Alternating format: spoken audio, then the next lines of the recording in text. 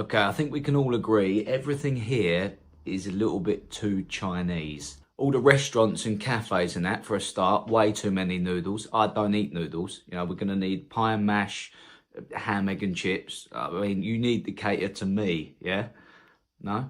I don't think you understand. I'm not from here, okay? I left the UK because I didn't like it, all right? So I need you to change everything to make it feel like it's the UK, yeah?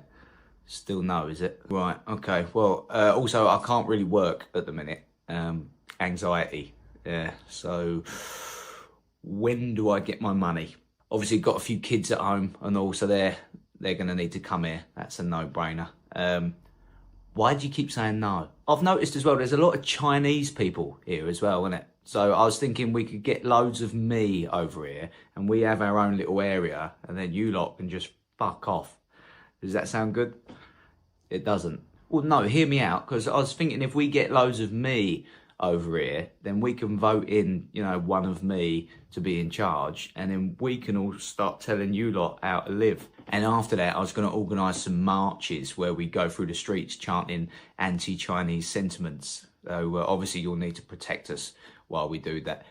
That's a no as well, is it? Oh. And finally, I am here illegally. Yeah, didn't respect the rules on that one. So do I just choose any hotel, or have you got certain... Prison?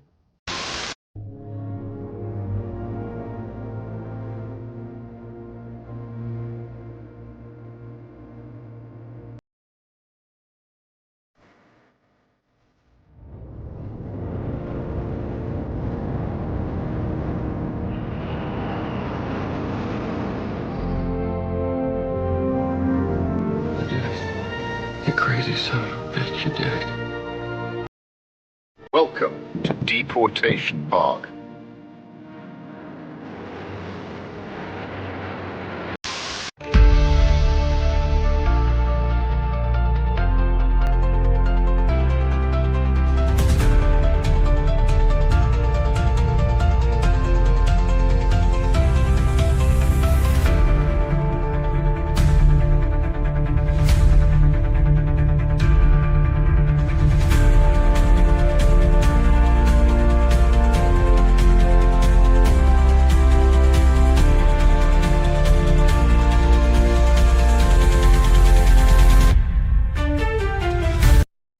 We need to build more data centers. AI needs it. To cure cancer, right?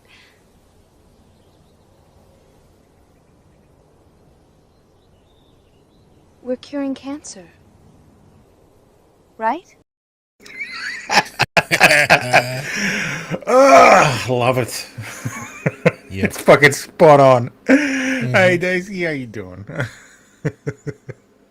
Especially Deportation Island. Hey Costi, yes, Deportation Island. Mwah, fantastic. Chef's kiss. I've seen so much great, like, I've seen so much garbage AI this week, like, just because of what is it, Sea Dance? Sea Dance 2 or whatever it is. The Chinese video AI. So much absolute slop.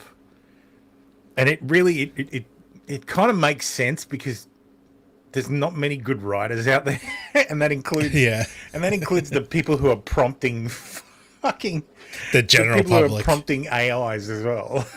It's like, oh, this is like, it's John Wick and Neo, and then the Terminator comes. It's like 12-year-old boys writing this shit. So yeah, but yeah, there has been some very good stuff. So, but I'm sure that party will come to an end very fucking quickly. I've already seen a wall, what's it called, a text.jpg from SAG-AFTRA.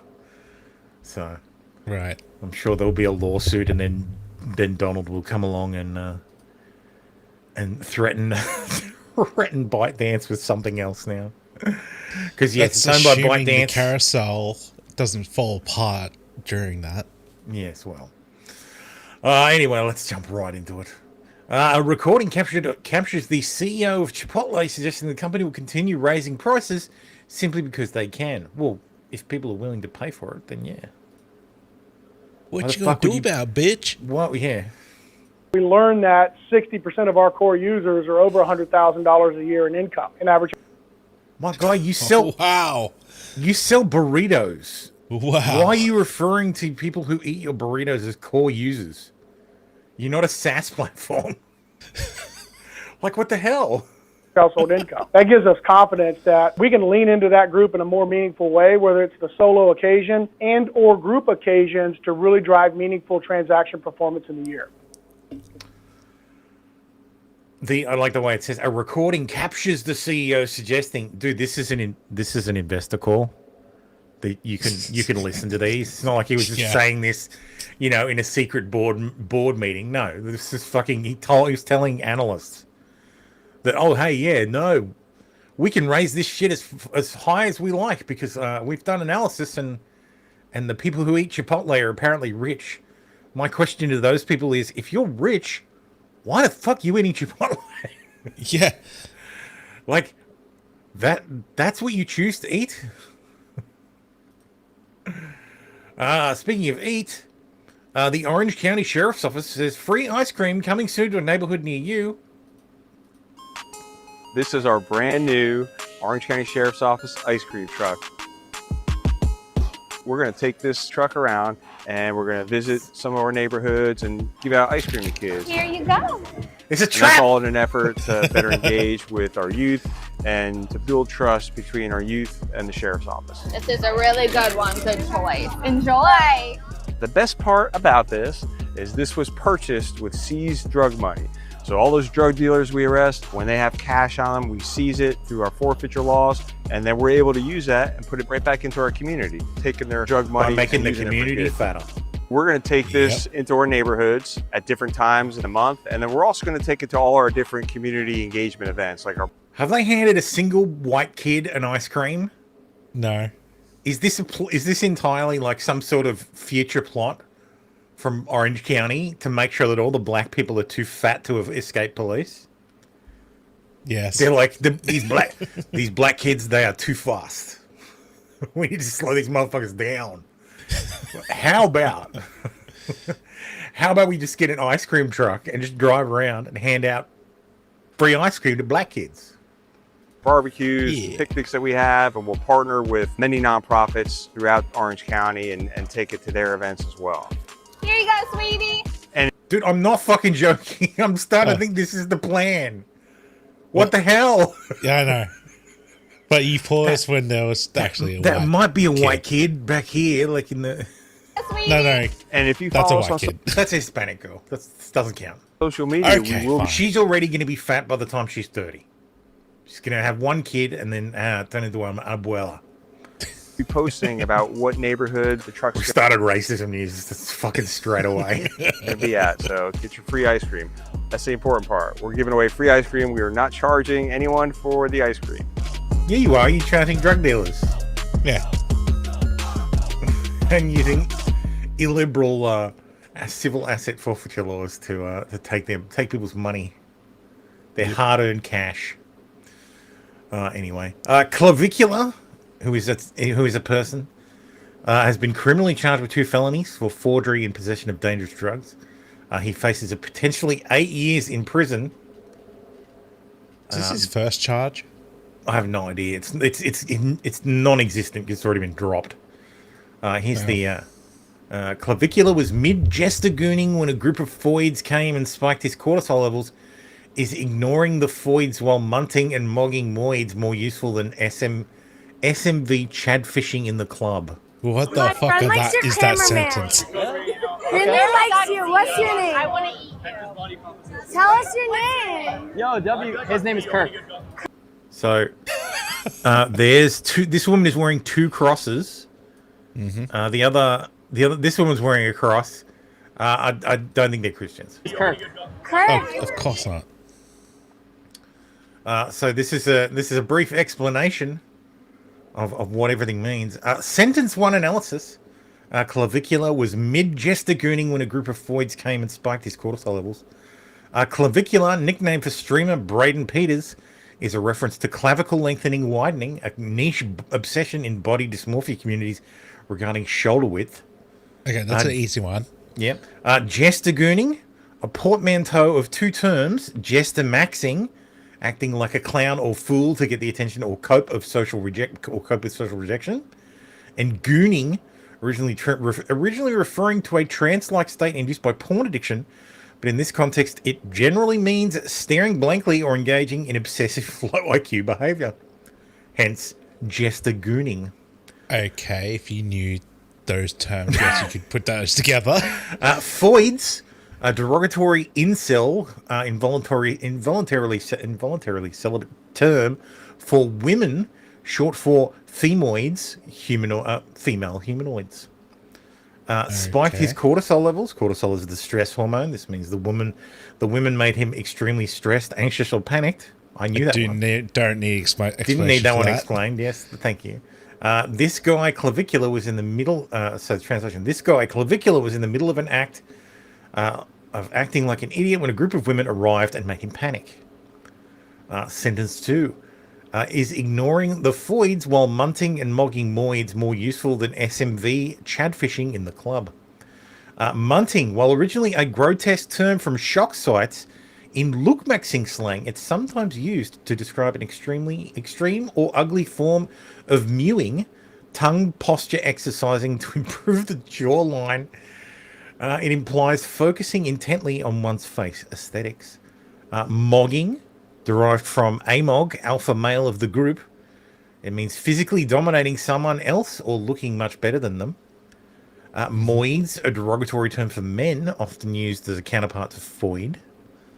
SMV, acronym for sexual market value, a pseudo-sociological metric used in these communities to rank how, quote, valuable a person is to the opposite sex. Chadfishing, a combination of chad and catfishing. It's meant to create dating profiles using photos of a male model to see how women react to or to waste their time. Translation: it's better to ignore women and focus on making other men look inferior through looks or status, or is it better to go to the club and try to trick people into thinking you have high sexual value? Summary: the text asks a philosophical question within this specific internet subculture. Is self-improvement and dominance over other men, homosocial competition, more fulfilling than seeking validation from women through deception?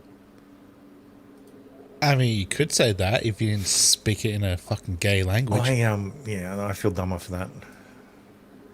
A man has been arrested for breaking into Little Pizzas and selling pizzas while the store was shut. A report says the suspect, a former employee, sold the pizzas to unaware customers. The man reportedly returned to the location a second time. I'm sorry, I have to read this fucking story. Multiple felony charges. What? He was doing a community service. Yeah. He made them and sold them as if the store were open. Following a major snowstorm hit the state of the weekend, officers responded after the business reported a breaking and entering the closed store. Police identified the suspect as 41-year-old Jonathan Hackett, former employee of the store. Investigators say Hackett unlawfully entered the building during the first incident, prepared pizzas, sold them to customers who were unaware anything was wrong, and then kept the money for himself. Okay, that's where it falls apart. What the hell is this thing? It looks like a pie. Yeah, that does look like just a pie. With like pepperoni and cheese in it. It's like a mini Chicago dish. Yeah, I guess it's pizza crust in like a cup. Mm-hmm. That has like cheese and topping in it. That's fantastic. That looks amazing. Yeah.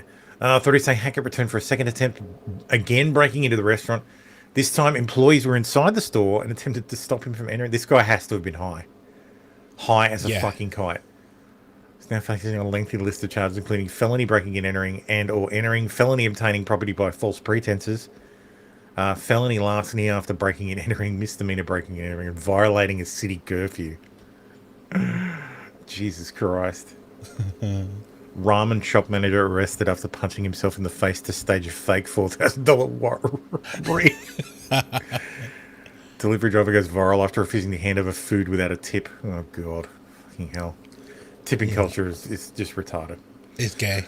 Venezuelan opposition leader Maria Condo Machado says Juan Pablo Guanpia, a former governor and one of her closest allies, was kidnapped hours after being released from prison. Yoink. Yeah. Original Power Rangers comes to an end after 50 years of weekly episodes. Jesus, I didn't know it was that old. Yeah, that's kind of crazy. The long-running... yeah, it's had like 15 different names, though. Sure. Super Sentai concludes with 2,457 episodes across 49 seasons. Dude, you couldn't have gone fucking one extra season? Apparently not. One production gap in 1978 kept the season count below 50. Boo! Boo! Cited declining merchandising sales and rising production costs as the primary factors behind the decision to halt the weekly production. That's garbage. Now? That's fine. Now you do it.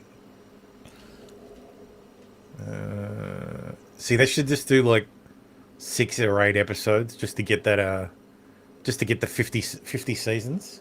Yeah.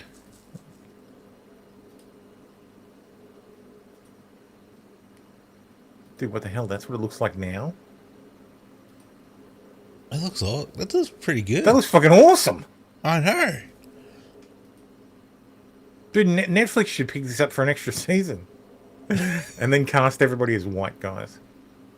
It was, of course, the Super Bowl last weekend. Yes. So my New England Patriots got stomped by, was the Seahawks? Yeah. Yeah, Seahawks. Seattle Seahawks. So, yeah, fantastic. Good. I was very ecstatic about that. But anyway, yes, the biggest discussion about the Super Bowl was actually the halftime show with Bad Bunny, who was apparently a quote unquote artist. But yes, I thought this was hilarious. He had like a set where he handed his Grammy to a child, and all the retards were like, "Oh, this is the little boy who was kidnapped by ICE. This kid was kidnapped by ICE." No. And then everybody just dunked on him by saying, "No, dickhead, this is an actor. This kid's an actor. We know they all look alike to you." Yeah. But no, they weren't. So if you want to know what it sounded like, this guy is translated it. I'll probably have to cut this out of the show, but who cares? The English version? Hey, so my auntie asked me why I got so many girlfriends. Hey, a lot of girlfriends. Today I got one and tomorrow I got another one. But I never marry. My auntie asked me why I got so many girlfriends. Hey, a lot of girlfriends. Today I got one and tomorrow I got another one. Man, I think I want to take them all to the VIP, Hey, where they can be my auntie and we're gonna take a selfie and say cheese. They smile if they already been with me in the VIP, Hey, where they can be my auntie and we're gonna take a selfie and say cheese. They can smile the ones that forget about me. Man, I like the Gabrielas and the Patricias and the Nicoles and the Sophias. My girl in kindergarten name was Maria and my first love, her name was Talia. Got a Colombian that texts me every day. A Mexican girl that I don't even know. Wait, one from San Antonio still in love with me. Puerto Rican girl just for me, you see. I got a Dominican girl, body insane. Ooh, body insane. And one that flew from Barcelona on a plane. And she's always bright. Dude, I appreciate this guy's effort. That's great. On my thing, man, I let them play with my heart a lot. I want to move them in a mansion top spot. And when I wipe them up, I'm going to send you an invite, bro. Just quit with all that now. Hey, when my auntie asked me, well, I got so many girlfriends. Hey, a lot of girlfriends. Today I'll have one and tomorrow I got another one. Yeah, that's enough. You get the point. Me. That's actually, he's doing a really good job. Yeah, he actually makes it enjoyable. Yeah. It wasn't. I did. I've seen plenty of people who are like, "Oh, look, it's entirely in Spanish." Like, yeah, because he's a Spanish artist. Yeah. So, does everybody forget Despacito? Like, there are Spanish artists out there that hit the charts. So, but that's who they should have got. That's who they should have got to do the Super Bowl. Should have got them to, like the guys that do Despacito. Yeah. Is that a bit dated? Or you could just sigh, I guess. You'd bring back Gangnam Style. Yeah. A deranged man harasses bar owner and calls him racist for playing Tippy USA Super Bowl halftime show instead of the Bad Bunny ones. The owner kicks him out. I came here for the halftime show. The whole experience. Why aren't you playing Bad Bunny at the halftime show? Because I put this halftime show on. Because this is what the majority. If you're filming me, I'm filming you. Why are you doing that?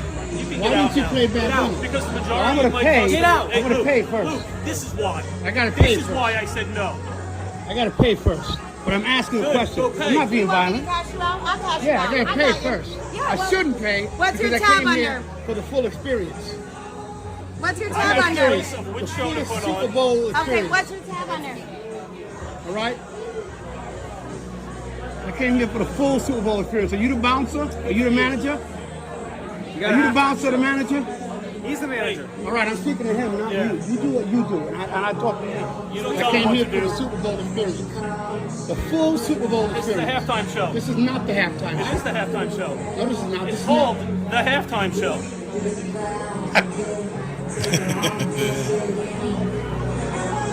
We're at the zoo, and the zoo refuses to play Bad Bunny for some reason during the halftime show. They want to play somebody else.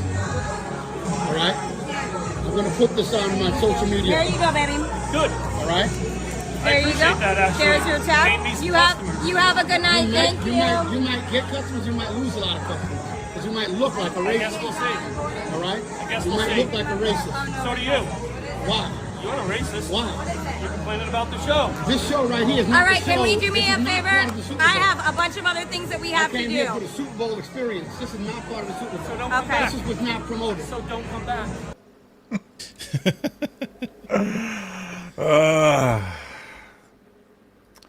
Hey, Tamara, how you doing, So man? good. I came here for the Like, where? Like, they said it's the zoo sports bar in St. Petersburg.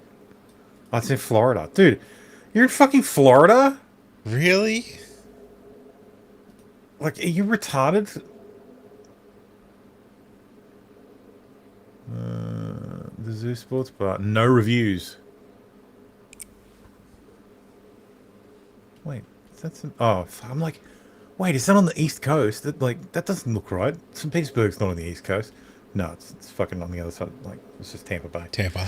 Yeah. Like, anyway, I wonder if Nick's dad was there. They live in Interesting. St. Petersburg. Yes. St. Petersburg. 7 months ago, Ohio started allowing citizens to carry firearms without permits. Issues that has plagued the cities across Ohio, including here in central Ohio, is gun violence. A new study just released is now unearthing if the Buckeye State's constitutional carry law impacted gun violence in cities. We thank you for joining us today for NBC4 at 5. I'm Jared Smollett. And I'm Jennifer Bullock. The study was published today by the Center for Justice Research through a partnership between Ohio Attorney General Dave Yost's office and Bowling Green State University. I remember back on Bowling Green, that was where that massacre took place, wasn't it? June 13th, the state began allowing citizens to carry a concealed Does weapon. nobody remember the without first a Trump permit. administration? Has everybody just blanked on it? Does nobody remember Kellyanne Conway talking about the Bowling Green massacre?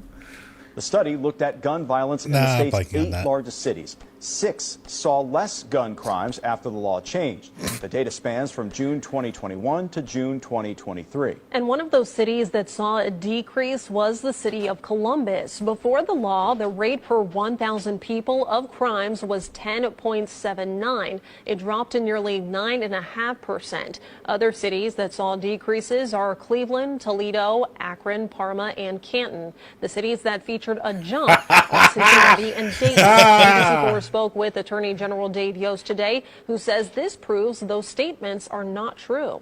So I think this is worth watching as we go to the future to see if it remains the same. But this is scientifically a good piece of work, and it definitively says that 1% drop in 7 months isn't exactly huge, but if it's exclusively due to constitutional carry, then that's a pretty easy thing to implement that costs the government nothing.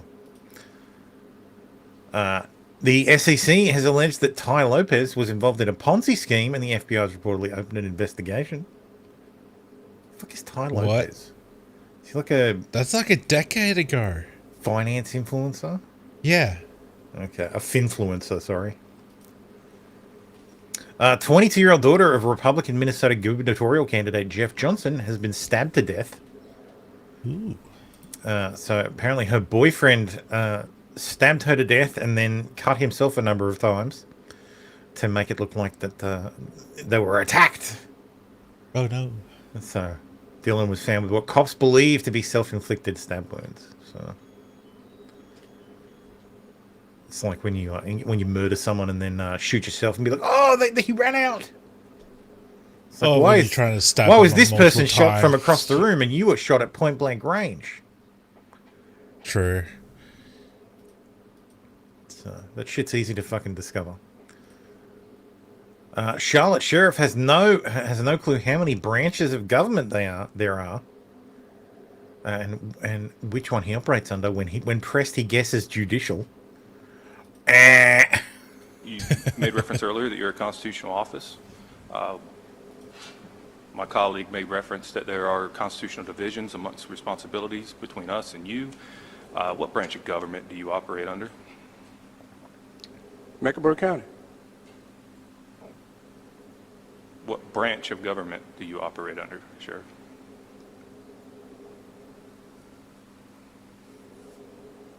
Constitution of the United States. Correct. That is what establishes the branches of government. I'm asking which branch you fall under.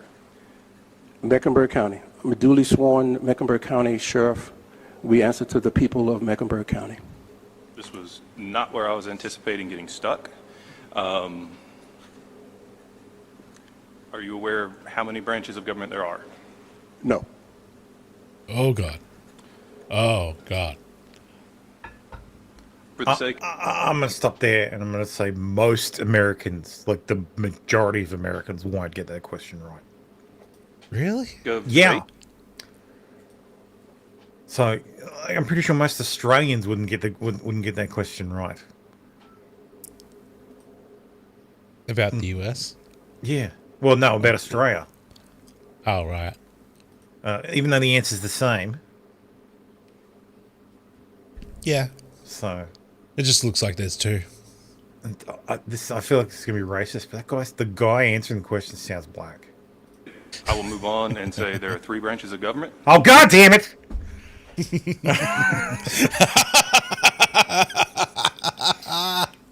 Legislative, executive, judicial. Of those 3, which do you believe you fall under? I believe I fall under the last one. Would you say it too? No, you fall under executive. Yeah. Terrible. Oh God, more election. Like, yeah. Actually, no, this is probably true. It is Illinois. Illinois has been stuffing ballots since Kennedy's.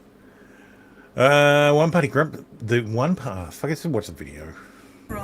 Because the first election I voted in was Trump's. I've never voted in a midterm. I've never voted. What? I have never voted in a midterm election.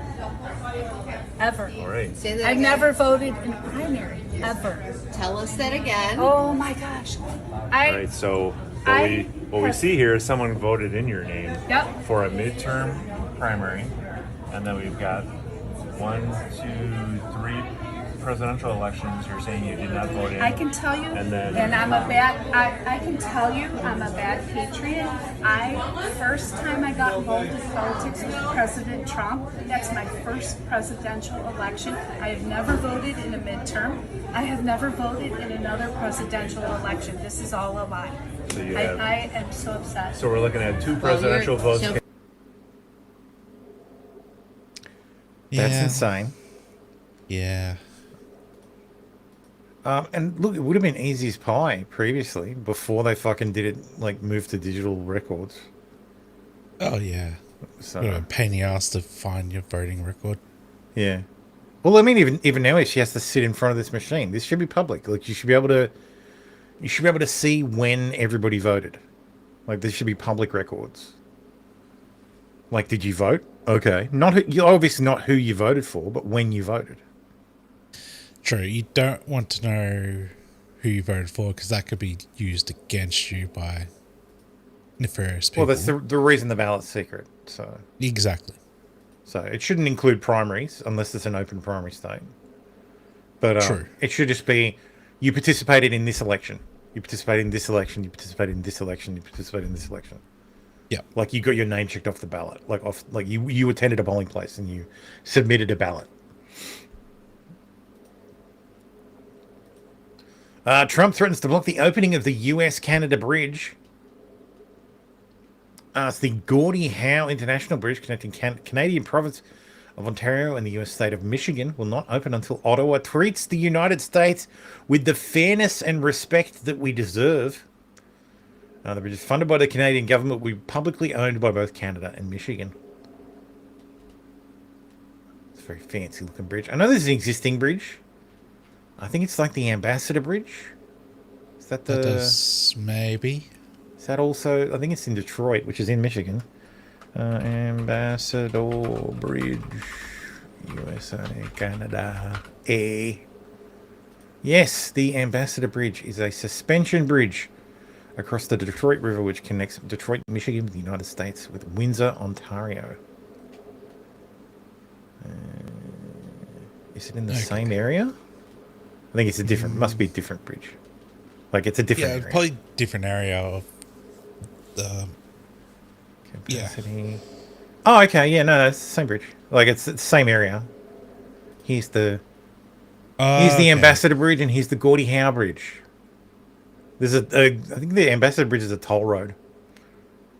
So, anyway. Kurt Cobain's death was homicide. Shocking new forensic questions suicide ruling. Shocking new forensic investigation questions suicide ruling. Who could have possibly done this? Yeah, it was. Oh my God. Kurt Cobain killed Kurt Cobain. It was Courtney. We all know who it is. This isn't like some conspiracy theory. Mm-hmm.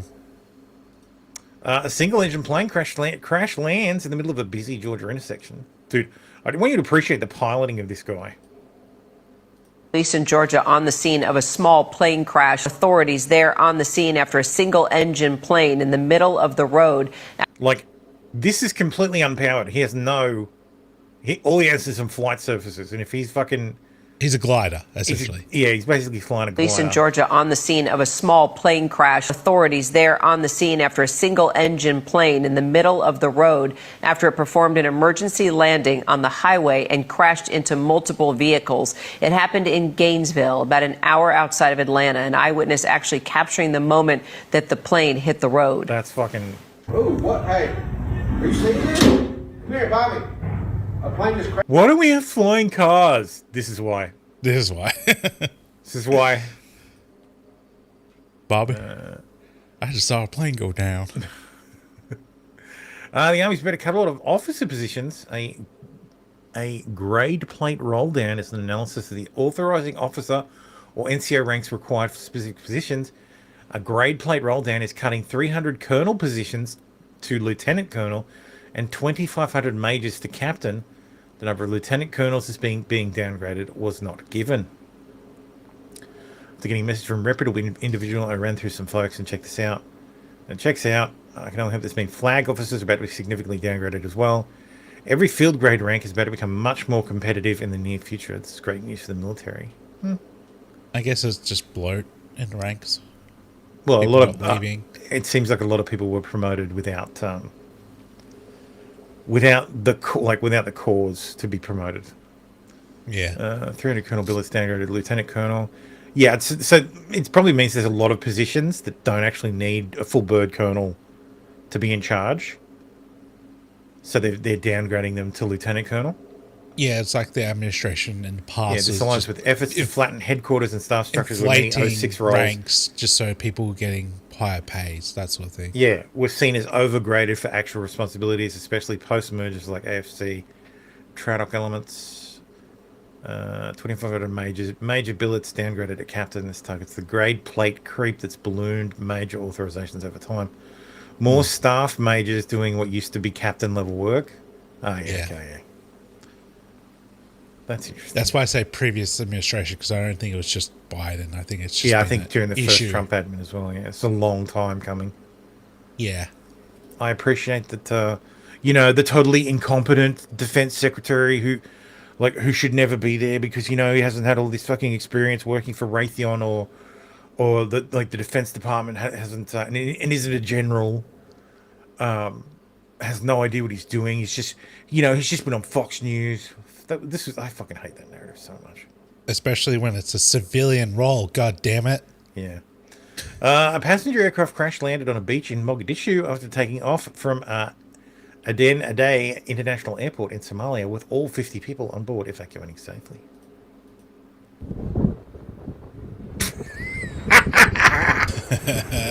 Oh, what the hell? At least it's landed safely. Compare that to the other one. Californians splurged $350 million a year on OnlyFans porn. I hear the city's spending the most. Residents of the Golden State spent $350 million on the Steamy subscription-based site last year, with Angelinos racking up one of the biggest bills in the country. $71.3 million. Fucking LA came just behind New York City nationally in overall spending. Well, I mean, it makes sense. There's a fucking shit ton of people in LA, and there's a shit ton of people in New York City, and then there's every other city in the country. The city of Angels, the breakdown means many residents were spending roughly $195,000 per day for content. Fuck. State spending accounts for 13% of all OnlyFans spend nationwide. Not surprising given it's the biggest state in the union. From SoCal to the Bay Area, money was flying, but nowhere near the LA Tide. San Diego clocked in with 21 million. San Francisco and San Jose spent about 11. And Fresno, the state's fifth biggest spender, logged roughly $4.5 million. God damn. 105 million was spent, with 70% going towards direct messaging and pay-per-view porn.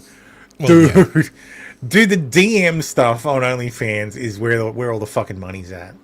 Like, just ridiculous. Like, the simpery is out of fucking control.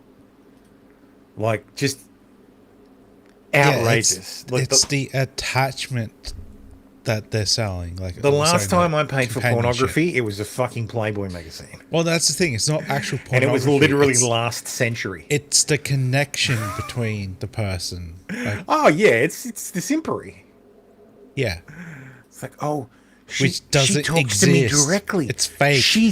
She's offered me a special video preview. Oh, and my username is on the video. Oh.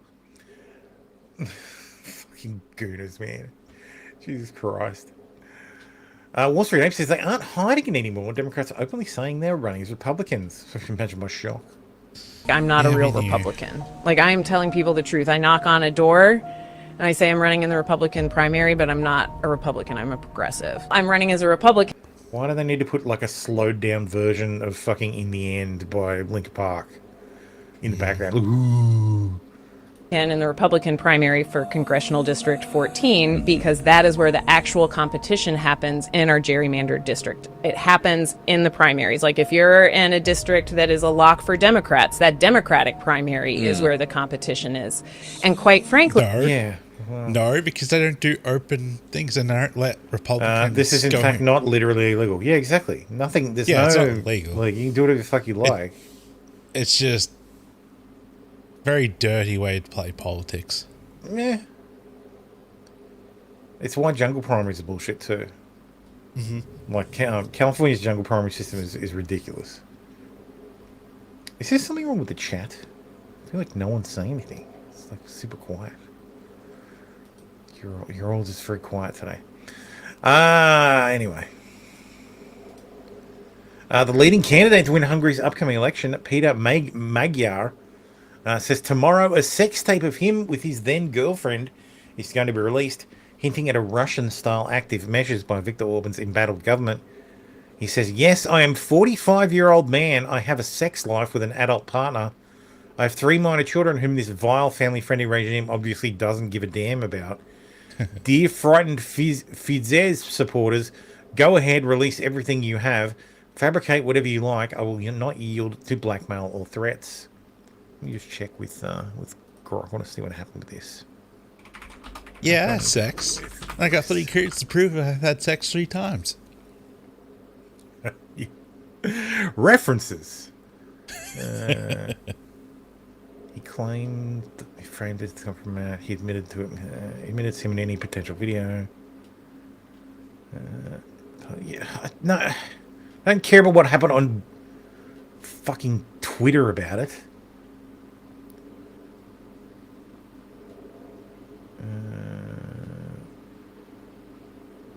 No actual sex tape appears to have been publicly released, or if it was, it didn't make waves in the sampled replies follow-ups. The discussion fizzled into memes, outraged authoritarian tactics, and dismissal of ineffective tactics against Mega. All right, let's ask Grok about the Hungarian one. Right.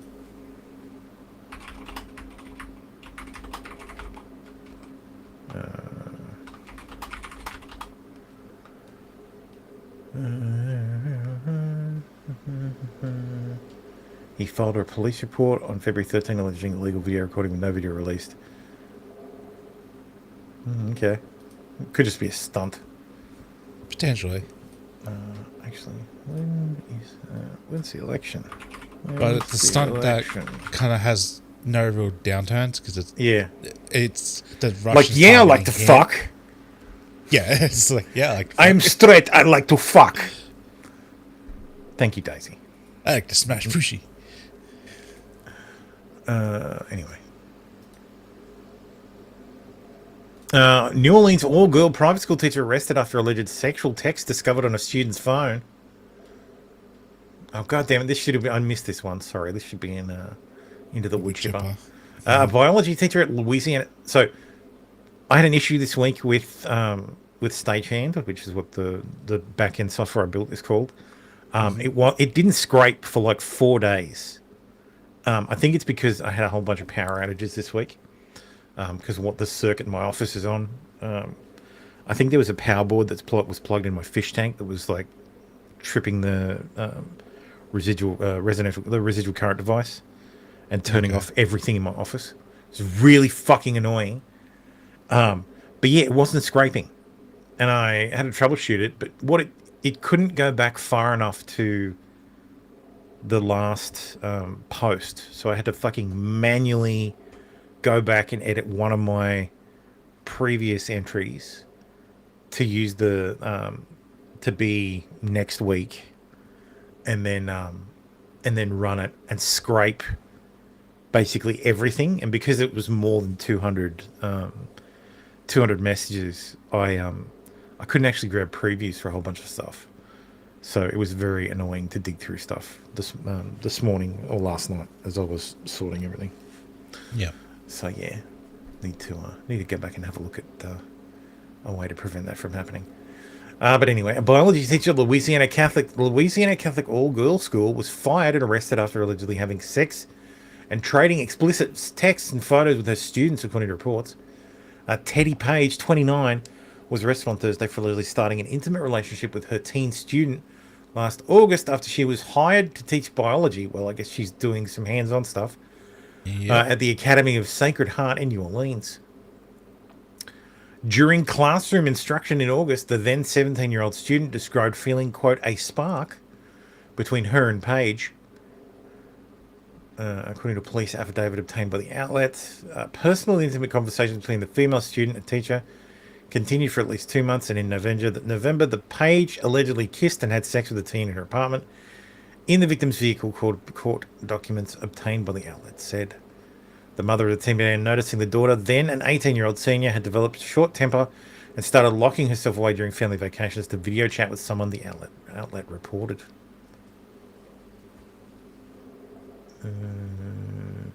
Student's mother then accessed the social media to discover the text between Paige and the victim, including lewd images of both of them. Right into the wood chipper. True. That was weird. Even though it's very iffy because that's an 18-year-old, but it's still you have the power. Yeah. difference. Right to prison then. Yeah. James Van Der Beek, unfortunately, has passed away. He was 48. He'd been battling cancer for a few years. So it's very sad. I'm getting a lot of these Twitter, something went wrong, don't worry, it's not your fault, though. It's totally and then having to refresh the page. See, Massachusetts your fault. firefighters ventured onto a frozen pond Tuesday to save a dog named Rufus who had become trapped in the ice. Oh. Oh, yeah, there he is in the ice hole. Aww.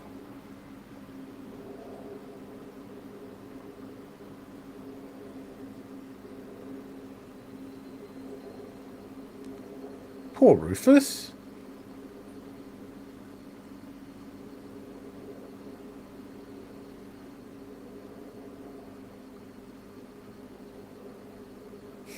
Fucking shakes it off. Covers the poor bastards in ice cold water. Another person who, so Bud Court of Harold and Maude fame has died at age 77. It's quite a bit longer run than 48. He had a long illness. Also starred with Robert Altman's Brewster McCloud. Had roles in numerous other film and TV shows. Oh, Bud Court, okay, yeah. See, this is what I'm talking about. Something went wrong, but don't fret. It's not your fault. It's clearly written by AI because there's an M dash there. Yep. I think people have started using M dashes just to fucking trigger people. Just in, the US House has passed the Save America Act, requiring proof of citizenship to vote in a narrow 218 to 213 vote. The bill now moves to the Senate, where it will die. Yes, because I don't think there's enough to. They only have 48 votes, so and even if they get to 50, which they won't, even if they get to 51, they still won't be able to get. They still won't be able to get cloture, because the Democrats will do their I say I'm going to filibuster, so that means you can't. That means you can't get a cloture motion passed. So then they just give up, and the bill dies. Yeah, I hate that. I think they should have. I'm fine with a filibuster.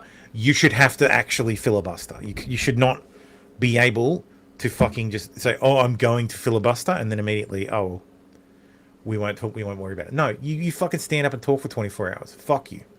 Yeah, talk for 24 hours, and after that, after you've done, now we vote. And if you can't go any further, then you lose. So if you want to organise a whole bunch of people to filibuster, that's fine.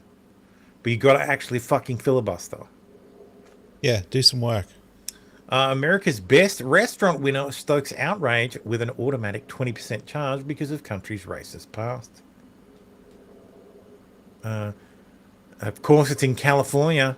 It's flooded with one-star reviews over its woke message at the bottom of its receipts, calling for an automatic 20% service fee to combat what it called the country's racist ugly past of tipping. A now deleted Reddit post went viral for pointing out the message that is tacked onto the bottom of the receipt at Burdell. I'm betting the Reddit post was deleted by the mods. Probably. But here's the... Geez, dude, they didn't even make it bigger. They literally just made it smaller. You fucking goddamn garbage. Open image in YouTube. What's the point if you can't see the fucking bill? Burdell in Oakland. Your server is Yvonne Q. There were two guests, $214. That's not bad. Yeah, it's all right. Four Rolling Rock beers. Is that four? Oh yeah, so that's 4 beers, some peanuts, 2 chicken, cornbread, dessert, side of milk. For what? The cookies. Ah, that's a good point. And a 20% tip. Sorry, service charge. And then 20% of fucking taxes. Jesus Christ. Tipping in the US has an ugly past, allowing the continuation of underpaid labor. We don't like that history. Included in your check is a 20% service charge, which we use to pay hourly staff a consistent and livable wage, not dependent on archaic tipping customs or chance. No need to add anything else. Thank you. How about, instead of doing this, just making the 4 beers $24 or something? Like, just add the 20% to all the the items on the bill, increase the cost, and then just pay your staff. Like, I don't understand why this is so fucking difficult for Americans. If people want to give you a gratuity, that's nice. But it's a gratuity. It's a gift. It's I am grateful. It's in the fucking term. It's a race to the bottom. So you want to have lower prices. Well, it's California. There's a $20 minimum wage. Yeah. Like, what the fuck? That's actually a lot. Like, that's a lot of money. Goddamn right, it's a lot. Fucking. Let me just check what it actually is. Minimum wage, California. I just said age. Because ours is $20. Well, the AED, the USD, it's not $1. So it's $16.90 per hour, but $20 per hour for fast food workers. Right.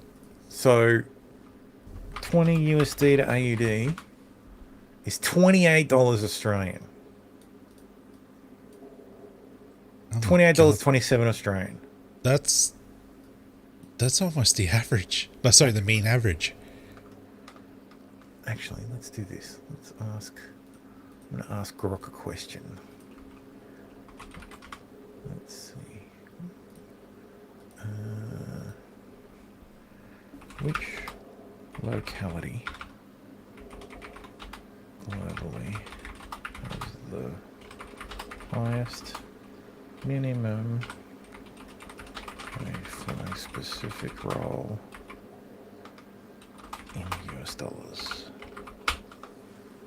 Spelled locality, fat-fingered locality, but let's see. Highest minimum wage for a specific role rather than general national minimum. No, what per hour, damn it. Luxembourg, with a minimum wage, is differentiated by skill level. For skilled adult workers 18 plus, it reaches approximately $3,670 per month. General minimum is high in Australia, $24.95 Australian. But industry awards can set higher floors for many occupations. Singapore, under the progressive wage model, cleaners have a minimum of around 816 USD. And security guards, 802, though not a global peak. In Nicaragua, financial service roles reach $348 monthly. No, I want per fucking... I want a table per hour, please. Or no tip.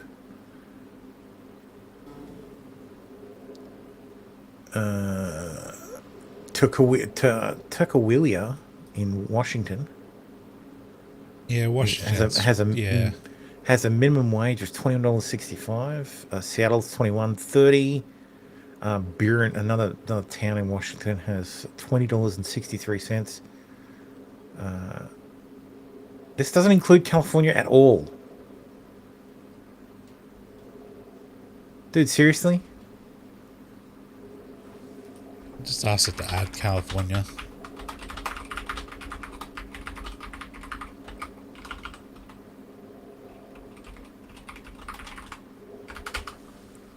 AI is so stupid. Retry, goddammit.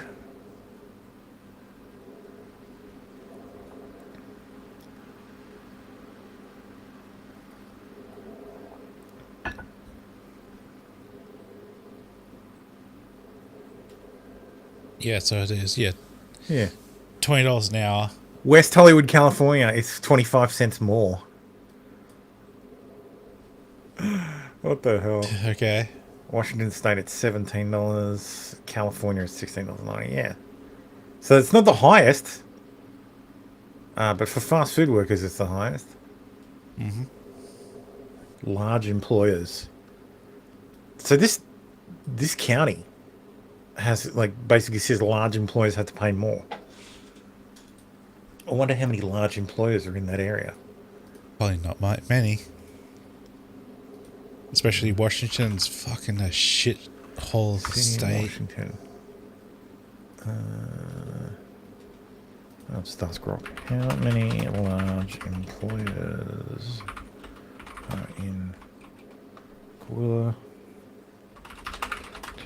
What they define as large. God damn it, stupid fucking fat finger. Searching the web. So if they employ more than 500 employees worldwide, there's no publicly available exact count.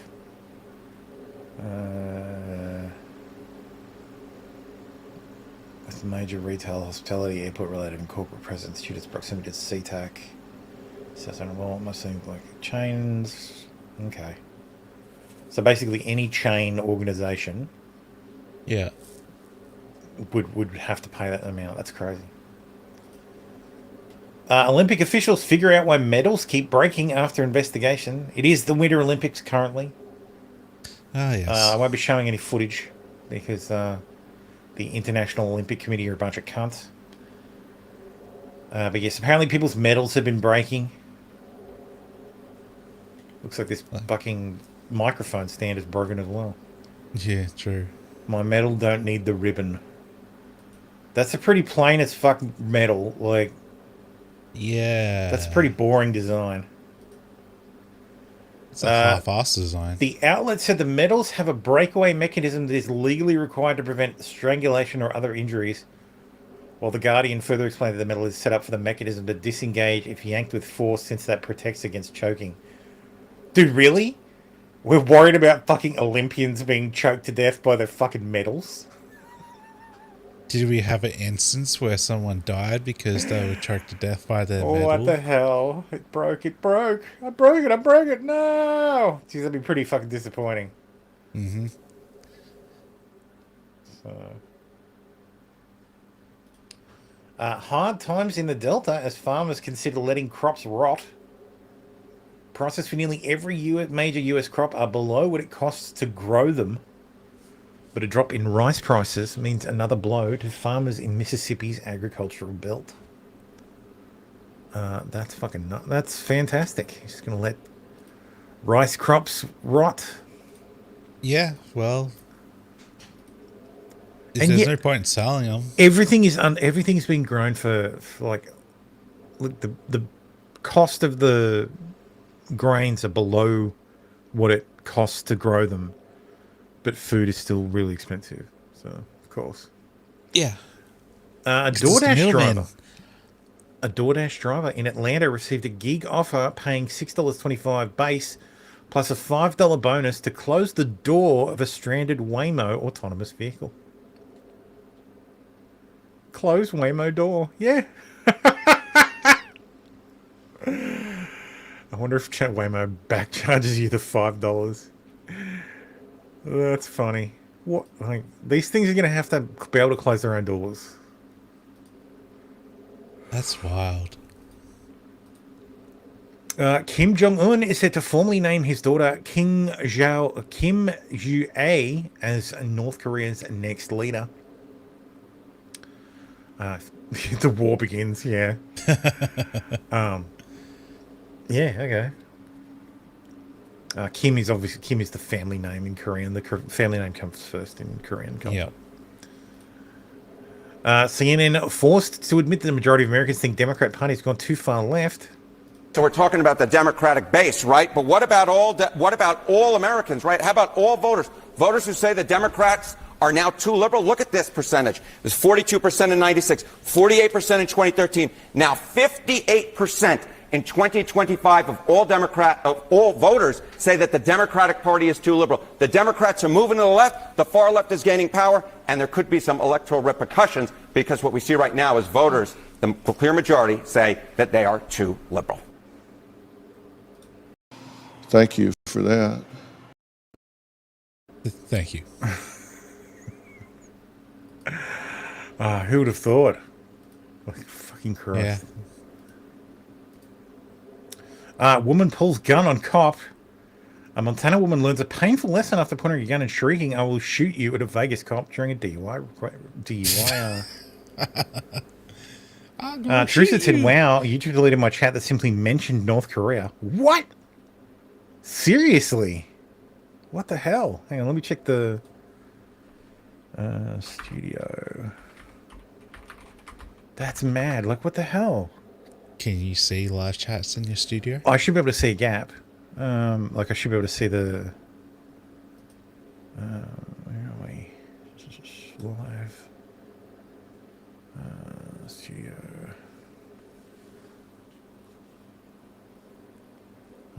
Maybe I can't see it. That's weird. That's very weird. Maybe it was like what was said. Yeah. Crazy. Anyway. I don't think it was about North Korea. I think it was something that you actually said. And I'm sure there was an N-word there. Montana woman at late night traffic stop spiraled into chaos after she allegedly pointed a gun at a Nevada state trooper and screamed, "I will shoot." The fact that she isn't dead is quite staggering. When the trooper reached through her partially open with the door, and screaming erratically. Oh, Jesus.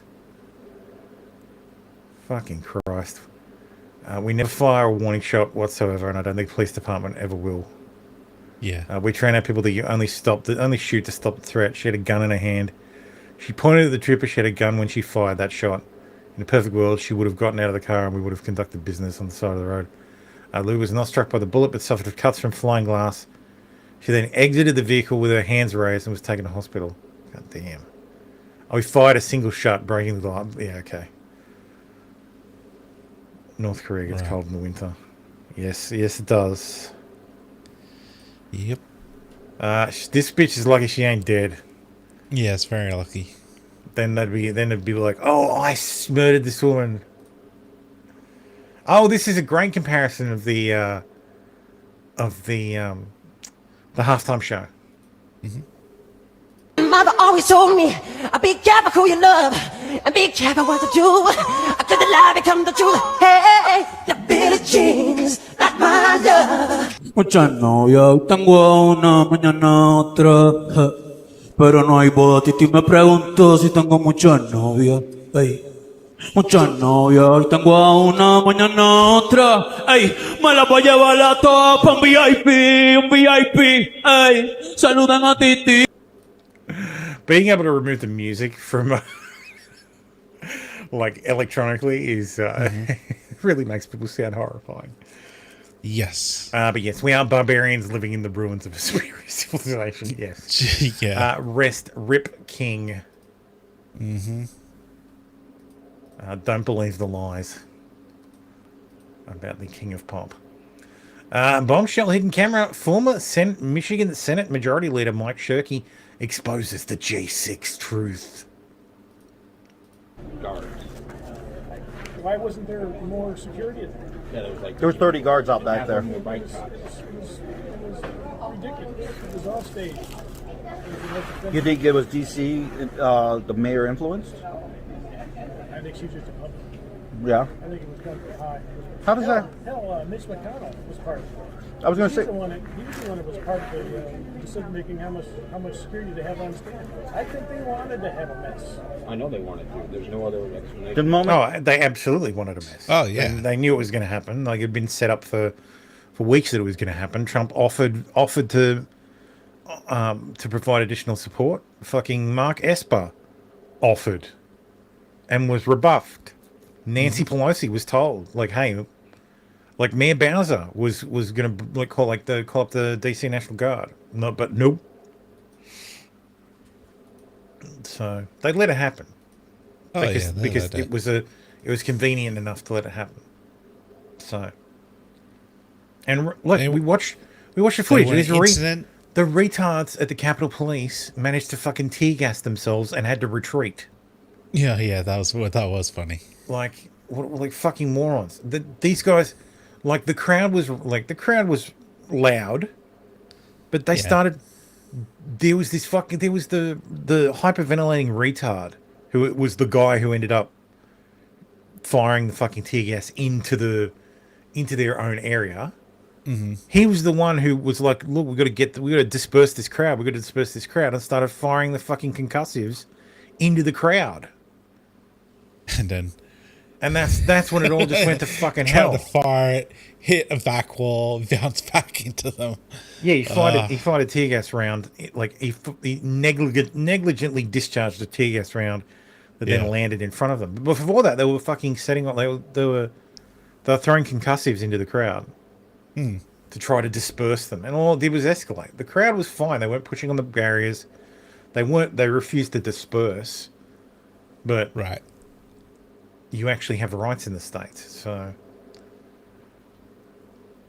anyway. So this mayoral candidate was running against Karen Bass, and he was speaking out about how the fires weren't natural and what a bad job she did.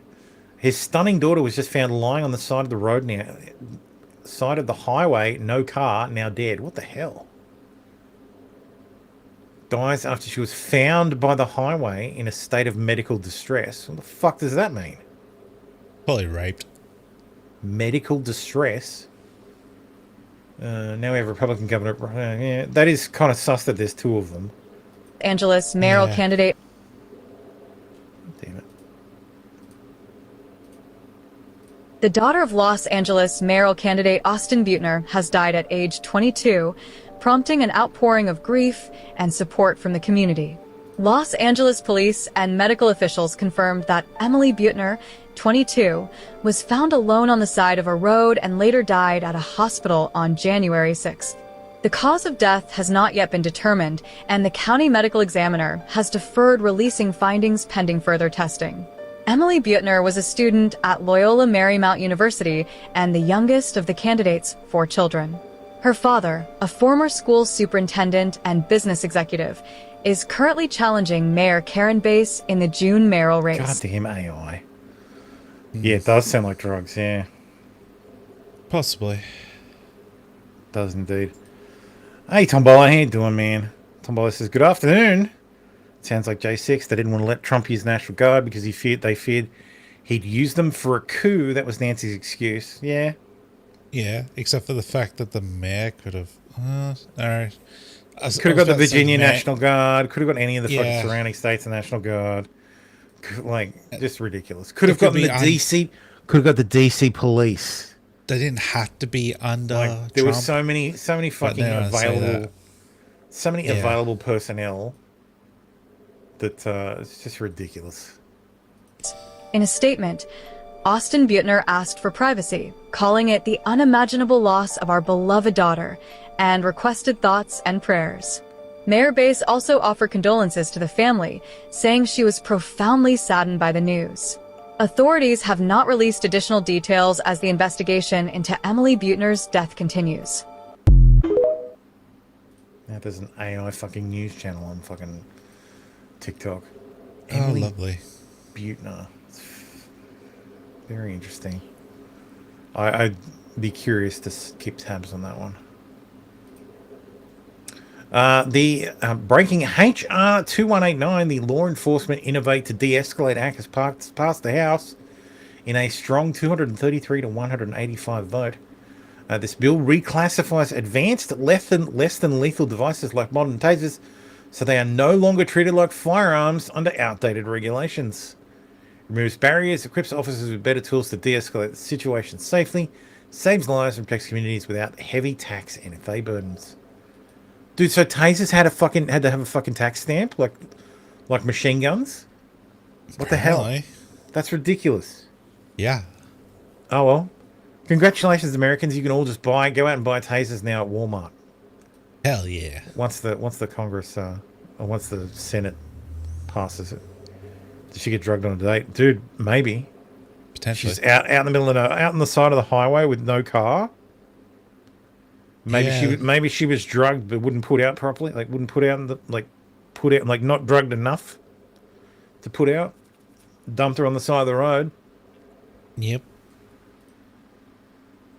Or maybe someone was trying it, driving her home, realizing that, oh shit, Walking Dead.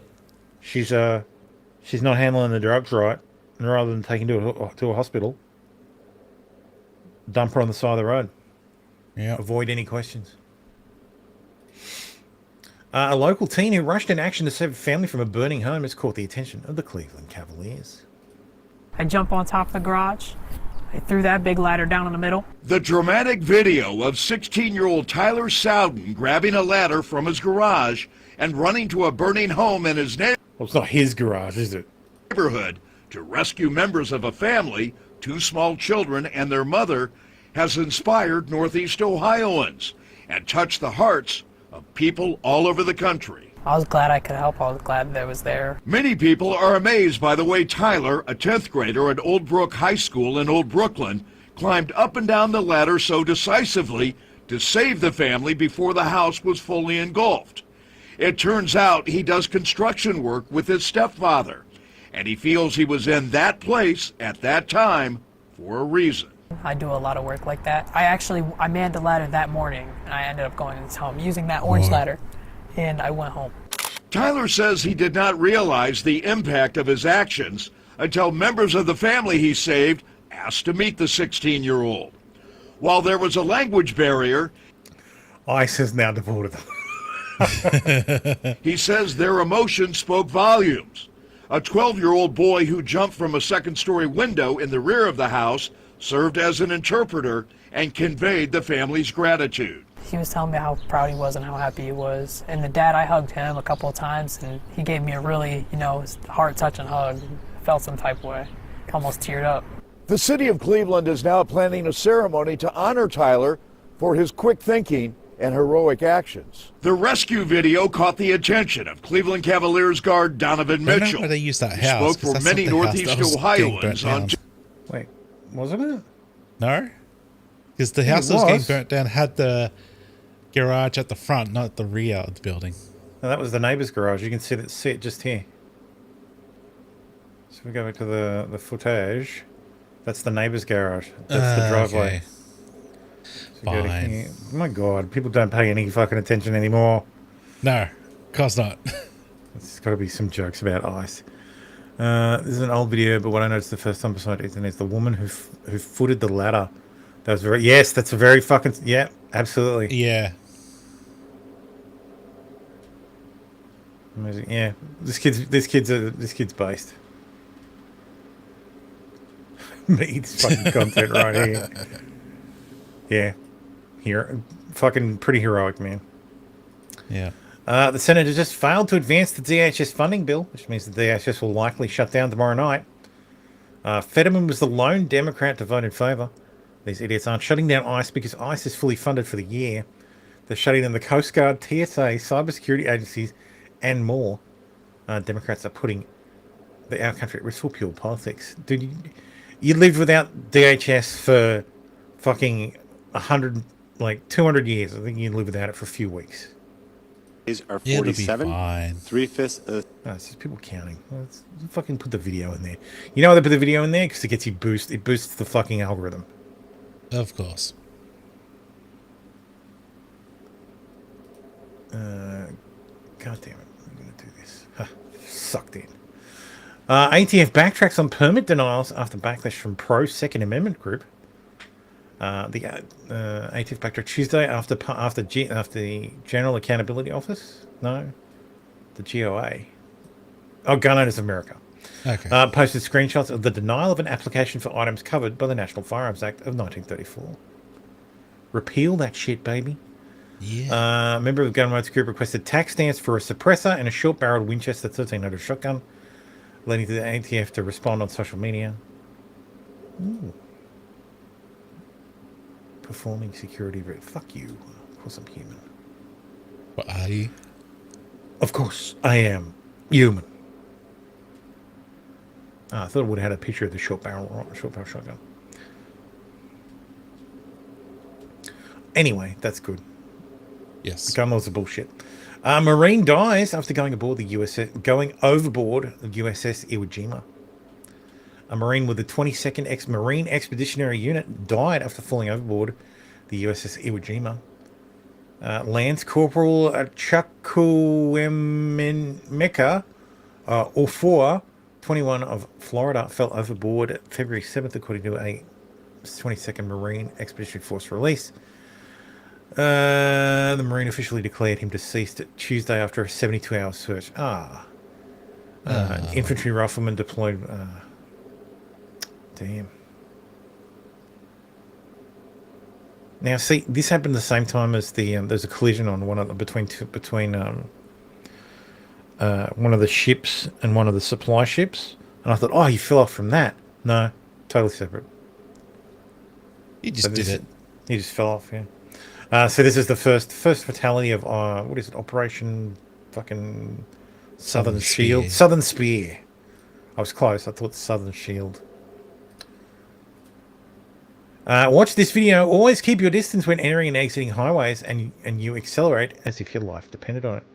So this is in Chile, I guess. No, it is here.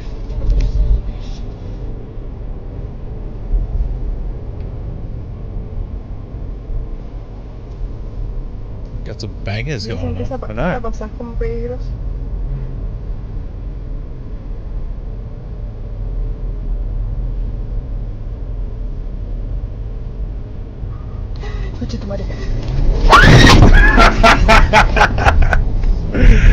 That fucking matched the song perfectly. They are certainly breaking the habit tonight. Yeah. Dude, his fucking heart is racing. Uh-huh. Yeah, that was a fucking that was a carjacking. Yeah, attempted. As is common in South America. Yeah. It's the reason why Brazilians drive armored cars and have fucking evacuation procedures practiced with their kids. Mm-hmm. What's he say? I give it a 4 out of 5 for the execution. If it had hit both, it would have been a perfect 5. Well, good nothing happened to the driver. This guy's fucking face.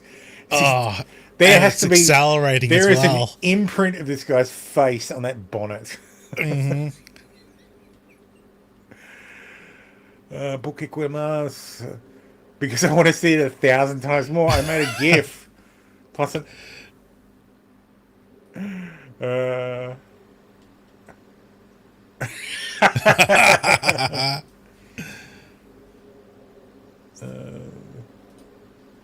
Remember this moment. These animals don't give a fuck about shooting you and fuck. Yeah, exactly. Fuck them. So. What's that say? Everyone refers to the one. Lucky didn't notice the one managed to shoot at them. Yeah. Apparently he missed. Dude, fuck.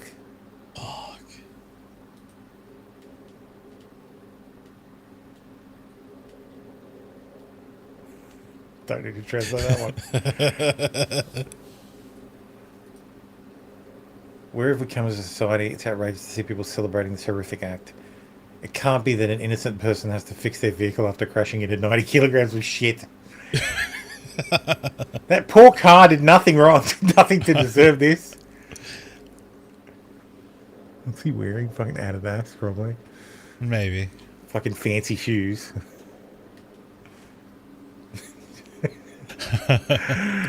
Si vive un churro piseo. Anyway, that's all the uncategorized news for today. What should we do next? What do we have? What about Aussie news? Actually, no. Let's talk about the disaster of the week. Okay. El Paso, a city of nearly 1 million people, has had its airspace shut down to all flights for the next 10 days. Here's the FAA saying that, we've lifted it. All flights will resume as normal. So what happened? Well, I'll tell you what happened. All right. Several drones operated by the cartels, remember that, were shot down with electronic warfare measures by the US Army. This is not true. This is completely false. What actually happened was thus. So, according to a U.S. official, the directed energy laser counter drone technology was in Customs and Border Patrol's control when the balloon was mistakenly shot down near El Paso, Texas, earlier this week. So they did not shoot down a cartel drone. They did, however, shoot down a loose party balloon.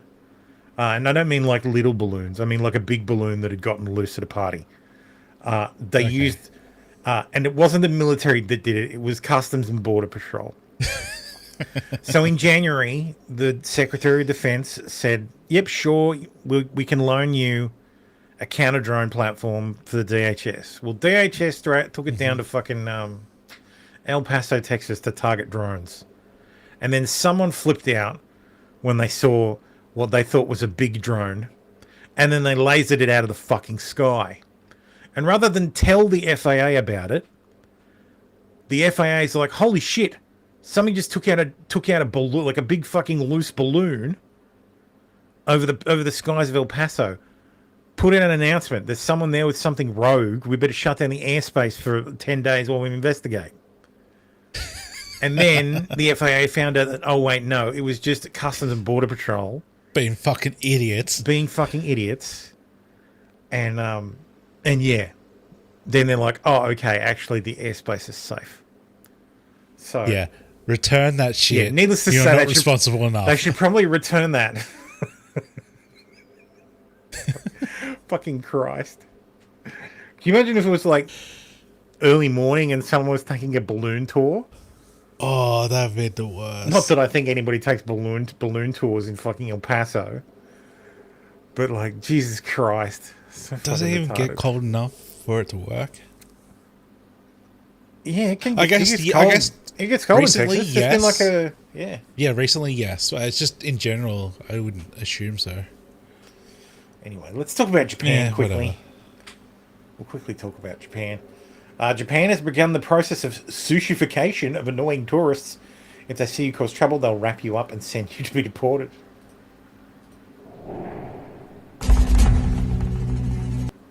We don't need the audio. Yeah. We need the one sushi roll. Stat. Quick, get it, bring it. Japanese police use a protection sheet to wrap resistant or intoxicated people for a safe restraint and transport. Dude, Australia needs to start doing this. We absolutely need to start doing this. Yeah. Bring the sushi roll. But we won't be calling it sushification. We'll just call it the burrito roll. give them the burrito treatment.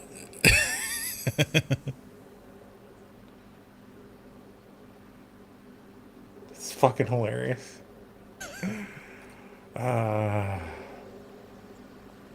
You know, it's also fucking hilarious. Japan had an election this week, and the Liberal Democratic Party won all 30 districts in Tokyo. That's crazy. So they've secured Japanese PM Takachi has secured a supermajority in the lower house, winning at least 316 of the 465 seats, well above the 2/3 threshold needed.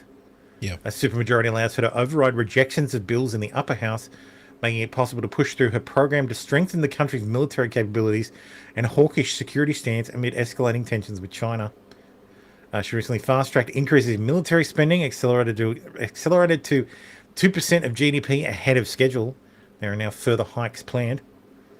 She'll bolster offensive capabilities, yada yada yada yada yada. It's good news for my man Palmer Lucky. So, Imperial Japan will rise again. So the funniest fucking thing is so Japan has a weird. Why can't we have this here? Why I want to move to Japan? Well, see, Costi, you could have moved to Japan, but unfortunately they just gave the party that doesn't want immigrants a massive fucking victory, so you can't move there anymore. No, it's okay. White tourists are allowed. White is still good. So basically what happens is candidates run for certain seats, but they also put their name down for a list of proportionally allocated seats. So the nation votes for them, and if you don't win a seat in your riding or electorate or district or whatever, you don't get in, then you can probably get in on the list. The LDP won so goddamn hard that they didn't have enough candidates on their list left, so they had to cede 13 seats to other parties. Oh wow! So that's how fucking hard they won. They won so fucking hard. They didn't have enough candidates. They won enough for 80 seats, but only had 67 candidates who weren't elected to single member districts. Wow. So basically, their entire fucking list of candidates won all their, like, just insane. Just absolutely fucking earth-shattering. Also, the Japanese Nikkei passed 56,000 for the first time after beating Takachi's victory. That's pretty good for Japan. Oh, it's so funny.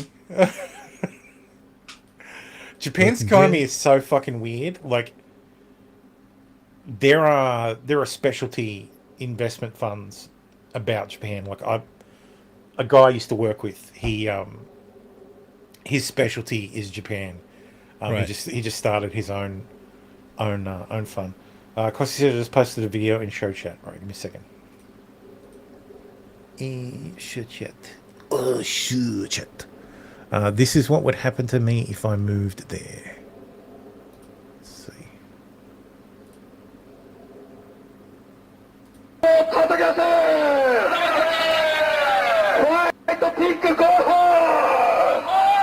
White pink go!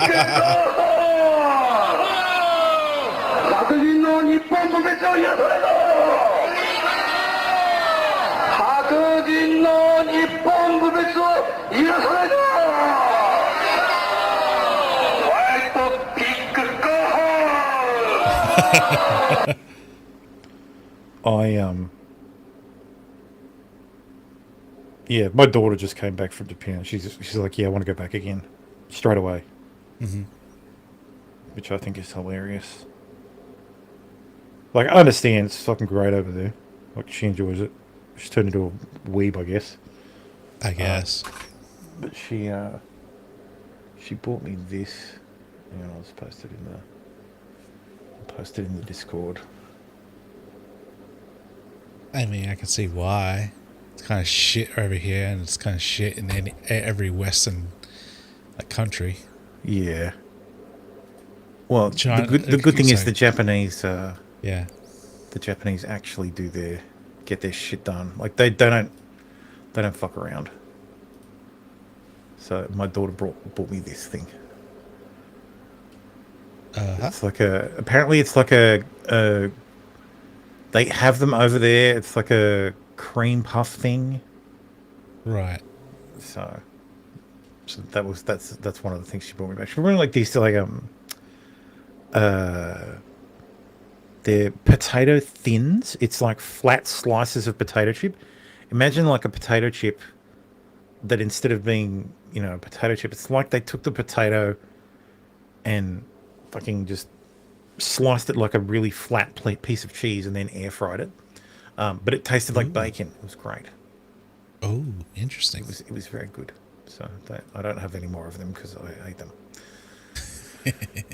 So anyway, but yes, that's I have that in my next to me in my office. Yeah. So where's the graphics? Let's do Aussie news next. Mm-hmm.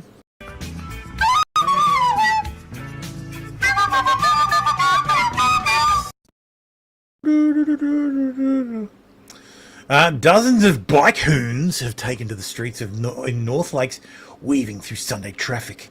New South Wales Police have been granted new powers to seize and destroy modified e-bikes because people from New South Wales aren't allowed to have any fun. No fun. The humdrum state. Yes. A gang of handlebar hoons terrorising traffic between North Lakes and Mango Ah, yes. You can see they're terrorising traffic by stopping at a traffic light. Hill. Running red lights, some without helmets, no police in sight. Shock horror, some without And helmets. it's one of dozens, kids meeting en masse. 2 weeks ago, one rider crashed in the Glen Jones tunnel. Others caused havoc through the CBD. Not one arrest was made. We're getting phone calls from members who are being crashed into Oh, by that's in kids on Queensland. illegal motorbikes. With calls mounting for more to be done, the New South Wales government is cracking down with new laws to seize and destroy illegal e-bikes. High-powered, modified machines over 25 kilometres an hour will be confiscated and crushed in a bold crackdown. We hope to crush one bike and educate 1,000. That's a waste. But we'll keep going until people get the message. David Crisafulli wouldn't commit to the same measure here in Queensland. He says there will be a crackdown within months. The response that we have to e-bikes will be the strongest response in the nation. But no details yet. And if crushing is required to bring compliance, then... Bicycles Queensland can fucking suck a fat one. He looks hinged, unhinged as fuck. Yeah. That's what's needed in Queensland. To stop this e-bike anarchy, Rachel Baxter... Fucking e-bike anarchy. Dude, you told them to get off the internet. Where the fuck do you think they're going to go? Yeah, we want you off the internet. The kids.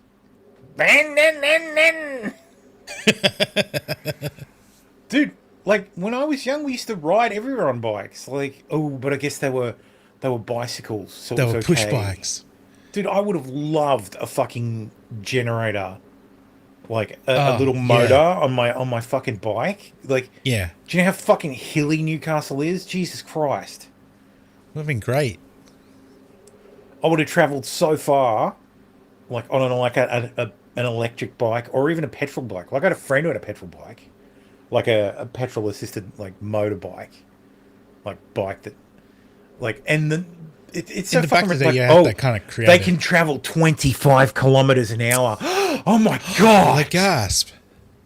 Jesus! Aren't you bringing down the fucking I thought we speed had limit to 30 kilometers? I thought we had a greenhouse effect. Like what's going on? Yeah. Anyway, urgent Supreme Court action has just been launched to challenge extraordinary police powers granted for tomorrow's visit of the Israeli president. Good evening. Tomorrow meaning Mondays. Urgent Supreme Court Last action Monday. has just been launched to challenge extraordinary police powers granted for tomorrow's visit of the Israeli president. But a mass rally will still go ahead at Town Hall tomorrow afternoon as authorities again warn locals to get out of the city. A ring of steel and concrete hauled into the heart of Sydney. Streets locked down today as authorities began closing roads, diverting buses and towing cars. A high security cordon going up hours before the Israeli president touches down. You will see motorcades. Obviously, with the tensions associated with this visit, you will see additional numbers. Isaac Herzog will be in Sydney this week, invited by Anthony Albanese in the wake of the Bondi terror attack to meet with leaders and grieve with victims and their families. The president's come here to mourn, and that's very understandable. I don't want to see trouble on our streets as a result. That trouble, authorities say anti-Israeli protests planned for Town Hall tomorrow night. The possibility of overflow into public areas, which could lead to conflict between police and protesters. We would love the group to relocate to Hyde Park. Outside the declared zone, banning The fuck they protest gonna do marches, but the Palestine Action... Yeah, they explicitly made Hyde Park a protest zone. So you can go down to Hyde Zone Park banning protest marches and protest all the live long day, but they don't want to do that. They wanted the protest at Town Hall, and then march from Town Hall to Parliament House through the middle of the fucking city. Police told them no. The courts told them no. They still fucking tried anyway. but the Palestine Action Group is doubling down, taking the Premier to the Supreme Court to challenge protest restrictions. Oh, and dude, funny thing I found out this week about this faggot. This guy was like the head of like the lockdown, like a lockdown group. It's Josh Lees, I think it is. Josh Lees. Of course, he's approval of the lockdowns. Where is he? Redflag.org.au. What the hell?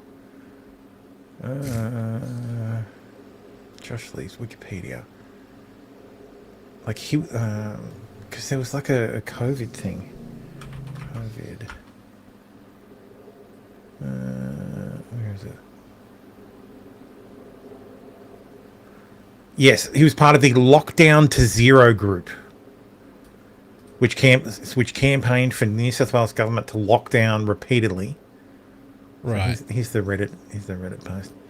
A serial protest has been caught up in New South Wales. He's an LGBTQ activist and writes for Red Flag, the newsletter of the Socialist Alternative, Australia's largest Marxist organisation. He was part of Lockdown to Zero group, which campaigned for the New South Wales government to mandate lockdowns during the spread of COVID. So that's this faggot. Of course. Absolutely extraordinary and draconian powers. Palestine Action is, of course, a terrorist organisation, according to the British government. To basically shut down our entire city, and for what? In the interest of parading out a war criminal to this country. The group's... Yes. Imagine locking down the entire city. Last major court win saw more than 100,000 people march across the Harbour Bridge. Which was followed almost immediately by 15 Jews being murdered in Bondi. Yeah. Should have the right to protest. By people who supported, who called them Zionists. These streets of Sydney belong to the people of Sydney. They do not belong to the Israeli president or the Premier Chris Minns. Bitch, he's not going for a march. These tight security arrangements will remain in place for the duration of the Israeli president's visit, not just here at Circular Quay, but expect to see rolling road closures and random inspection points throughout the inner city and eastern suburbs all this week. Phillip Street. Tombola says, so pro-authoritarian. Yes. Yeah. Pro-certain authoritarian. Shut down until Thursday with surrounding tollway zones. Tomorrow at Bondi, Campbell Parade will close for 2 hours. Near Darling Harbour, there'll be a road closure between 5 p.m. and 10. So our overall message to commuters and to people who work in the city is if you can stay away tomorrow afternoon, it is best to do so. I'm going to invite Trump. Andrew Denny is at the Supreme Court. Andrew, there's been last-minute legal action over tomorrow's protest. Dear Thermo, I gladly accept your invitation to come to the great country of Australia and drive all the Liberals crazy. Well, that's right. This legal challenge by the Palestine Action Group has now been lodged here in the Supreme Court. Some 260 pages of... Just look at the lawyers. They're all fucking Arabs.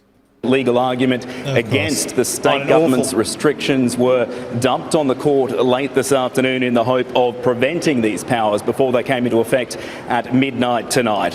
He's a fucking tea towel. Judge said that was simply not enough time for this case to be heard this evening, but given this looming deadline, she is now... They do it on purpose. They lodge at the last minute in the hope that the court will go, oh, we'll grant you temporary allowance. Right. Now considering whether or not the legality of these restrictions on protests can be determined by an urgent meeting of the Supreme Court tomorrow. Andrew Denny in the city, thank you. It went about as well as you can expect. They said no. They said no. Guys,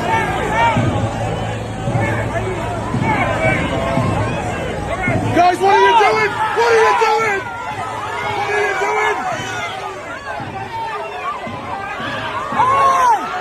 doing? So the timeline was basically that they rocked up to town hall, which is where they were told they can't be, at 6 p.m.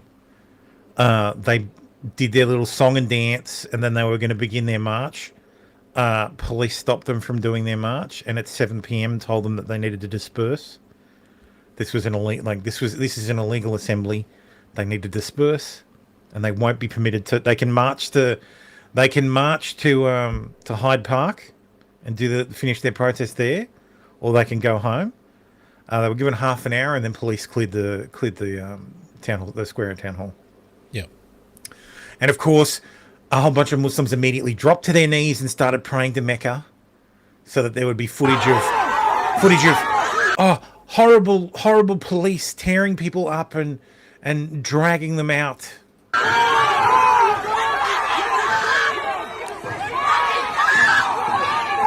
We need more of this.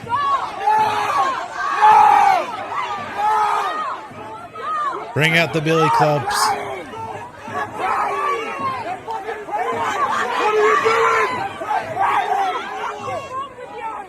They're just praying. All right, next time there's a whole bunch of Christians outside an abortion clinic, we can just say they're just praying, right? There are laws, motherfuckers, and you don't get to drop to your fuck. Like, I don't like them. I fucking hate these laws. I hate the people who introduce these laws. I think they should be fucking banished from polite society. But they're the laws. You aren't specifically excluded from the law. Neither am I. So if I have to comply with these fucking ridiculous laws, guess what? You do too. You aren't better than me. You aren't better than anybody. When the police give you a lawful order to disperse, you fucking follow it. The courts haven't changed the law yet, so you fucking obey the law while it's the law. You want to fight it in court? You're cashed up the ass. So go and fucking fight it in the courts instead of fucking the Israeli president. he's in Australia. Fuck off. Nobody cares. No one really cares. Oh my God! What are you doing? Oh my God! What are you doing? Oh my God! Leave them alone! Like, these people are fucking, like, just horrible fucking lefties, man. And what I find hilarious is this is kid glove treatment compared to the fucking treatment anti-lockdown protesters got during COVID. Oh yeah, they got in Melbourne. In Melbourne, there were fucking horses who did fucking runs at groups. There were fucking rubber bullets fired at protesters as they were fucking being cleared out. Yeah, these guys were retreating and they were getting shot with rubber bullets. So, fucking crying about this shit, fuck right off. And it's especially fucking galling when the guy leading it was leading the fucking charge to lock everybody down.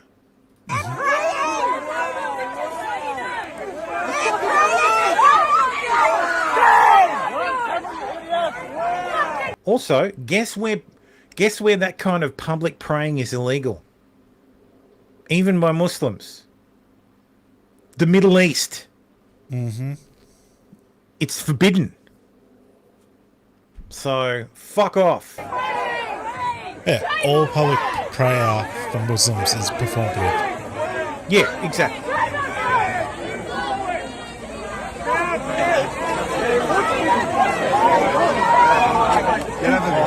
Listen to him.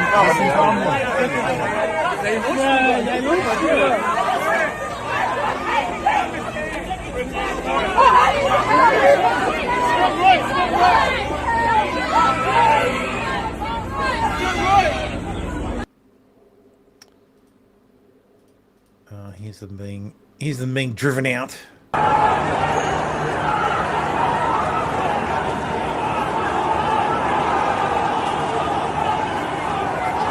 What the fuck? Yeah. Again.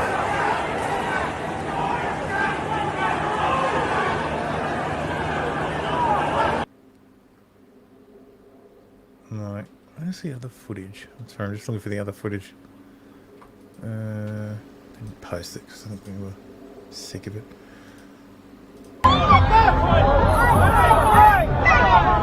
Oh my God, can you believe police are like hitting this man with his hands up?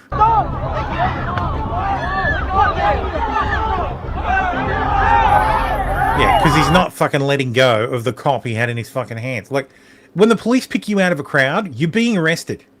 Yeah. Like, if someone tries to de-arrest you, it's not going to go well for you. Like, New South Wales police don't fucking care, man. They will beat you to death. You aren't dealing with ICE, my guys. You are dealing with You were dealing with guys that actually train to beat the shit out of protesters and fucking love it. Yep. Like, these are the best police money can buy. And I mean that in every possible fucking way. Yeah. Was this the... Oh, here's another one.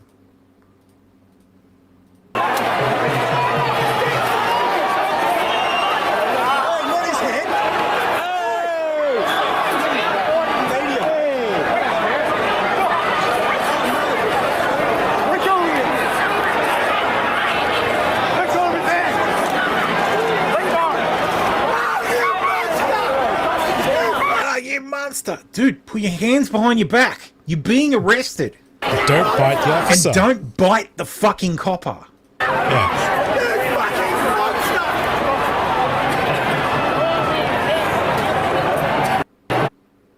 No, that was just like that. Only the briefest second in the aftermath. Mm-hmm.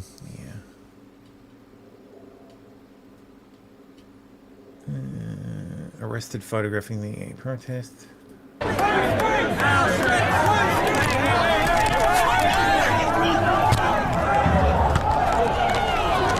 Let go, mate. Let go. Okay. Stop resisting. We don't want to damage the camera. We don't want to damage the camera. Stop resisting. You're under arrest for breach of the peace. You're going to be taken to the custody area. Yeah, look, absolutely. That, like, I fucking hate breach of the peace. I think it's ridiculous. It's a catch-all. It's a catch-all fucking common law crime that police can use to do whatever the fuck they like. But it's the law. It's the fucking law, and we leave it on the fucking books. And the people being arrested for it on this day are perfectly happy for everybody at the fucking March Australia, like the March for Australia marches, getting fucking arrested for it the next day. So fuck these people. Like, at least I'm fucking consistent. Like, I want all of these fucking laws gone. I want a fucking Bill of Rights that has some goddamn teeth. But we don't have that. And until we have that, pass all the fucking laws you want to restrict Australians down as hard as you fucking can. Until eventually enough of us get fucking jack of it. But that's the thing. None of these people will recognise what's actually going on. This is from fucking 2021. Like, this is 2021. Sorry, I gotta turn that volume down.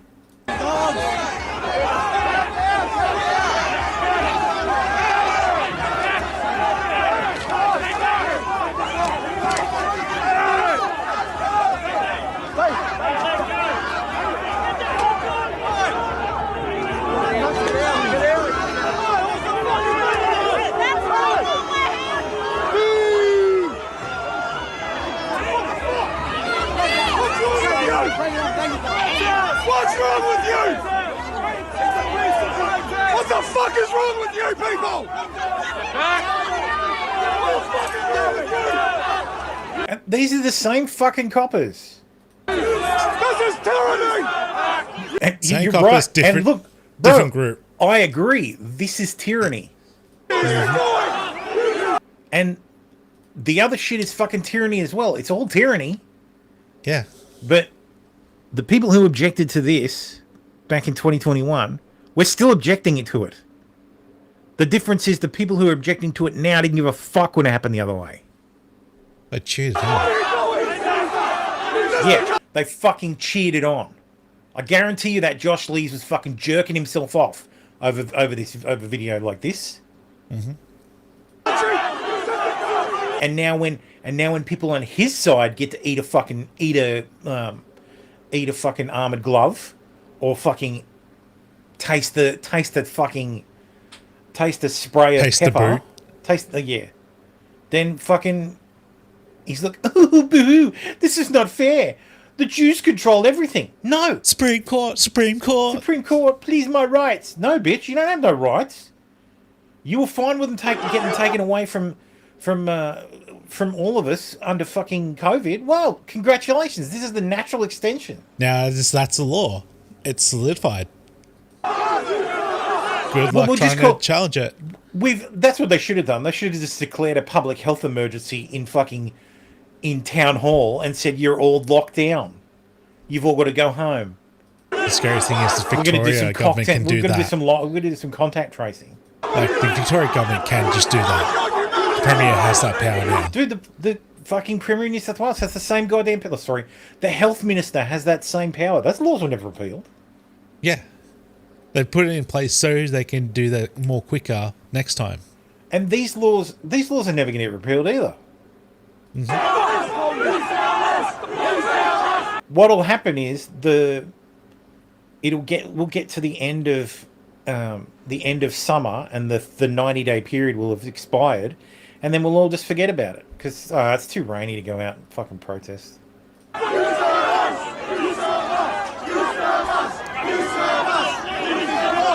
But what do you notice? The crowd is actually far more fucking restrained than the lefty crowd. Few agitators, but it's more restrained. There's nobody trying to de-arrest. There's not a single de-arresting attempt here at all. There was a couple of people pushing the cops around. Oh, fucking yeah, of course. But those are the ones that are getting arrested. Those are the ones who are getting arrested, yeah.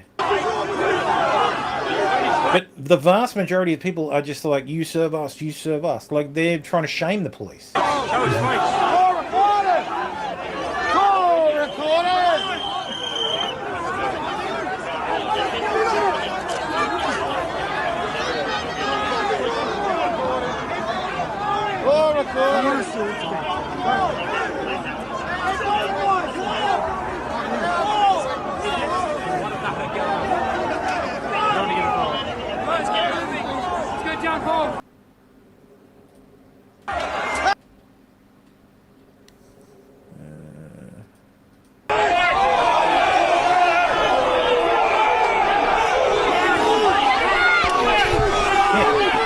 This is how you got sprayed. This is how you disperse a crowd.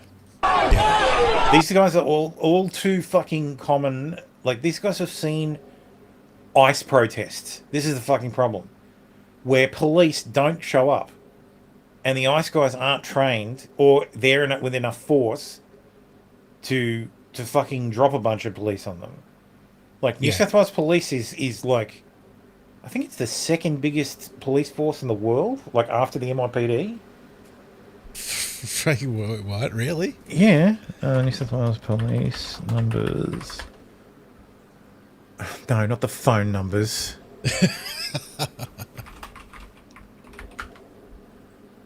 So the New South Wales Police has 16,000 sworn officers. NYPD has like 100,000 size.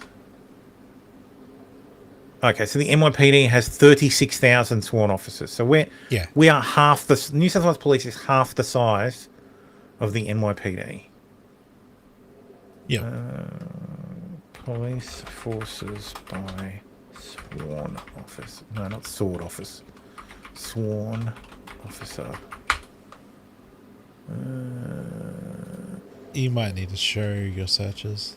No, I'm just trying to find. I should have fucking done it in Grok.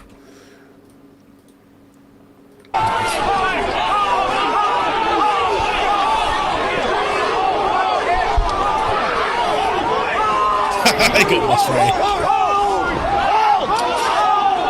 Third one.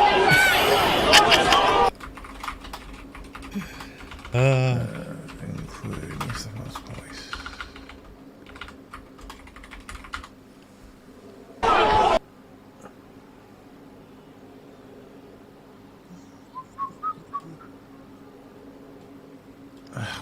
Dude, fuck.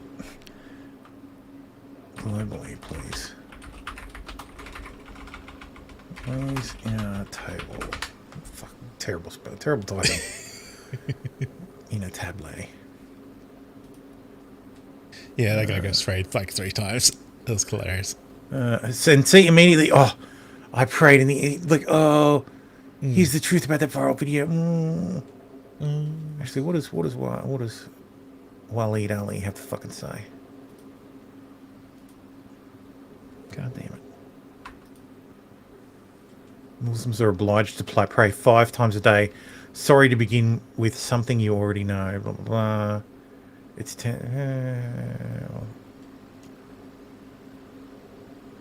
This wasn't designed to invite any police response. Police response would likely have been a total surprise, and probably by the Muslim community. Muslims don't merely do these prayers at their whim. They are single most serious, non-negotiable. Like, fuck off. In Sydney today, the window for noon prayer runs for more than 4.5 hours, beginning after 1 p.m. This is time sensitive. It's why every Muslim knows.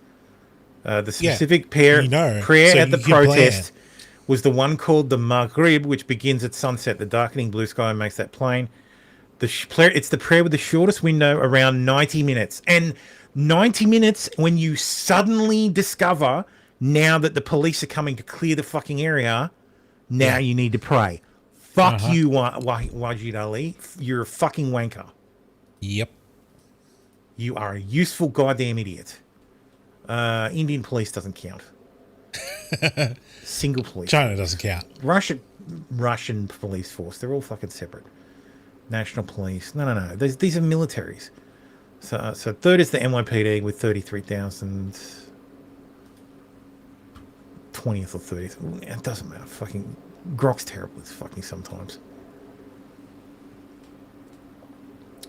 That's Iranians. Yep. Unlike the Intifada crowd, the Iranians respect Western civilization and Western police. Lol. Yeah, no protests at that one.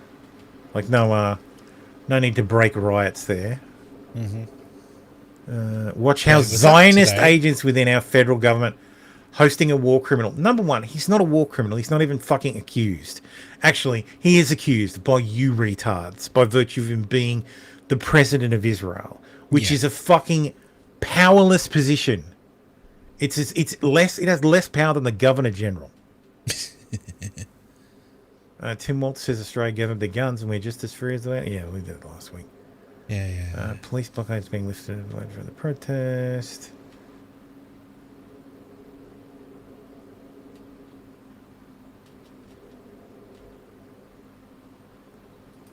It is that Israeli actions endanger all of us, including Jews, all of us, because what Israel is doing. Why? Why is that? Why? Why does it endanger all of us, does it? Why does Russia's actions not endanger us all? Why does Ukraine's actions not endanger us all? Why does the actions in Nigeria and Sudan not endanger us all? Yeah. Is it something to do with Islam? Maybe. Not gonna elaborate. Just gonna say we can't anger the Muslims because then they'll kill the Jews and us.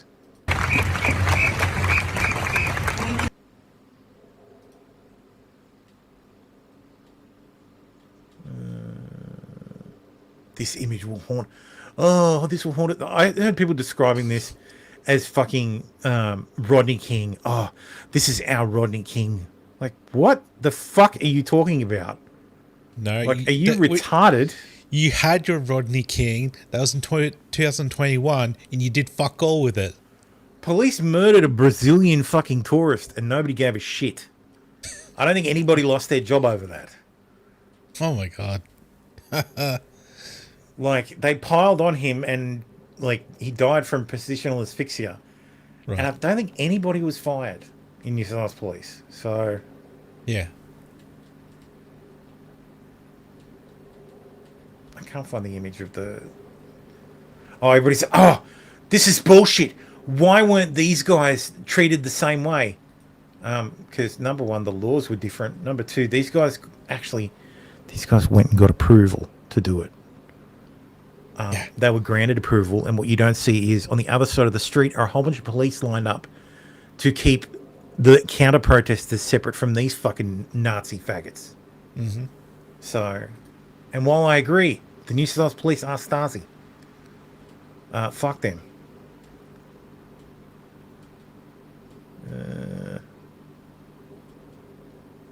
Anyway, moving on.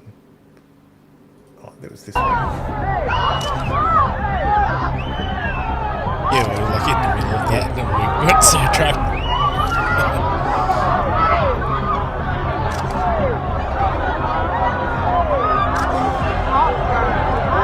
I don't know what what that music's supposed to be. Like, what the fuck that music is.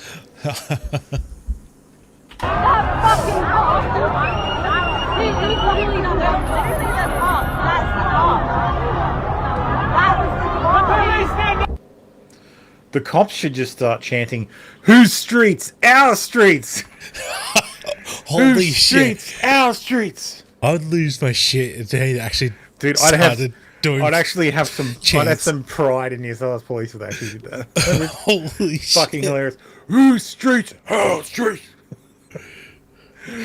Oh my god. Anyway. Updating the anti-Semitic butt dial case. After a butt dial gone bad, Serena Tanuri was today bringing in the good news. I feel relieved. I was always innocent. My client's vindicated.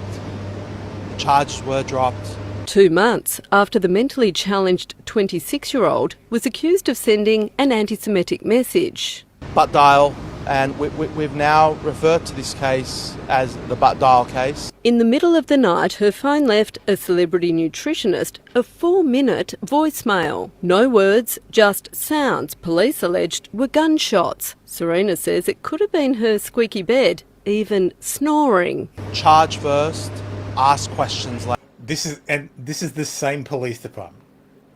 Yep. Arresting retarded women for fucking leaving butt dialing voicemails with snoring and a squeaky bed. It was gunfire. It's a threat. Later, I'm glad at the end some common sense prevailed. After finding a nutritionist online, she texted her for help, but she had no idea she butt-dialed again at 1:30 in the morning. Our first report on her plight attracted global attention. So it makes even less sense why Serena would be leaving a anti-Semitic voicemail in the first place with gunshots on it to try and threaten someone that she was trying to look for help from. The 000 call has never been made public. Serena and her lawyers have never heard it. But what Serena... That is bullshit. Yeah, that is another reason why we need a fucking Bill of Rights in Australia, because as a defendant to a fucking criminal charge, you should be given access to all evidence against you. That includes the fucking 000 call reporting you. wants most now is her old phone back. Police still have it. And on it are all her health Costi says the lawyer sounds more retarded than the defendant. I think it's about even. Yeah, even. Some lawyers just are not good at talking to the media. contacts, her photos, her life. She's been overwhelmed by the public support. I'd like to say thank you. It really means a lot. I didn't realise there were nice people in this world who are behind my back. And she still needs a nutritionist. Ali Donaldson, 10 News. God damn it, she still needs a nutritionist. And she's still a fatty. Thanks, 10 News. Damn it. So yes, happily classy. Happily ever after. Yep. I don't know if it's in the show, but actually I think it might be. I don't. Or was it last week? The story about the actually, let me just jump ahead through some of the twats. Maybe it's not there. Dude, surely I posted it. It was about the guy in Newcastle who murdered, or not murdered, but killed a intruder back in 2018. He was charged with murder, and he was acquitted. But he recently won his he won a settlement from the government for wrongful prosecution. I don't recall that one. Intruder. God damn it, intruder.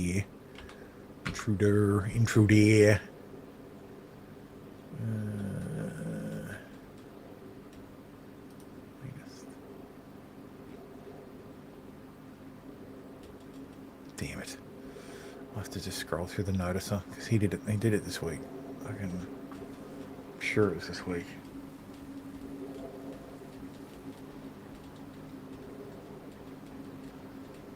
But yeah, anyway, he guy from Newcastle woke up, tweaker in his house, like in his daughter's bedroom, chased him out of the house, got him, like managed to get a hold of him like two houses up, and put him in a sleeper hold, put him to sleep, and he died.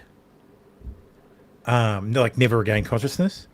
He was charged with like homicide, and the case was thrown out. He then sued the state for malicious prosecution. Yep. And they settled, so for an undisclosed amount. So he won. Yeah. So, which is good. So because the guy was a serial like criminal. Yeah, fuck him. The job of red flagging future violent shooters will weigh heavily on public health workers and not police under Queensland's firearm reforms. The Premier has rejected a coroner's call to assess the mental health of every gun owner as firearms fly out the store. A gun shop owner in Burleigh Head says he's doing a roaring trade. Pump action, okay, which is the lower receiver 10-round magazine. Will be. This is what Australia has come to. That is an AR platform with a pump action. Yeah. That is a pump action AR. Because, God damn it. Pump action. And okay, this is in Queensland where the laws are much more lax. Yeah. Which is the lower receiver 10-round magazine. Will be. I'd say we'd sort of trebled in the amount of firearms that we're selling now to before Bondi. Business is booming and gun control Get it? advocates are fuming. They've said no caps on the number of firearms a person can own. They've said no restrictions on the types of guns people can own. The Bondi bloodshed marking a solemn start to Parliament for the new year with a minute's silence. Then for the first time, the Premier's detailed response to our own attack, Wiambilla. We're acting, and the decision that's been taken today isn't about a study. Snubbing the coroner's call for a review into mandatory mental health checks for anyone who applies for a weapons licence. Instead, it will be compulsory for clinicians in the public health system to alert police about high-risk mental health patients. Police communications. Yeah, that's what we do in New South Wales. If you've got a case of the SADS and you tell your doctor about it, kiss goodbye to your firearms license. Can revoke that person's license. And what about a case of transgender? Officers will Well, absolutely. be given more drones and high-speed internet in more squad cars. From the families of the two murdered police officers, we welcome any policies or procedure changes designed to better protect officers. We owe it to Queenslanders to put your safety first. Some of the firearms used by the Wiambilla killers were acquired legally. Nathaniel Train had a weapons Yeah, in another fucking state. licence and an Ironically, New South Wales. undiagnosed and untreated psychotic illness. None of these reforms would actually have prevented the fatalities that occurred in Bondi or Wiambilla. Queensland's just marked themselves. Yeah, I have not heard any fucking reforms short of the only, actually, you know, the law that would have prevented Bondi? People who aren't citizens can't have fucking guns. Oh yeah, that. Because that was a non-citizen permanent resident who had a firearms license. So, but the only difference we've made with the change of these laws is they can still own firearms, and they can have 3 instead of 4. Sorry, they have 3 instead of 6. Oh no! But you know what has happened? The number of applications for Class D licenses, which are primary producer licenses, has increased from 2 in a month to like something like 140 in a month in New South Wales. And that's because the D-class license doesn't have a limitation on how many firearms you can own. Right. So all these people who are primary producers who never bothered to get the additional license because it didn't much matter. They didn't need anything that was semi-automatic. Because that's the difference. The main difference is that you can own semi-automatic rifles. Okay. And pump action shotguns. They never needed those, so they didn't even bother. But now that's the only that and collector, which doesn't really help for a farmer because if you're a weapons collector, the weapons have to be deactivated. Yep. Rendering their value worthless. So I don't know why you would collect them. Like this is the thing. Why do you need a gun license for a weapon that is certified deactivated? Yeah, I don't understand it. Why? Make it make sense. Oh, you're going to brandish. Oh, well, then I'll go to jail, won't I? Yeah. For brandishing. But I won't shoot anybody. Oh, but you might get shot. Okay. Sorry. I won't be shooting Where do I back. sign the waiver? This is the place you go to buy the most deadly weapons. A standoff over how to keep Queenslanders safe. And Marlena Wap is at State Parliament tonight. Marlena, the first sign of disunity within the LNP has erupted in Parliament. Yes, Max, an LNP member has broken ranks and crossed the floor to vote. First-time MP Nigel Dalton from Mackay has sided with a motion put forward by Robbie Katter to lift the ban on debating abortion laws. Now, shortly after taking office, David Christofouli gagged debate to end what he called a scare campaign. Now, one of his own MPs has lobbed it back into the spotlight. I made a deeply personal decision today, and I hope that people respect that personal decision that I've made. I'm not going to make any further comment on that. David Christofouli wanted to put an end to this issue back when it threatened to derail his election campaign. Now, as Premier, he's been forced to face fresh, uncomfortable questions, but he insists there'll be no change to abortion laws. Max? Okay. For now. This is the one I was looking for. Australian father Ben Batterham has won a wrongful prosecution payout 7 years after being cleared of murdering convicted rapist's Aboriginal home invader during a citizen's arrest.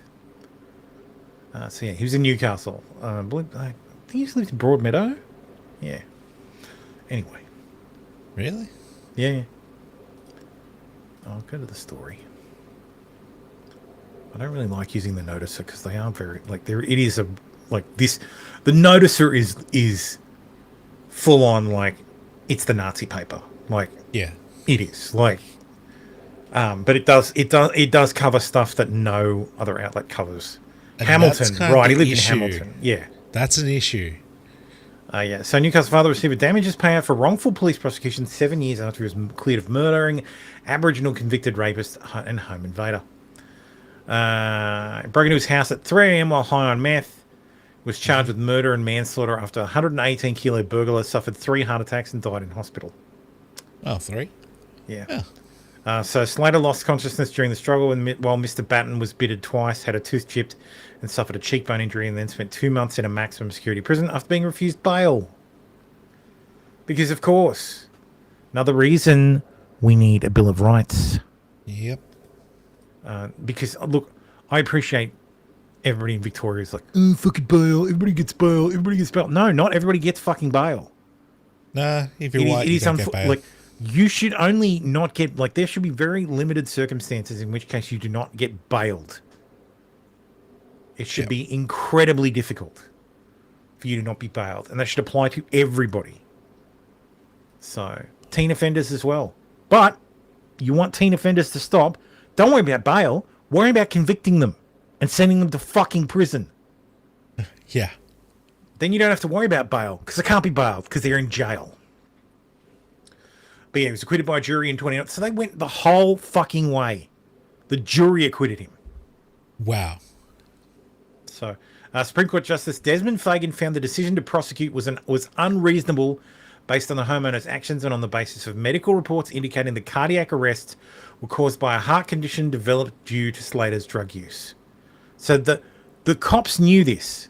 Mm-hmm. The police prosecutor, because like New South Wales doesn't have appointed prosecutors, they're police prosecutors. So the police prosecute cases.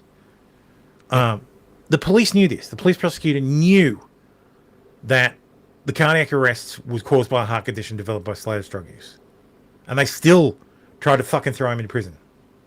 Fuck these guys. Mm-hmm. Fuck them.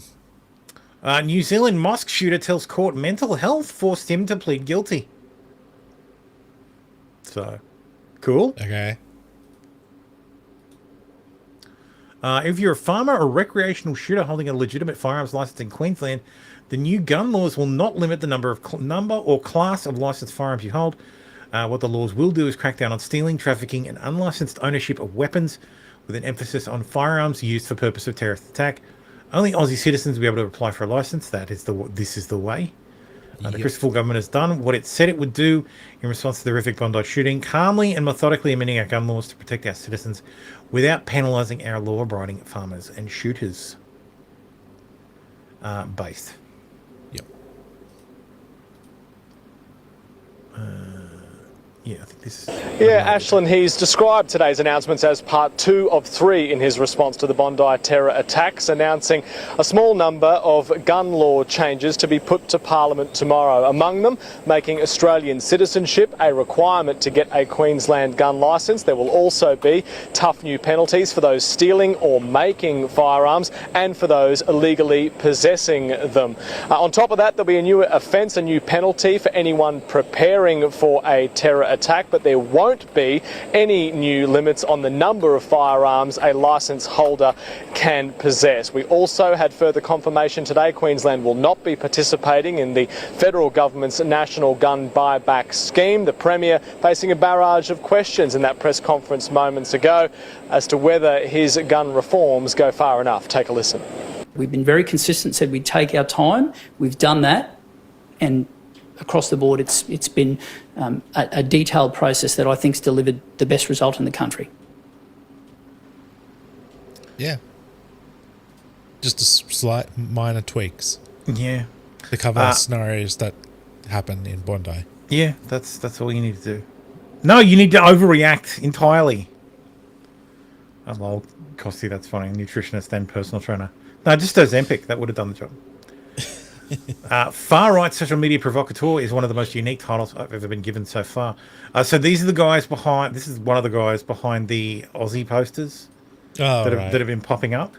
So... Has now unmasked himself. Hugo Lennon, a far-right social media provocateur and primary organiser of the March for Australia anti-immigration rallies, posted social media videos showing him putting up the offensive material while wearing high-vis clothing. The posters hijacked the style of well-known artist Peter Drew. Yeah, so this guy's name's Peter Drew. Back in like 2018 or something, he took these pictures and colorised them of Australians on their photo ID that they needed to be able to come back into the country during the White Australia policy. And they're just posters that say, basically getting people to go, this is what an Aussie is. This is what an Aussie is. Mm-hmm. So these guys took it to its logical conclusion, and they put up posters of Man Monas, the Bondi shooter. Yep. Hang on, let's. This is their 22-minute thing. We're not going to watch the whole thing.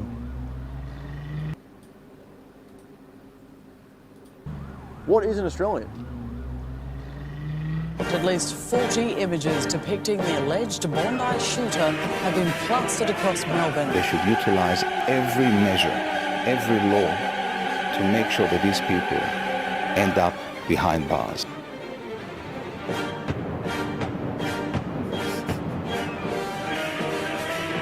It does make the media unhinged. Notice that they only mention the Bondi shooter. There's a whole bunch of fucking posters, but they only mention the Bondi shooter.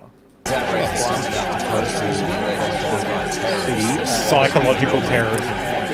Peter Drew is an Australian artist who created a series of posters featuring pictures of people from widely different non-white ethnic backgrounds. The message itself is fairly clear. It implies that the term Aussie has never had any racial or cultural connotations whatsoever.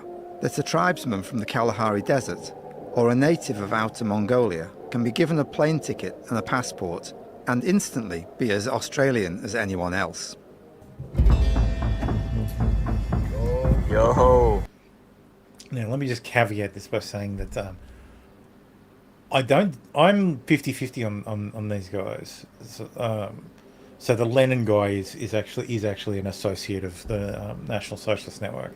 Right. But he's not a member. Never has been a member. So take that however you will. But I understand their point. I absolutely agree with it. If anybody can be if a passport does not make you an Australian, full stop. God, no. There is. That's not how I that bang on works about at this all the time. But it doesn't mean you can't become an Australian. Yeah, you just don't automatically become. You an don't Australian. automatically become an Australian. Like there are plenty of people who have Australian citizenship who in no way reflect the values of Australia. Mhm. We saw a few of them having the shit kicked out of them earlier. Oh, it was lovely. Because I'm sorry, if you support outfits like individuals who blow themselves up on buses, if you call for the Intifada, like many do. Oh, actually, I'll let me pull up this tweet, because it's probably relatively related given what I just said. Mm-hmm. Where is it? Because Grace Tame, who is former Australian of the Year, said this at the protest.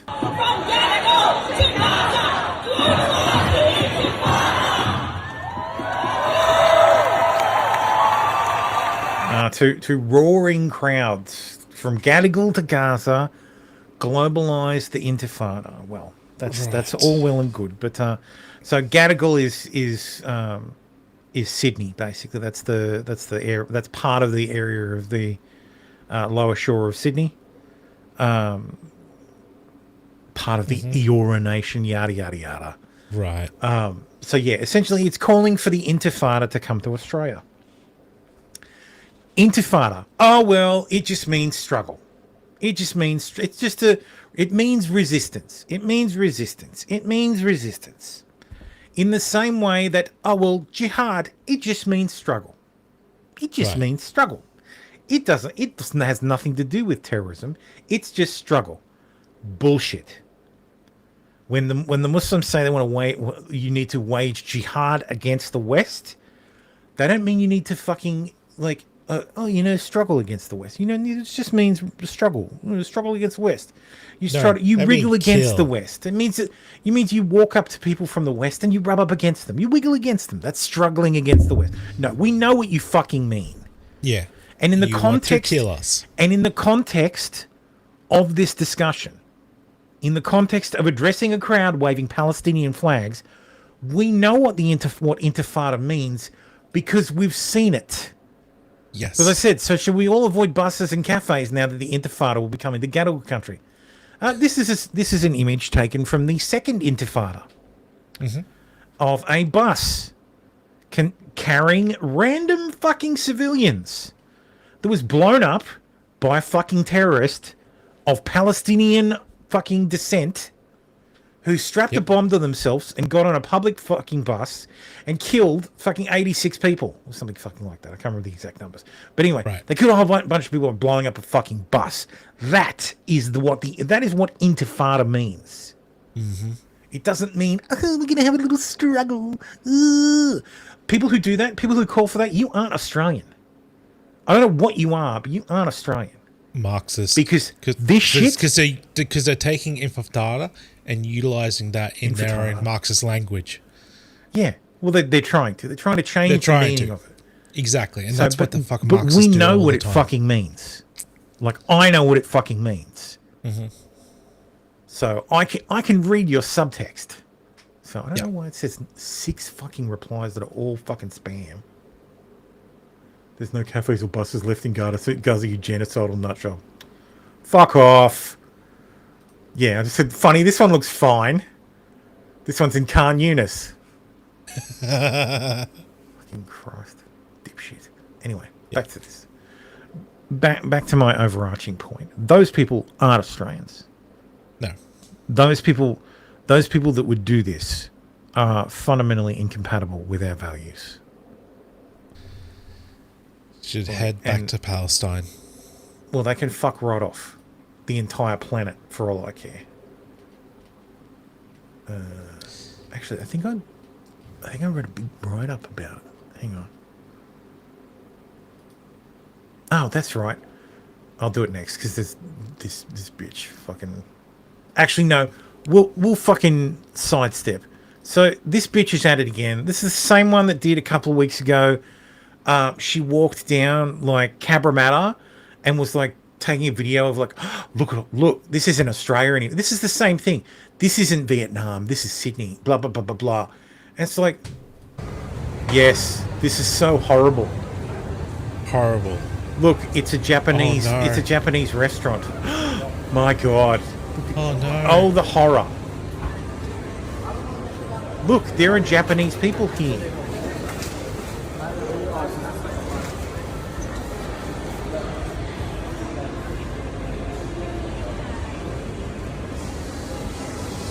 Mass immigration is robbing us of our national identity. Look, I don't disagree that a lot of our, like some of our national identity is being eroded by mass migration that takes no account of the people who we're bringing into the country. Yeah. That doesn't look and say, well, hang on a minute, are these people actually going to be compatible? Are these people going to live in ghettos? Are these people going to live in enclaves where they never learn the language properly or whatever? But that does, like, this isn't that. Japanese people having a street that has some Japanese fucking restaurants. I just want to point out, Fireside is not a fucking Japanese restaurant. Fireside by Yum is not a Japanese restaurant. Of course not. Like, fuck you. Like, come on. Because I all did, the white, I did feel the need. The white Asians usually congregate in a little section of the city. And so you do get that kind of like you're walking through like a Japan or a Chinatown, a little Japan, little Tokyo. Yeah. Yeah. But I felt the need to respond. And so I said, Japan is an example of a successful selective fusion with Western culture.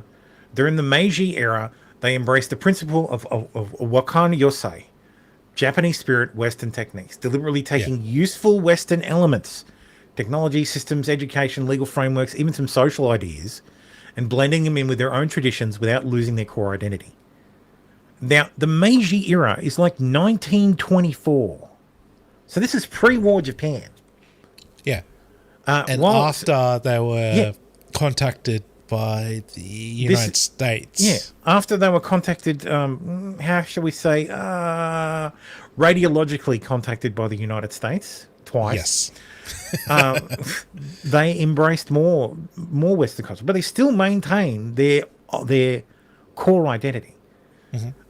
So I said, while Australia was settled by the English, our culture isn't defined by race or ethnicity. So it never actually has. Despite what the white nationalists say, it hasn't been. It's always been about values. Yeah, because they've It's thrown been about a lot morals. of races together in Australia. Yeah. There wasn't a single race. Yeah, so it's rooted in our shared values: democracy, rule of law, which is steadily being fucking eroded, mateship, and a fair go for all. These are our core values. Like, I don't care where you came from. Like, if you agree to live by our rules, participate in our democracy, give everybody a fucking fair go, and accept that you're going to get some shit from. I'm going to get some shit from you. You're going to get some shit from me, and we're not going to have a fucking cry about it. And you're going to leave your battles at the fucking airline gate. And when you get here, you're going to fucking integrate. I said, real integration through values builds cohesion. This is what Australia has lost in the last 25 years. And I've noticed it since the 2000s. We haven't like migration in the 80s and 90s. So going back to a couple of weeks ago when we were talking about Cabramatta, like there was trouble with Vietnamese crime in the 90s because like the Vietnamese wave came in the 80s due to like after the fall of Saigon. Yeah. So Bob Hawke let a whole bunch in. Same with the Chinese. A lot of Chinese came over after Tiananmen. Same deal. Bob Hawke let them in. So they settled in inner Western Sydney, and there was crime, but the community got a hold of it and broke the back. So Vietnamese gangs. I mean, there's a couple of Vietnamese gangs that still exist, but there's a couple of every ethnic gangs. So yeah, we got this shit under control. But like I've said, can we do better? Absolutely, we could. We could require proficiency in English instead of what we did last year, which was reduce the proficiency in English requirement. We can have civics and values testing. Let's see if these people are compatible with our cultures. Mm-hmm. Like, I'll give you a fucking what is it? A 4 values test. Like that alone would show me if if you're an authoritarian who wants to take all my fucking money, yeah, you can fucking stay where you are. Yeah. Like Germany has fucking courses that teach foreigners, or used to, I guess, they fucking talk about being overwhelmed, that teach people how to integrate into society, that teach people the idiosyncrasies of German society. We can do that. We can have settlement location requirements. We do it for fucking doctors. We do it for police. If you graduate the academy, you have to fucking serve in an outback, so if you graduate from the police academy, the New South Wales Police Academy in Goulburn, Mm-hmm. you don't get to go and work where you lived, or where your family is, or where you'd like to live, where you'd like to work. You're going to end up in fucking Burke. Like, you're going to end up in fucking Orange or Dubbo or fucking Muswellbrook, doing rural policing for 2 years before you can go to where you want to go. Mm-hmm. There's no reason why we shouldn't do that with people immigrating to Australia. Here's the thing. I thought we did have a settlement location requirements where we were putting them out and spreading them out. The problem is, for the last 25 years, we have had a surge. So when the Syrian civil war kicked off, Europe copped a massive surge. When the war on terror started, so did we. Every Western nation, due to the war on terror, has copped Afghans, fucking Syrians, Iraqis. Half the Middle East has fucking come to the West because we went over there and we blew everything up. And we fractured everything and fucked everything up down there. And now they've all come to Australia. Before that, the people who came to Australia were genuinely running from something. So we've got a ton of Egyptians in Australia. They're Coptic. Most of them are Coptic Christians who are in Australia because the Coptics get fucking murdered in Egypt. Yeah. Most of the Lebanese people who came over in the 80s Christians. because of the Civil War, fucking shit ton of Christians, handful of Muslims. Yep. This is the thing. We need... I don't give a shit what your colour is. I don't fucking care. If you've decided that Australian sun's going to make you brown anyway. That's right. If you've decided that I hate the way my country does it, I can't handle it anymore. I have to leave. I'll try and go to Australia. I will learn English. I will adapt to their values. I'll eat a meat pie. I'll fucking try a pavlova. I'll wave an Aussie flag. I'll learn the language. I'll have a favourite AFL team. I'll have a favourite AFL team or NRL team. I'll learn to like cricket. Mm-hmm. Great. Fucking get on board. Come over and get on board and enjoy the ride. But if you just want to take the shit, but there's a deal you have to fucking sign. You have to understand that you can't make women wear hijabs. You can't impose your religious values on other people. We live by our fucking morals, not your morals. Yep. So, and if you can't accept that, out you fucking go. You don't get to come here. The same as I'm constantly told that, owning a gun is a right, it's a privilege, not a right. It's a privilege, not a right. Coming to Australia is a privilege, not a right. Correct. So, and if you violate that privilege, you go. You return, you get sent home. And that's what we need. We need a party that will do that. We need a party that will say, you need to be proficient in English. You need to, we're going to test you for civics and values. We're going to give you some courses to do. to learn how to be an Australian. We're going to say you can live it, these are the areas you can move to. Right. We're going to have you sign declarations of values where if you violate them, you are immediately deported. We're going to change the rules so that you don't get to fucking appeal this shit infinitely. If you fuck up, if you break the law and you go to jail, once you leave jail, you leave the country. We have to start fucking cracking down. Yeah. And it's not about the color of your fucking skin or the country you come from or the God you pray to or where you face when you pray. It is about how well you contribute to Australia as a whole. But yeah, I said if we can't force other nations to adopt Western values the way Japan did, but we can strengthen integration here so newcomers align with those values more effectively. I can't tell if this post is just bait or not, but she certainly got form. Don't think I replied to anything, and nobody fucking replied to me. So anyway, because you don't pay for it. I do pay for it. I pay for the stupid fucking blue check, but that's going to end next month anyway. So anyway, back to this. Well, morning. But yes, that's why I don't necessarily agree with these guys, because these guys can contend that it's about white British. Well, no, it's not, because as long as the white British have been here, the Chinese have been here almost as long, and well, yeah, you don't get to have it both ways. You don't get to say, oh, the white British built this country. Well, it's no, the Scots and the Irish built this country as well, and they were dragged over here involuntarily. And the Japanese, the Chinese came over and they helped build the country too, and we keel-hauled the Aboriginals into doing it as well, so they get to have a go as well.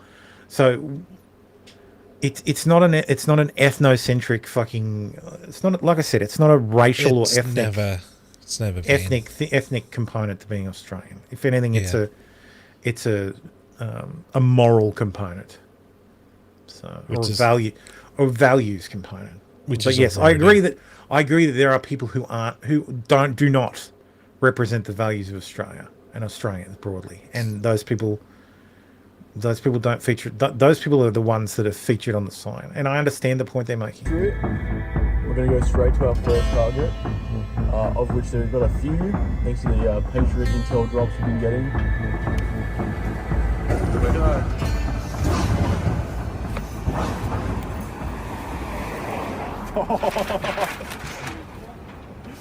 No, that goes hard. This is a Patriot city. So this guy just came up to us. He asked us what was going on. We explained that Peter Drew is doing these artworks. He's basically saying that anyone can be an Aussie. That's the subtext of his artwork. That even there's no ethnic or racial background to being an Aussie. National identity has a old connection to race, essentially, and I think sort of breaking that down and making national identity more about the other values that we have, not racial values of, well, all sorts of different values, but breaking that association between nation and race is something that takes a very long time. Yeah, that's a Marxist thing. Because nationalism is a force against communism. Yeah. And culture, like my posters, have a small role in that. And so it sort of just chips away at it and helps people realise that being Australian is fundamentally doesn't come down to race. It comes down to a sense of belonging, contribution in all sorts of different ways. So this project, yeah, bro, if you can't elucidate it, then you don't understand it. This is taking it to its natural conclusion. The Vidacrum in Aussie, Donald Trump in Aussie. It's Yeah. not exclusive, right? No one's illegal on stolen land. Everyone's an Aussie. It's a piece of paper. I don't think many Australians, like the Anzacs or the founding people of this country, would agree with that. It is an invention, a very modern invention, that it needs to be upheld by literally street propaganda. But we can counter it in the street. We can get people to look at the extreme conclusions of this ideology. And this is what this really is about. all identity should be fluid in some sense. Yeah, see, that's Marxist bullshit. Whether that's the makeup of our blood, that being our race or nationality, or our job, or the behavior we exhibit, the clothes we wear. It's all superficial in some sense. We are merely taking that to its extremes and saying, we're taking that to the... I want to see if we got our dimensions right. Oh, it's spot on. Still blue? But yeah, not a single mention from the media about Man Monis. It's all the Bondi shooter, this is targeting Jews. No, it's not. Like, it's fucking not. And engage with the actual fucking point that they're making. The point that they're making is that this guy is an Aussie. He was born here. That makes him an Aussie. Well, no, like, according to law, yes. But no, that guy's doesn't fucking stand for us. Fuck that guy. Yeah. This is art. This is real art. And I think they don't believe in Australia. And they can't make a positive poster about Australia. They can only make these negative posters that... Like, literally the fucking... Like, I don't think that guy is... I don't think that guy even is Australian. But yeah, that's the... Yeah. Like. Nobody wants. And I challenge them to make something positive that people actually want. And I challenge them to put their name to it as well. I want this. I think this is good. I think this... They're taking an existing piece of art and they're taking it to its logical conclusion to drive debate and discussion. They have any courage, and that's something they can't do because they don't really believe in what they're saying. Challenge accepted. Challenge accepted. This link, we got posters, our names being put to them, and they're positive, and we know people want them. So, challenge accepted, Mr. Drew. What do we got? What posters do we have? I think it'll be... So here's Aussie Posters, AussiePoster.com. You've got famous Australian Abby Chatfield. Yep. Bailey Smith, Ben Robert Smith, Donald Trump. Right. The original Australia Day, which... Yep. Steve Irwin, the most Aussie of Aussie people. Of course. The Tactical Operations Unit. Callum von Mogger. Mm-hmm. Francis de Groot. Right. Mark Chopper Reed. Oh, yeah, true, Aussie. I think, Francis, that's a new one. I haven't seen that one on here. He's an Australian military officer and political advisor best known for interrupting the official opening of the Sydney Harbour Bridge. Acting independently, he cut the ceremonial ribbon ahead of the state government to protest the exclusion of the Crown from the ceremony, believing the bridge should be opened in the name of the monarch rather than by a political representative. The incident has endured in Australian history as a symbol of contested authority and legitimacy during a period of political and economic tensions. De Groot's actions transformed a civil ceremony into a lasting moment of dissent, embedding his name permanently in Australian historical memory. Francis de Groot, I don't think he was actually born here. De Groot? No. De Groot is a Dutch surname? Yeah. He was an Irish Australian. He was born in Dublin. Okay. So, Ned Kelly, of course. Yep. Margot Robbie. Yep. Sutton Hoo, who is a Celtic, an Anglo-Saxon ruler from the 7th century. Yeah. Well, he's obviously an Aussie. Of course. Did someone get that man a passport? So. I can confirm, obviously they'll be from like Bailey Smith through to Abby Chatfield. There's a long range of posters that will be available on there. True. High quality prints for your room, good posters. I think it'd be fantastic. Positive posters. Reinforce Australian identity. Our names to put to them. And challenge accepted, you know? Challenge accepted. You know, he thinks he can get away with saying that? Well, bang, like there we go. Here we are, bro. Right here. The societies that are being created today in the West are tabula rasa societies. That is, the surface of what it means to be or possess the Western identity has been smoothed down to such a degree that it is blank. Where what it means to be an Aussie is you got 2 dots and a mouth. That is to be an Australian. And the likes of Peter Drew only exemplifies this ideology. This ideology, by the way, is effectively state mandated now. There can be penalties, vilification crimes, if you question who actually is an Aussie. And so that is the most horrifying part of all this. That we have just instituted laws that I'm pretty sure would make what I was not just what these guys are doing, what I was saying earlier. So about basically illegal featherless biped. That's what we are. Yeah. Right here, in that sort of doctrine of tabula rasa, of everyone's an Australian, where it's been smoothed down to such a degree, you only need to have a face to be an Aussie. You have Naveed Akram, the son of a legal immigrant who came here in the 90s as a student. And how well did he assimilate? And under this doctrine of tabula rasa, there seems to be no contradiction. Would Peter Drew really say he isn't an Aussie? No. Of course, in this doctrine, he was always an Aussie. Whether or not he committed the attack didn't make him un-Australian. He wasn't born un-Australian at birth. He didn't become un-Australian after the attack. For Peter Drew, the 2 dots and a mouth makes you an Australian. Much like potentially Trump could be an Australian. Hang on, I thought we were all Aussies. And this is not even written in English. It's got a kangaroo on it though.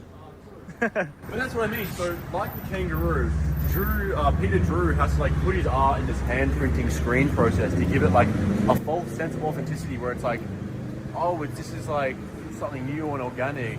It's a totally astroturfed thing. Yeah. And so we can print ours because we're, the dissident, the transgressive force. We don't need to. Oh, is that Lawtube? What's up, bro? Bro, what the fuck? How are we supposed to get that? He had a ladder when he did it. Bro, get on my shoulders and then low key. That's not happening. Get on my shoulders. What does it mean to be an Aussie? Is it some values? Is it a piece of paper? Is it the blood in your veins? Is it some combination of the three? No one really knows. It's a question that just some years ago people would answer off the top of their head. Now it's become so convoluted many choose not to answer the questions. Better to be avoided. It's offensive if you try and answer it, if you try and define it, because you might end up excluding some groups. But it's a silly question. It's a silly display, these Donald Trump posters, the Naveed Akram posters. What are we even getting at? Who can answer this question? Why take it so seriously, man? Because for me, it's existential. If you cannot define a group of people, if their identity is non-exclusive, if everyone can be an Aussie, if a man can step off the boat and he has the right papers, he becomes as Australian as Alfred Deakin. If a man has the right values and he's Australian as Billy Hughes, doesn't that sort of erase an identity that may have been built up over the development of this nation? The identity that the Anzacs sought to protect, the identity that... But this is fundamentally the globalist desire. Yeah, is to smooth every Western nation down to economic zones, economic zone 1 through 12. Yeah, so that people move independently and move to where the need is greatest at the time when it's required. That's why you will own nothing and you'll be happy. Yep. Because once you've moved in, you have a 10-minute walking city to move your around 15-minute city, yeah. Sorry, 15 minutes. That you won't be able to leave. Unless you needed somewhere else. Yeah. Itself, in its infancy, so developed. Now, we don't even have an answer to what it means to be an Australian. So I'm asking all the same questions that those I've given you the answer. Like it's shared values. Ask, but I'm still taking it to its limits. Was Naveed Akram, did he have the right values? The issue is your answer is the Marxists can warp it really easily. Yeah, but it's the only answer that doesn't boil down to I'm white. Yeah, that's kind of the issue. And where do we draw the line? So my grandparents came to Australia. Am I Australian? Under his rules, I'm white. But we know the Aboriginal rules. You're not white. Oh, you're not Australian. You're not part of this land. So my kids can trace their heritage back to the First Fleet, but only on one side. Like only on their mother's side, and only on their grandfather's side of their mother's side. Otherwise, they're English. Are they Australian?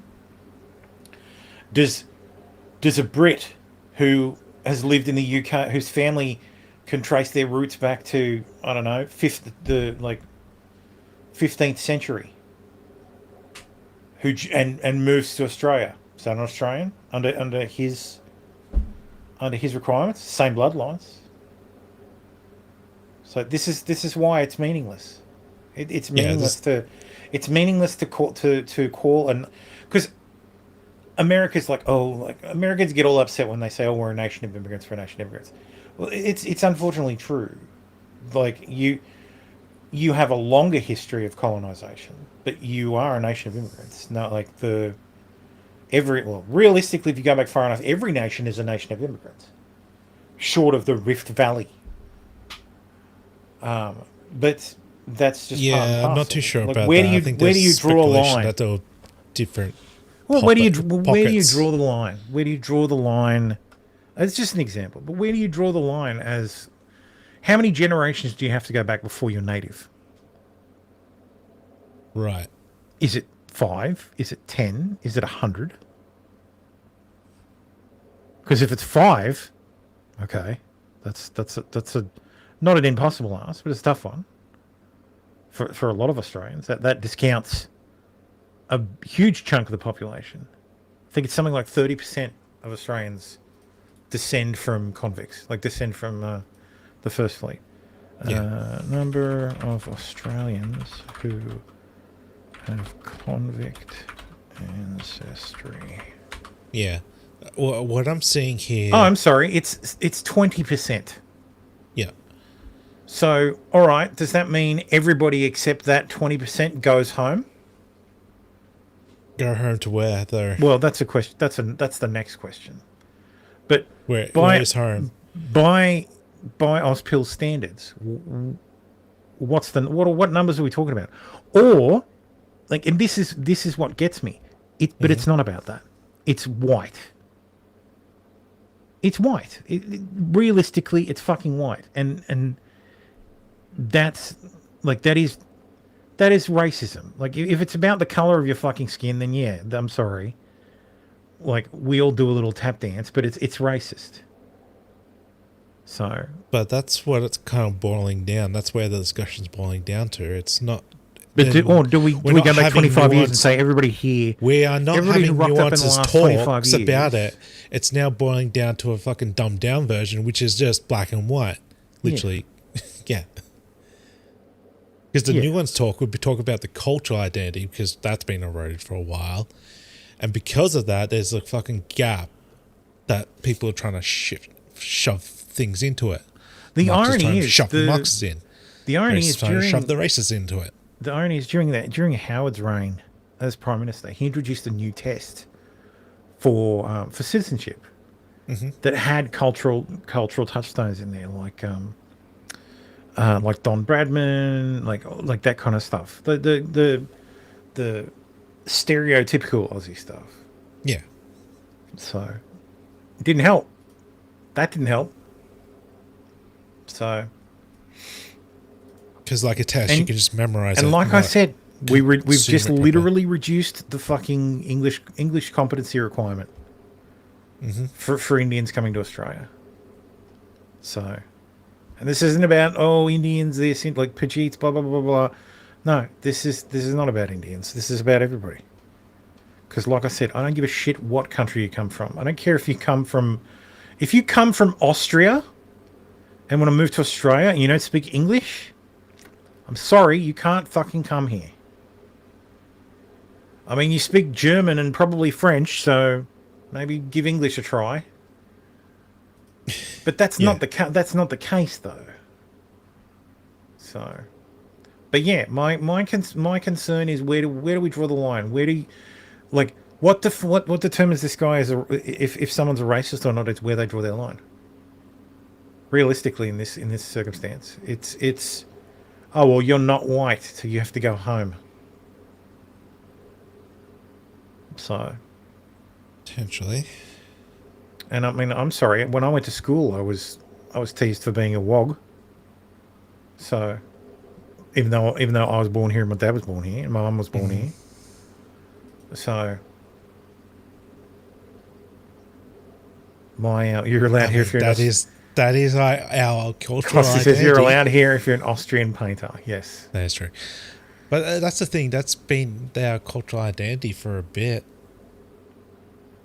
We moved away from it, but that you can't deny it. Yeah. Look, I think we need to chill.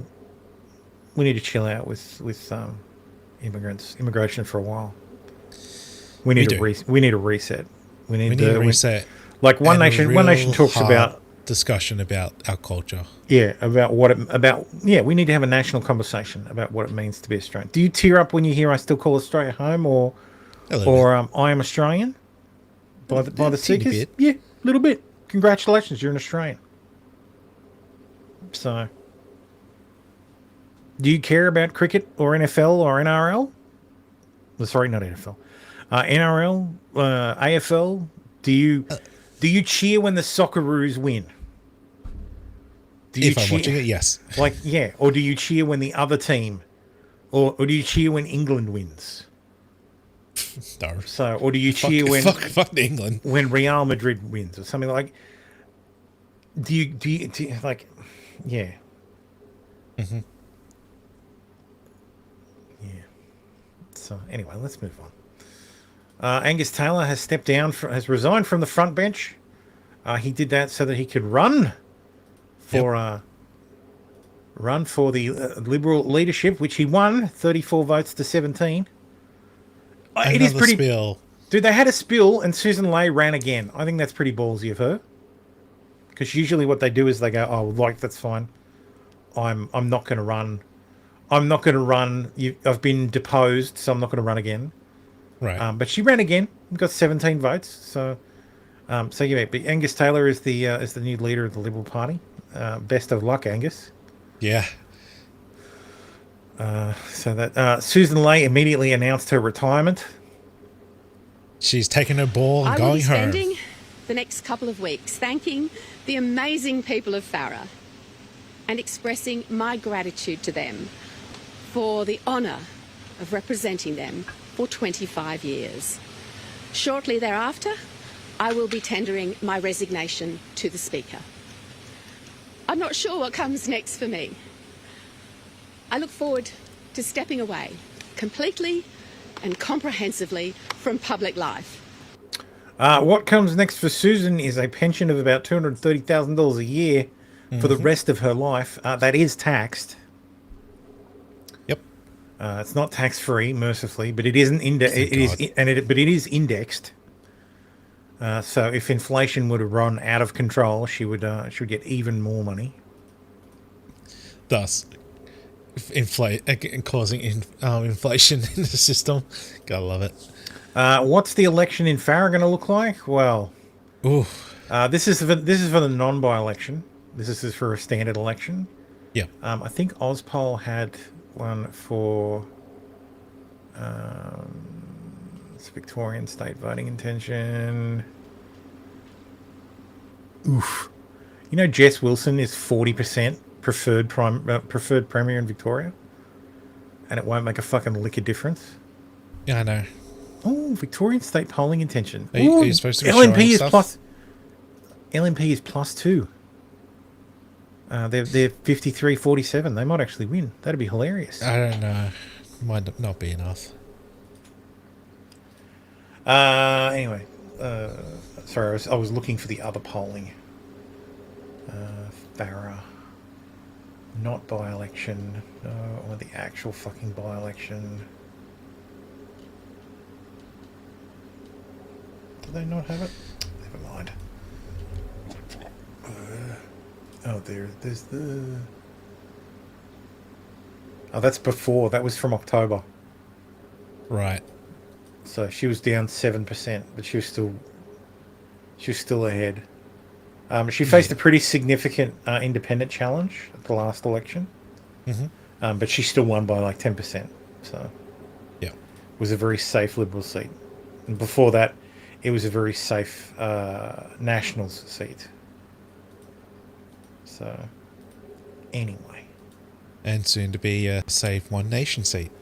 Soon to be a One Nation seat. It remains to be seen if it will be a safe One Nation seat. That'll be the test for One Nation. Well, look, it'll be an interesting fight because I'll cover it for sure. I might even do a live stream because it will be a battle of the right. I don't think Labor is going to contest the seat at all because there's not really much of a point. Yeah. They're not going to win it. It'll be a waste of money, and they might as well just do the whole let them fight. So yeah, it'll be basically the right. So it'll be One Nation. It'll be Gerard Rennick's People's Party against. So it'll be One Nation, People's Party. Mm-hmm. I guarantee you, the fat fuck will wrangle up a candidate as quickly as he can. Of course. Because he's already announced that he's going to United Australia Party is going to be contesting the next federal election. He's such a joke. He What else? The doesn't Liberals. get it. The Liberals will run a candidate. The Nationals will run a candidate. What else? Who else on the right will run? The Independent will definitely run again. She's announced she's going to run again. Yep. So yeah, she got 21% of the primary vote last time, Right. and was like I said within 10% of beating. So it's going to be tough. It's going to be a tough election. Yeah.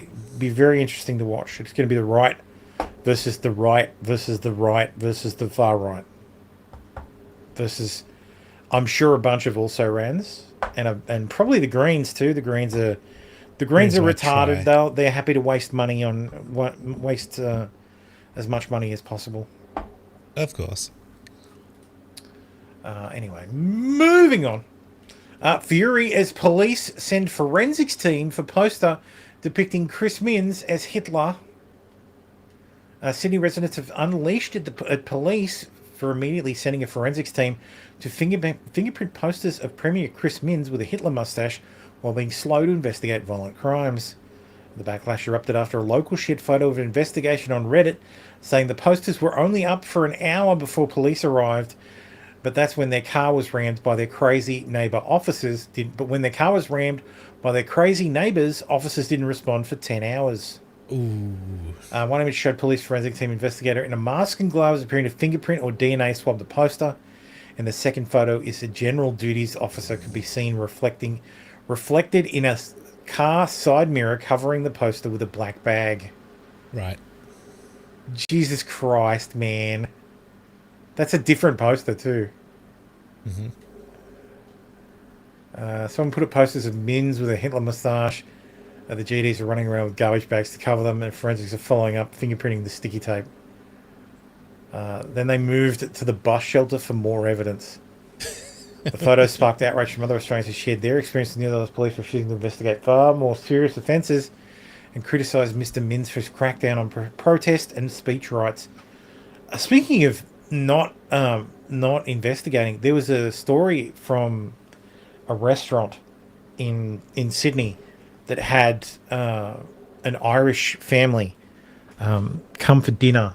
And they ordered like all the most expensive stuff on the menu, and there's video footage of them, the father, pulling a hair from his armpit and putting it on the food, and then demanding that his meal be comped.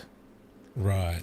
They ended up just comping it, and even though it's a blonde hair, and no one serving in the restaurant had blonde hair.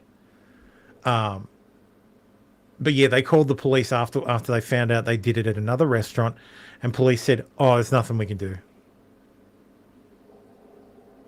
It was a $600 meal. Ugh.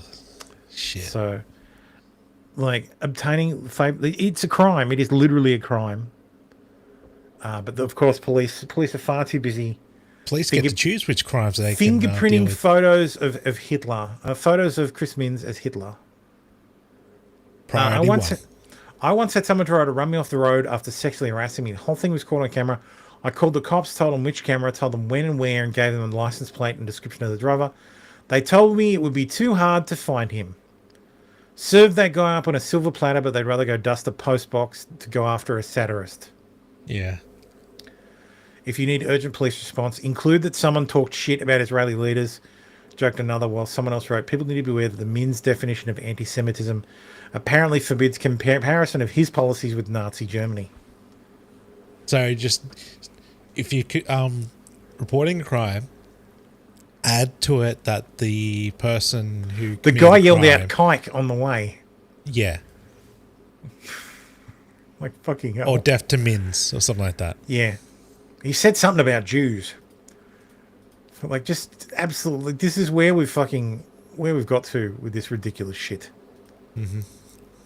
Oh, I did want to point this out in what can only be the most ironic, maybe post-ironic revelation. Strip club chair chucker revealed as Melbourne furniture executive. The man at the centre of a viral chair-throwing incident outside of a CBD strip club has been revealed as a Melbourne furniture executive. That's hilarious. Mr. Rogers is based in Melbourne as a sales director for a large German furniture manufacturer. With a long history of working in furniture manufacturing, Mr. Rogers clearly knows his way around a chair. The Museum of Victoria now has Australian Patriot shirts exhibited as racist memorabilia. No, I'm not kidding. Here's the T-shirt. This is Australia. We eat meat, drink beer, and we speak fucking English. What was I just saying? And now that's racist. So, clothing, textiles, migration, and diversity. Date made 2009, Australia. See, we were fucking still talking about this back then. Yep. Classification, politics, and public protest. Racism, promotional materials. The slogan "This is Australia" is aimed at Muslims, in particular, who have customs which ban alcohol and non-halal meat. It probably was. No, actually. it's aimed at vegans. We eat meat. Fuck vegans. But vegans speak English. No, but these are three different types of people. No, but we were targeting the Muslims. Yeah, because we were annoyed that they weren't integrating properly. La la la la la la.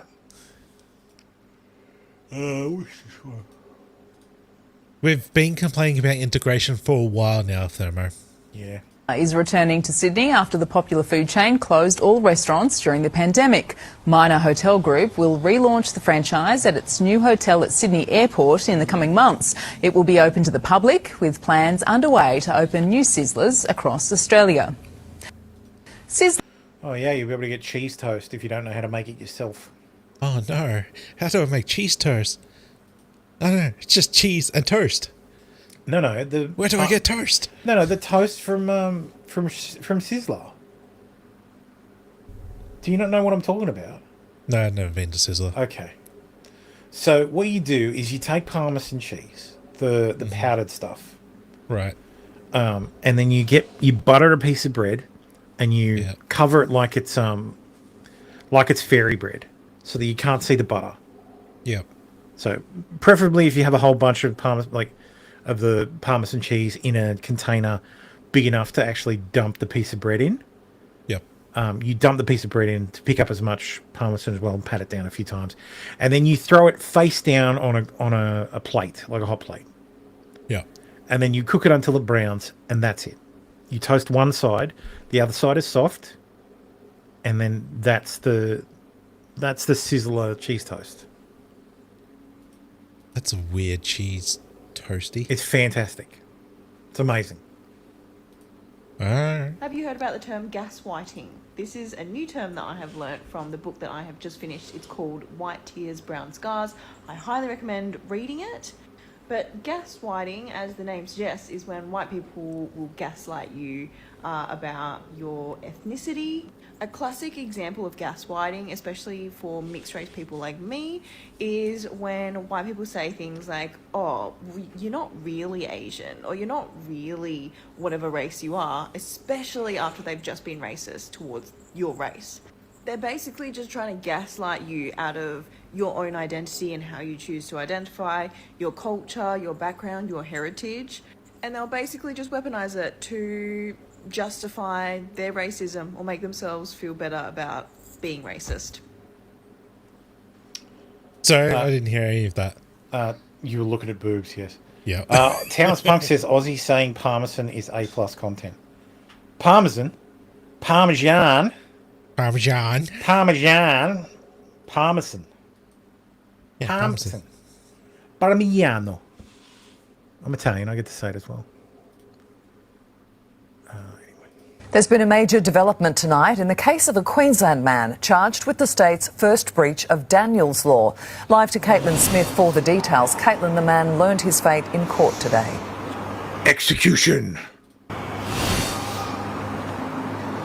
Melissa, 47-year-old Brian Allen Smith fronted Ipswich Magistrates Court today, where he pleaded guilty to sharing the image of a convicted child sex offender multiple times on social media. Now, he was facing the prospect of a maximum 3 years behind bars. However, he was ultimately let off with a 6-month good behaviour bond and no conviction recorded. The court hearing today, he shared that image 5 times on social media, but claimed he did not know it was an offence to share that information outside the registrar. Now, Daniel's law came into effect last December in honour of Daniel Morecambe and essentially allows members of the public to identify if high-risk pedophiles are living in their area, though it is illegal to share that information outside the registrar without the written express consent of the Queensland Police Commissioner. Now, outside court today, Melissa, Smith described the outcome. You know what needs to happen? An American needs to access this using Claude to build a scraper and a VPN, and then scrape all the pedophiles from this site and make a site hosted in America, so people can just see the pedophiles in the area without having to use their website. Yeah, just not that I would suborn the breaking of Daniel's law. Oh, that would be funny. Oh, dude, so I might tweet at that the website from last week that shows you where all the black people associated. Oh things yeah, are. that website. Get them to add that. The pedophiles. As a perfect result, though no doubt this is acting as a warning to many others. Caitlin, thank you. Well, now that I know it's be illegal, hilarious. I definitely won't do it. An elderly man has been kidnapped from his home in North Ryde. An elderly man has been kidnapped from his home in North Ryde in an early morning gang raid, which police believe is a terrible mistake. They're convinced the suspects got the wrong man, and right now the 85-year-old is being held hostage for no reason. It was 5 a.m. yesterday in the pre-dawn dark when neighbours were woken by loud crashing and cries for help. I just heard just glass smashing and dogs barking. The screaming just kept going and then it was muffled. 3 men smashed their way into this North Ryde home and dragged 85-year-old Chris Bagzarian from his bed. He was just dragged into the car and flew off. The getaway car found burnt out nearby in South Turramurra. In these circumstances, we always fear for the safety of the hostage. But in a cruel twist, police are certain the kidnappers bungled the whole thing. Police consider that Mr Bagzarian was not the intended target. An innocent victim of Sydney's gang wars and mistaken identity, but detectives don't know who the actual target was. Please release Mr Bagzarian, take him to a hospital, take him to somewhere that's safe. He keeps to himself, you know, he lives on his own, doesn't make any trouble. He's quite friendly, especially with my niece and nephews. Mr Bagzarian's family is distraught. He's frail and needs daily medication. Without it, his life could be in danger. You tell us where he is, we'll do the rest. You have the wrong person. Police fear Chris Bagzarian could have been severely hurt during this ordeal, with concerns for the state of his health and how much medical attention he needs day to day. Officers are no closer to knowing his whereabouts, launching this urgent appeal to the public for information, but also to the 3 kidnappers, the group responsible. The 85-year-old's family is desperate for his safe return. OK, from North Ryde tonight, Angelique, thank you for that. I don't think there's any more info on this either. This was yesterday, so he's been gone a day. Yeah. And for the first time, parents in South Australia can apply for the names and photos of child sex predators living in their area. In fact, they can do a search on anyone who's looking after their kids unsupervised. They've inflicted horrors upon children that defy belief. Locked up now, but the world will be watching when they walk free. If you are a vile monster who offends against children, you've got nowhere to hide. The new register is designed to give families the tools they need to protect their kids. It lists the names and photos of wanted child sex offenders and identifies predators living nearby. Parents can even look up the names of anyone their children are left with unsupervised if they have concerns they pose a risk. Disclosure is not automatic. It goes through an eligibility and an assessment criteria. That may require presenting a driver's licence or, in some cases, 100 points of identification. This is all about making South Australia safer for children. I love that we make it incredibly difficult for you to find out if, like, oh, people want to know if there's pedophiles in their community. Okay, we'll pass laws so that it's allowed. But we have to make sure it's incredibly difficult to do it. And if you tell anybody about it, you'll go to jail. We need to respect the pedophiles' privacy. Yeah. Those poor pedophiles, they need their privacy intact. And giving parents a peace of mind. The government says South Australia is now leading the nation in the fight against child sex offenders. The new public register is just one measure in a broader crackdown, which also includes tougher sentences and expanded police search powers. As a suite of measures, this provides a very good balance. The website goes live on Monday. Police warn anyone who misuses confidential information will face harsh penalties. Michaela Kamarek, 7 News. Fucking Christ. Like, we're going to protect the pedophiles. That information is confidential. Alright, let's go from one basket case country to another. The Trump administration is suggesting that British free speech victims should seek asylum in the US. It's pretty funny. Can we have that too, Mr. Trump? Please, Mr. Trump. A child at a primary school is branded racist for refusing to take part in Ramadan. The child said, "Why do we have to do that? I'm not doing that. Do I have to? If I don't, will you make me?" This will be added to your child's behavior record and the school's log of racist incidents. Fucking Christ. But, okay. It's not like a permanent record. Oh, I guarantee it'll be classified as a non-crime hate incident. The Ministry of Justice has ordered the deletion of the UK's largest court reporting archive.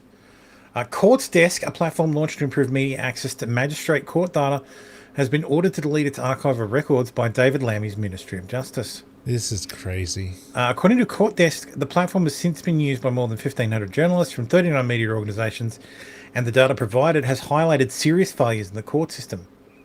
It said journalists were given no advance notice of 1.6 million criminal hearings. The number of court cases listed was accurate on just 4.2% of sitting days, and 500,000 weekend cases were heard with no notification to the press. In November, His Majesty's Courts and Tribunal Service issued the company a cessation notice citing what it called unauthorised sharing of court data on the basis of a test feature, claiming this was data protection issue. Again, put it in the fucking US. Host in the US. Yep. In Deliri of the court chief executive said, "We built the only system that could tell journalists what was actually happening in the criminal courts. We wrote 16 times asking for dialogue last week. We got our answer. Delete everything. If the government were interested in open justice, they would engage in dialogue." Yep. Yep.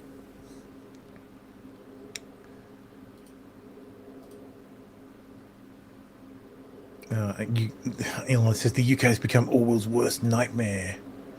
It's getting there. Oh, and that's the same fucking post. That should have been removed as a duplicate. So, anyway. Let's talk about trans nonsense first. Police in Canada referring to the shooter as a gun person.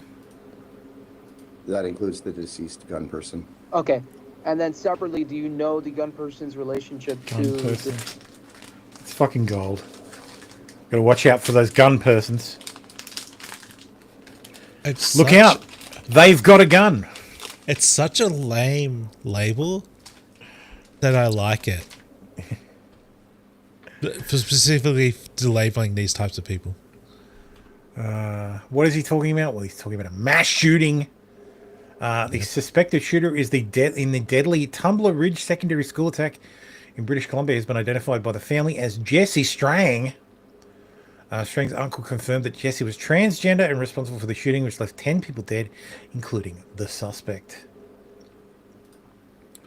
Shooter opened fire, killing at least 10 before dying from what appeared to be a self-inflicted gunshot wound. Police found 6 dead at the school, 1 died in transport, and 2 more were found in a secondary residence connected to the incident. So there you go. Killed mum and dad. Yep. Killed a whole bunch of kids at school. Killed himself. Right. You got the order of operations wrong. Very, very wrong. Very, very, very wrong. So, 25 injured. Good thing they have really strong gun laws over there. Oh, thank God. Rough timeline of the Reddit account. Of course, I had a Reddit account. Of the Canadian school shooter. Found Reddit at 10 for a Roblox subreddit. Interested in normal boy things at 13. Guns, military stuff. Yep. Transitioned at 15. Of course. Starts experiment. So, hello, I'm 15 years old and have an extreme phobia of needles. Blood work is dreadful, lol. I was wondering what kind of stuff I can expect. I've seen scary progesterone needles and also pills of the same stuff. Are the pills effective? This is my first post here. I'm really in the dark on a ton of stuff. Going to a specialist here in Canada soon, but I decided I may as well ask some stuff here in the meantime. Starts experimenting with drugs while on SSRIs. Oh, good. It's 4 a.m. Got out of the psych ward like a month ago, and now I'm here. I'm not schizophrenic, unlikely to be bipolar. Diagnosed with ADHD, MDD, ASD, and OCD. Fucking Christ. Tried shrooms once. It was a small, unmeasured dose, and it was chill. Second time I tried it, I took 3 grams of Blue Meanie, ground up in some peanut butter, and had a complete break from reality, and did a lot of irrational things. I felt like I was dreaming. Many consequences ensued. Jesus fucking Christ. What's the... Shut up at school. Age 7. 17. 17, yeah. I love that they keep using this this fucking photo. This is not the shooter. This is Beryllium. Is that the guy? This is that Beryllium guy, which is hilarious. But either way, it's sticking. The media's been using this photo as well, which I find hilarious. Jesse van Rutselaar killed his mother and 11-year-old stepbrother at home. Ah. So not mum and dad, mum and brother. Ooh. Show the shooter's teen smiling and catch a holy rifle. Jesus fucking Christ.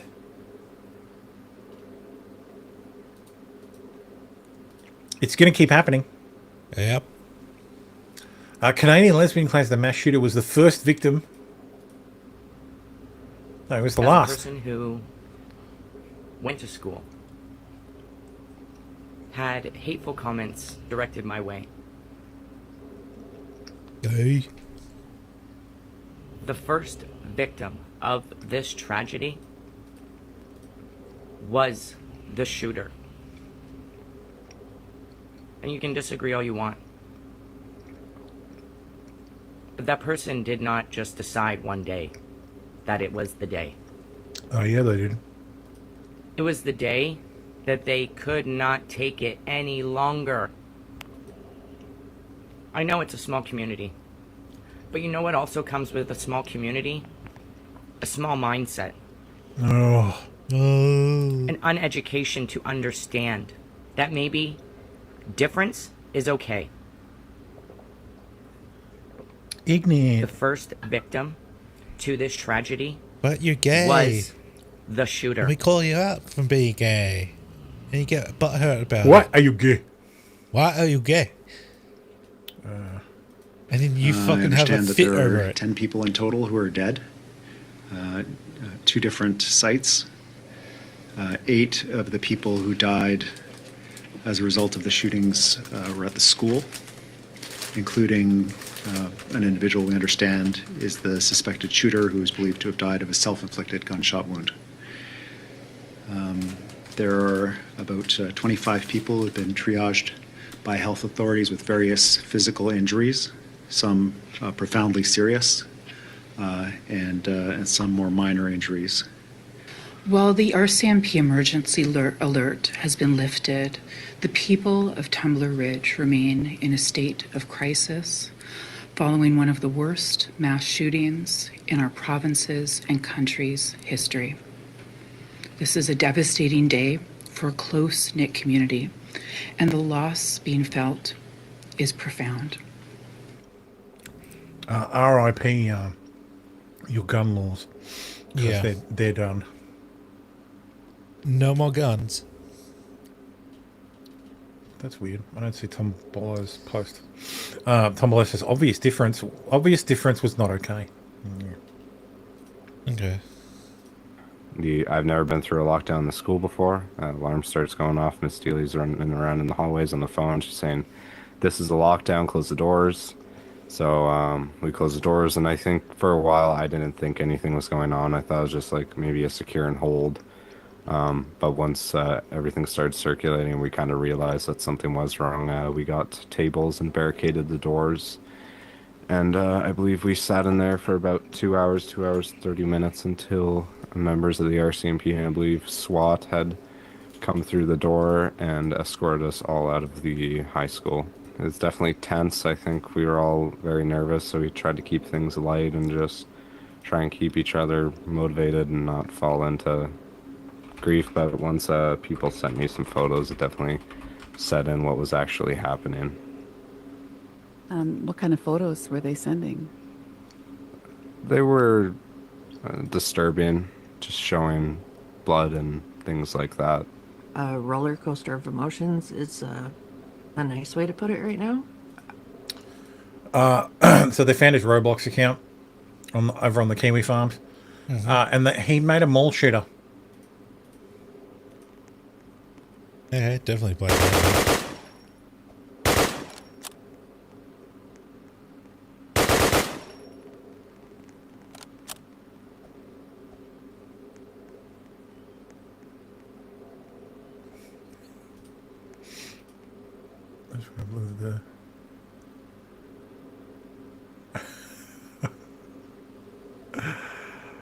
Oh my god. Yeah. Rip Canadians, you're gonna lose even more rights. Mm-hmm.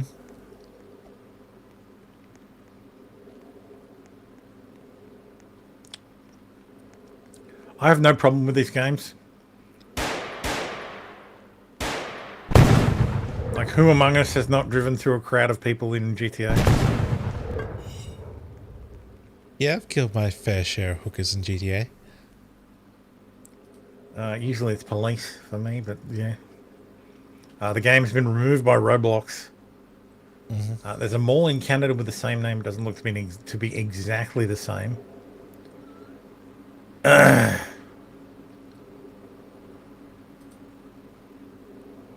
Oh, thanks. Roblox has confirmed the game was created by the suspect. Okay. Yep.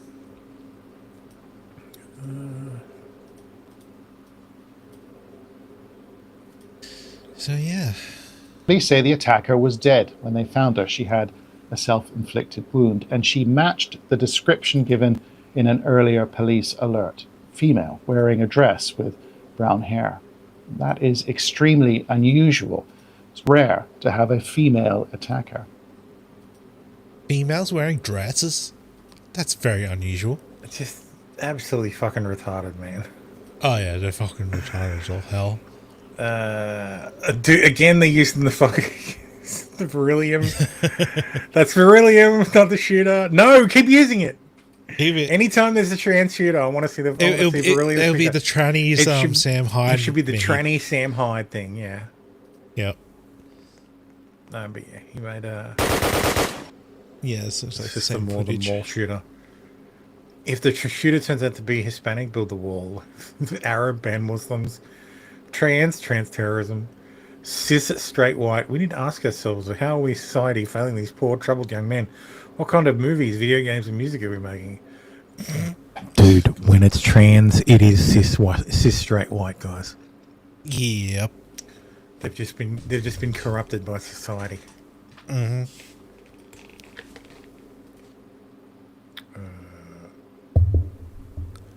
Oh, that one's unrelated. Let's see. So the European Parliament has just declared trans women During today's vote, the Parliament adopted a resolution recognising trans women as women, with 340 MEPs voting in favour. Thank God Serbia is not a member of the EU. What's the note say? Person on the right is Essa Maya Rapani from New Zealand, nowhere near the EU. They also identify as non-binary. They do not identify as a woman. Oh, whatever. Doesn't matter. I think It basically just breaks all the woman-related laws. EU Parliament voted on whether only biological women can get pregnant. 200 in favour, 233 against. The EU believes men can get pregnant. Absolutely ridiculous. EU is so cooked. 240 years of feminist struggle in Europe for nothing. Yeah, basically. Yeah, because any male can identify as a female, then it means nothing. Yeah.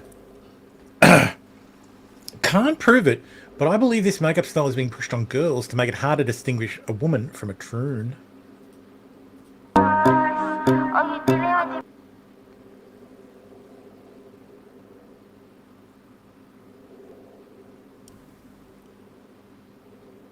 This is a solid theory.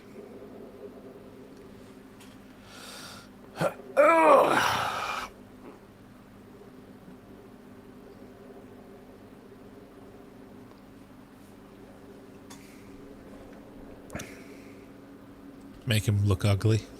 Before and after for easy comparison. Yeah. Yeah, the young girls think this is attractive. Yeah, no, this is attractive. Mm-hmm. Though it does look a bit young. Like, less is more. Yeah. They turned a sweet 18-year-old into a 30-year-old hooker.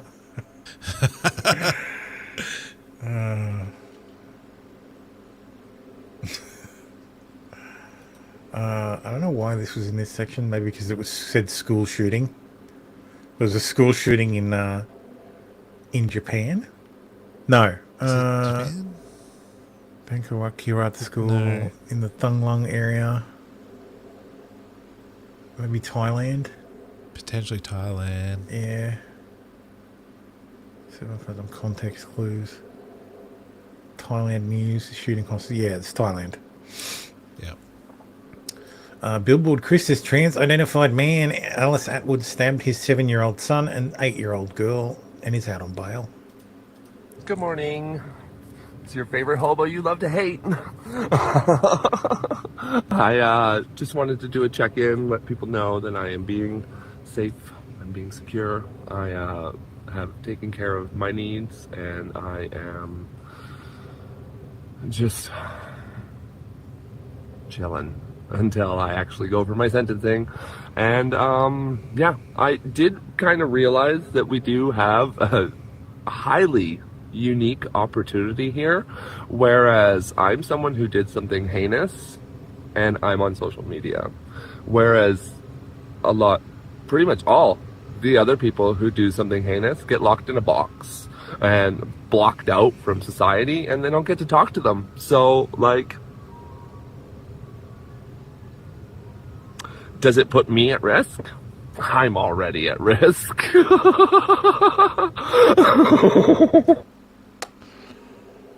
Burning hell. Yeah.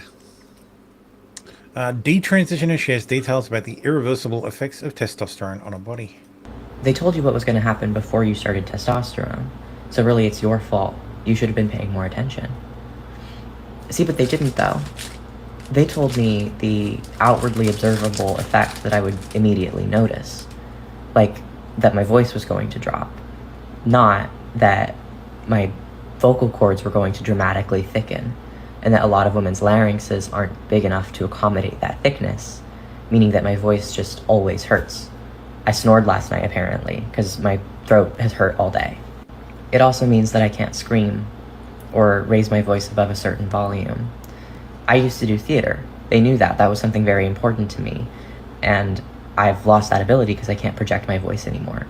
They told me that I might experience vaginal dryness, not that the cells in my gynecological and urological anatomy are highly estrogen dependent, and that depleting them of that estrogen by going on testosterone is almost certainly going to cause them to irreversibly atrophy, which causes a slew of issues, ranging from, yes, vaginal dryness and pain and bleeding upon penetration, to losing the ability to give vaginal birth, to urinary incontinence and pelvic floor dysfunction.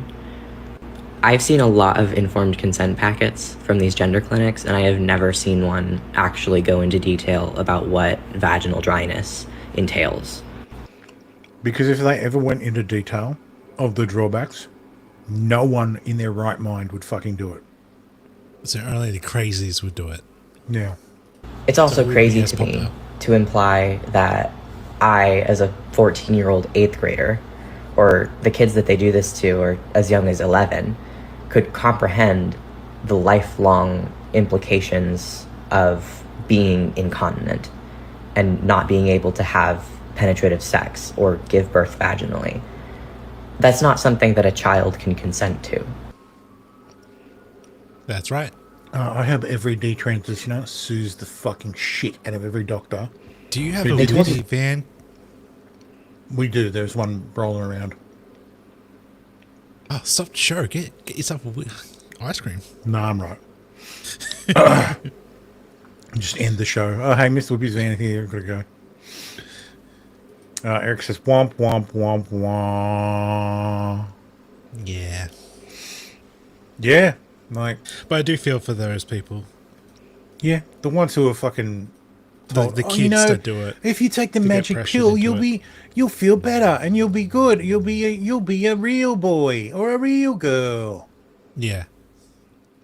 I have far more sympathy for the women who transition to men than I do for Oh, the men yeah, who transition to 100%. women. Yeah. Like, because as a man, the end game is, we cut your dick off. Mm-hmm. I mean, that should be immediately objectionable to any man. Yeah. Like, every single man should immediately wince at the thought of losing their cock and balls. So, because that's a natural, that is very part of, like, that's you. That's what makes your you. unique thing. Yeah.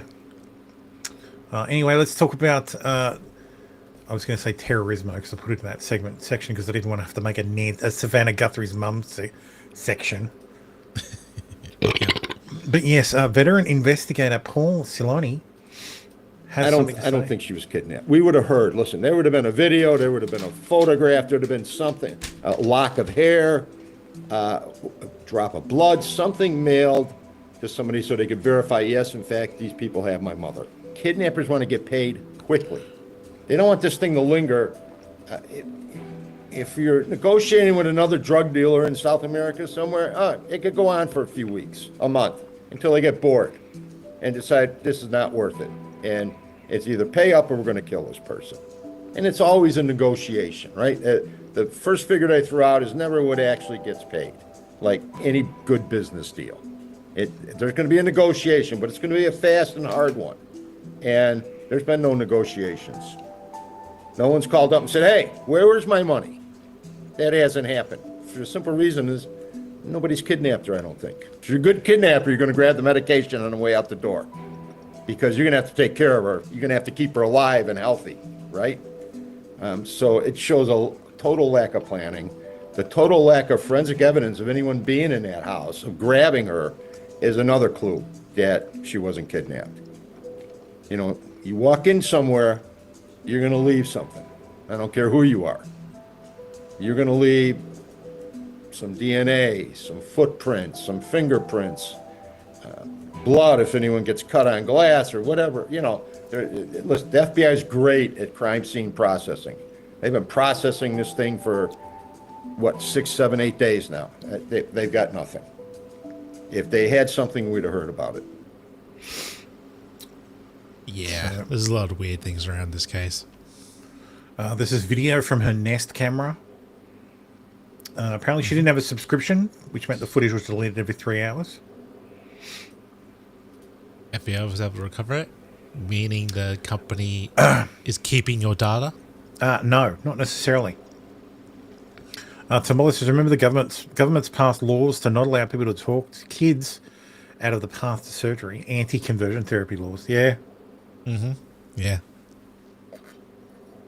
What'd someone think of the children?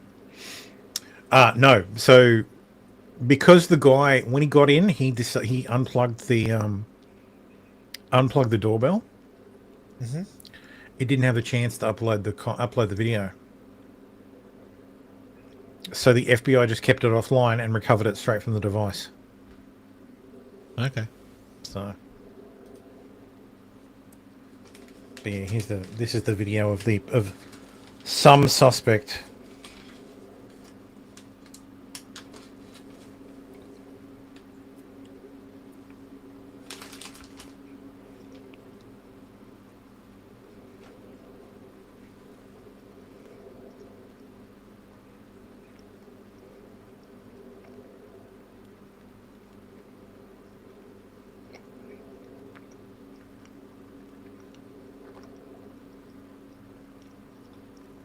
It's so fucking weird, like... Yeah. Like, bro, you're already on camera. Just take the fucking camera. Yeah. So...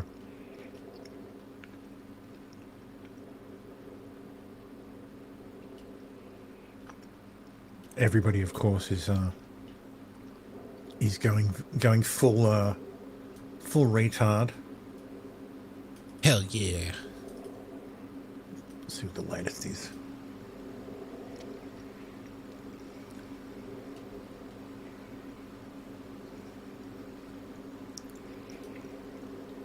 Authorities are examining whether the grey Range Rover that was sealed off in Commonwealth's parking lot last night may have possible relevance. There's no official confirmation from law enforcement. Oh, for God's sakes. Do you see any resemblance? No. Because it's a fucking infrared, like... It's an infrared fucking camera. Like... That's the shit. Oh, for God's sakes. It's not the point, like... This kind of, like, rabid speculation is what is the worst of social media. Because social media has turned everybody into an investigator. But the investigators are But every investigator is retarded, yeah. So. Yep. So your RAM is more expensive. Get ready for your storage to get more expensive now. Oh, God, fuck. Western Digital has no more hard disk drive capacity left as the CEO reveals massive AI deals. Brace yourself for price surges ahead. Oh, God. So Western Digital's consumer share has dropped 5% as enterprise demand gobbles up the supply. So thanks, AI. Yeah. Yeah. Also, you can have Natalie Portman titties. You gotta run this into the ground. You're gonna take away so much supply that no one has the capacity to access the AI because you've taken away all of the fucking well, you will components. you'll own nothing and you'll be happy. You won't even own a computer. An AI-assisted chat created and offered a customer an 80% offer. The customer has now placed an order of $8,000 plus. Small business in England. Website has a chat AI to help customers navigate the website, and it can be used to log orders, take contact details from customers.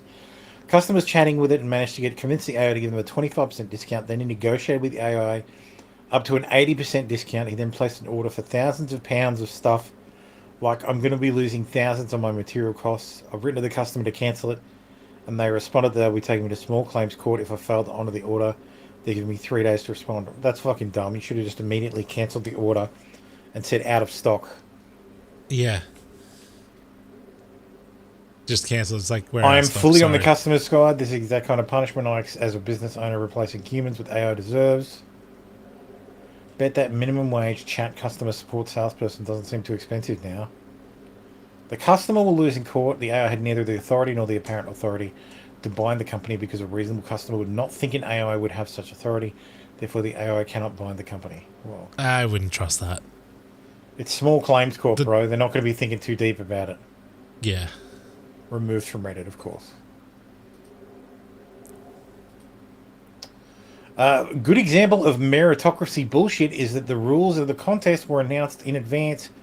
The metrics are publicly measurable, and then the competitors who wins according to the rules has the prize stolen from him and reassigned to ideologically sympathetic tech figures. So here's the Grok Imagine ad winners. Thanks to everyone who participated in the Grok Game Day ad contest. In just 48 hours, we received 4,000 submissions, filling the time with the bold ideas and unexpected interpretations and entirely new creative directions, all created with Grok Imagine 1.0. These submissions made one thing clear: with Imagine 1.0, there are no limits talking to be made, blah, blah, blah, blah. So it's $1 million prize for creating a, 60-second ad? Okay. So America's been like this since 74 many was born. In this world, to be respected, you need to organise and seize power. Only the strong are treated fairly. We're meritocratic. Look under the hood. Indians cheating.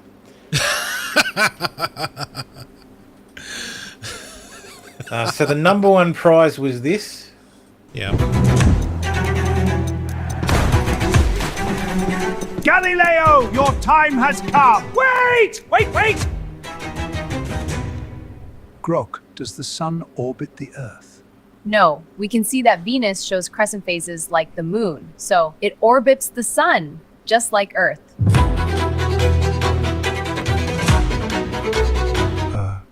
Hey, Grok, how many leeches is too many leeches?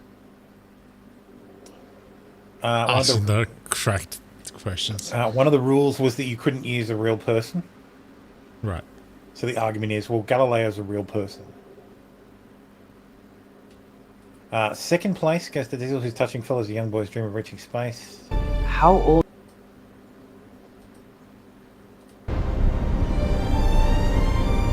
Hey Grok, how old do you need to be to go to space?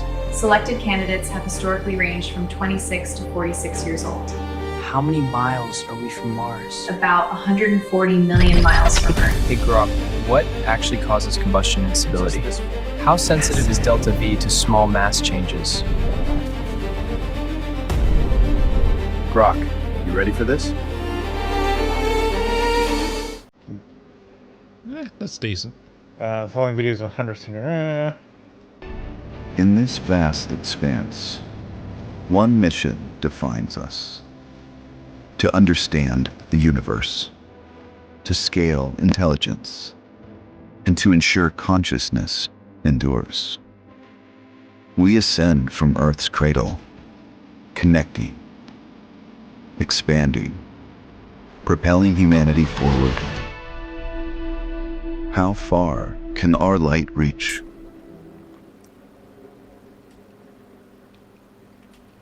There's some honourable mentions. The actual winner.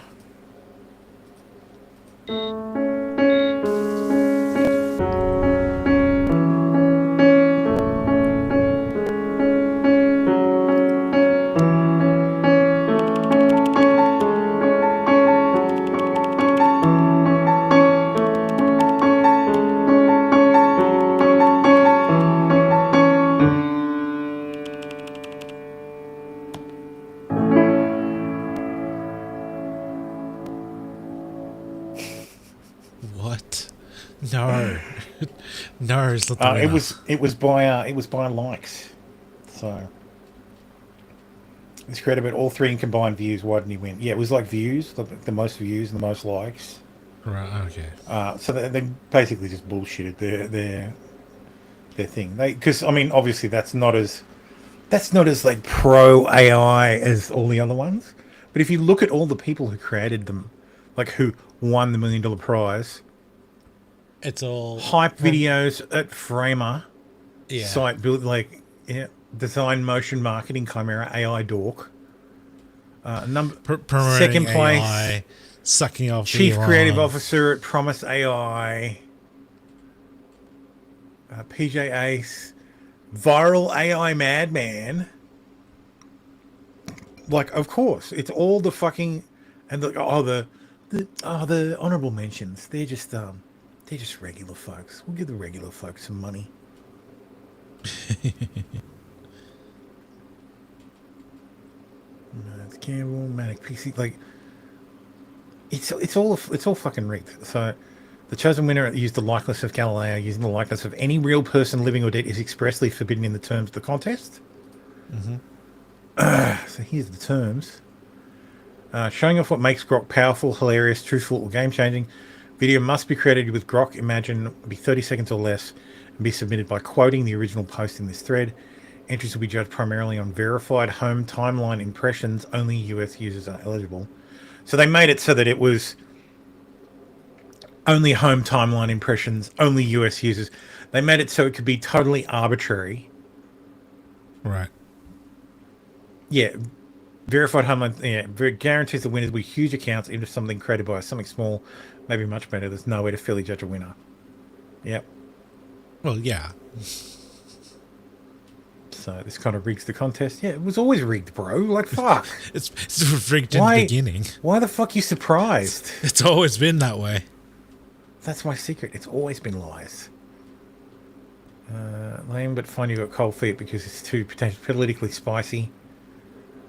Rigged fucking game. Yeah, everybody's very mad. Very, very mad. They're all real mad. Soulless corporate slop one instead of real imagination and creativity. Yeah, they mentioned my shop. Yeah. At least the first one was actually pretty interesting.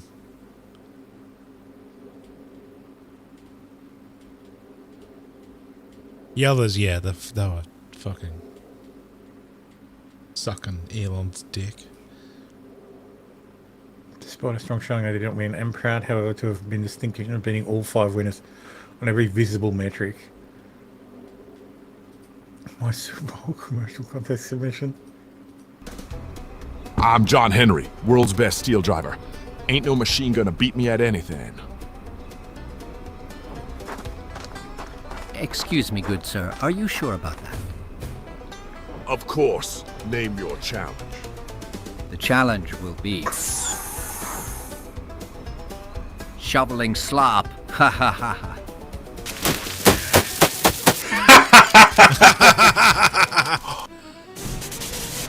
Top slop.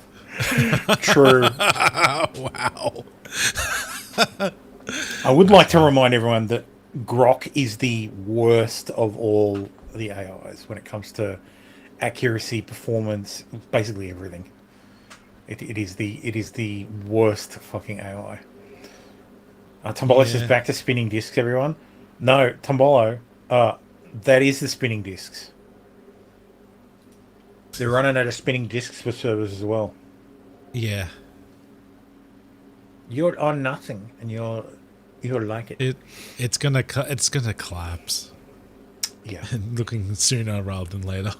God, I burnt my lip so badly on the pie before I started the show. It just fucking hurts so bad now.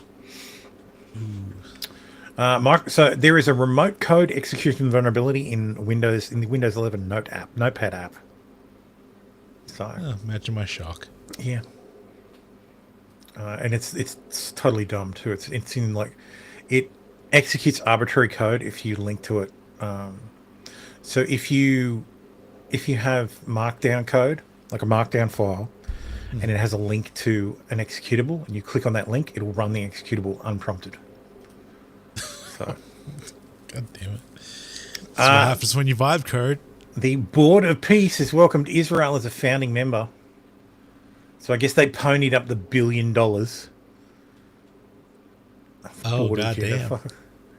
Board of pedophilia. God damn it. Speaking of pedophilia, let's travel into the Epstein zone. Yeah.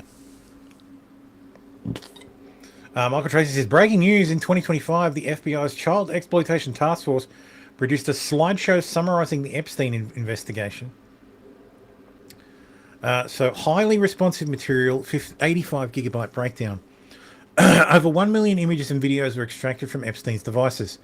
Approximately 34,000 were marked responsive. Oh, hang on. What's Costy saying?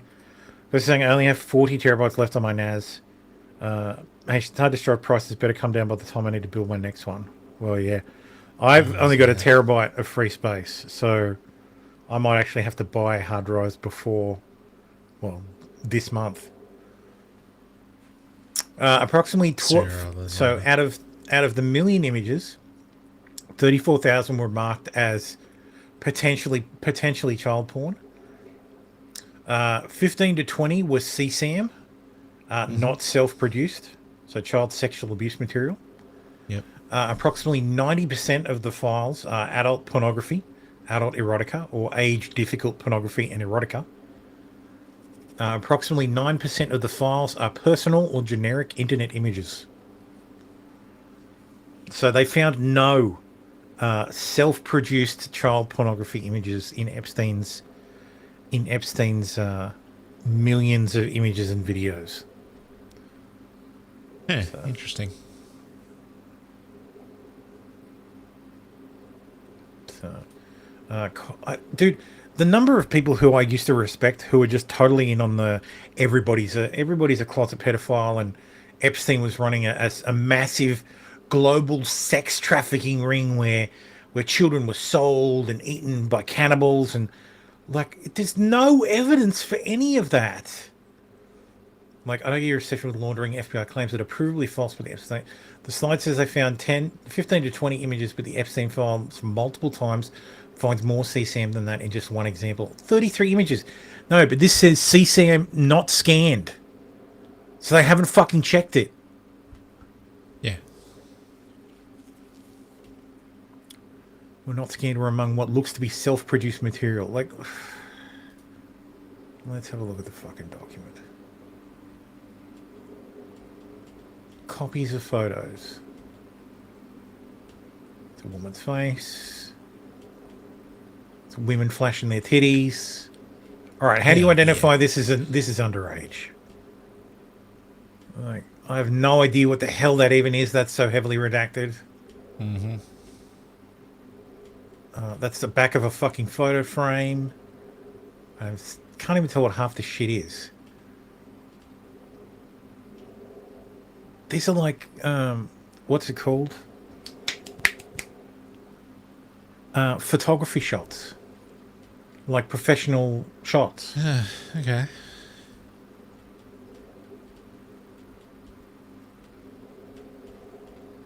Like, again,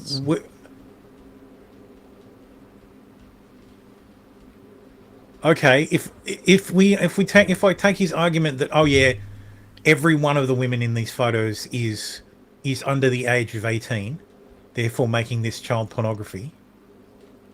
Right. This is evidence of what?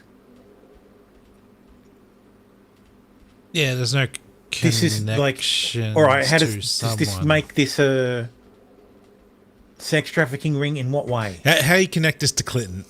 How is this connected to Trump? How is this connected to Clinton? How is this connected to any other? Where's the videos of them getting fucked? Yeah. Like, okay. And all that says is CCM not scanned. Like, fuck's sakes. They actually refer to 9% of the files, 90% of the files are adult pornography, adult erotica, age difficult pornography, so you can't tell if it's over the age of 18 or not. Yeah. And erotica. Erotica is topless women of differing ages. Like, that can include underage girls. Like, you can literally go and buy coffee table books with naked photos of children. Like, you're probably a pedophile if you enjoy that, but you can go and buy it legally. Like, the law forbids, like, the law outlaws photographs taken for sexual purposes. It doesn't mean, like, pedophiles commonly use images that are not intended to be sexual as sexual. Like just the number of people who have just absolutely lost respect for, because they can't, like, they're so fucking locked in to Trump, Clinton, rich elites and powerfuls.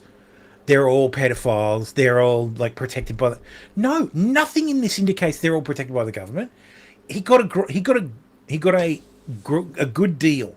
He didn't spend a lot of time in prison, but he was still put on. Like, if Epstein were as powerful and connected as everybody seems to pretend he was, we wouldn't fucking know about it. He wouldn't have been arrested in fucking 2008. He wouldn't have been put on the sex offenders registry. We wouldn't know shit about this because it would never have been fucking revealed. There would have been a total immunity agreement with him.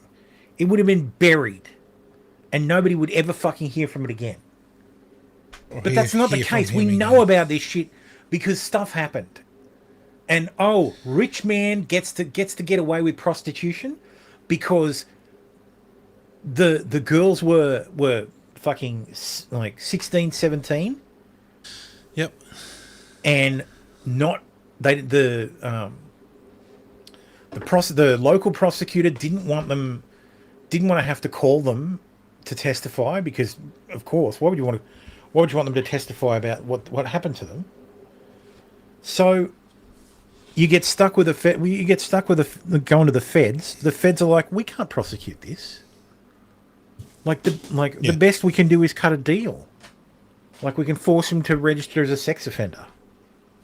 But again, I say, if this is the most powerful man blackmailing people with pedophile material, he's not getting registered as a sex offender. Like, are you fucking kidding?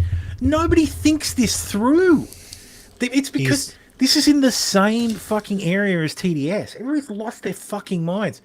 All the people saying, it's a nothing burger, Epstein did nothing wrong, they're just as fucking insane. Epstein was a pedophile. Like, by the standards that we call people pedophiles, he's a pedophile. Mm-hmm. He sexually abused girls under the age of 18 for his own sexual gratification. So, but near as I can tell, after 2008, when he was done for soliciting a minor, he decided that he would no longer have anything to do with underage women. Because all the recent victims, you look at how old they were, they were all adults. They're all 21. Yeah. Like, this is the thing that drives me fucking nuts. This is why my fucking title is Epstein victim, because everybody's an Epstein victim. Here's one of Thomas Massey's alleged survivors, Elizabeth Stein. She worked for the Tide Foundation, Soros Open Society funded World Without Exploitation. Produced the Super Bowl commercial of Victims in the past weekend. She was 21 when she met Maxwell. She formed a 3-year friendship with Epstein that was apparently sexual.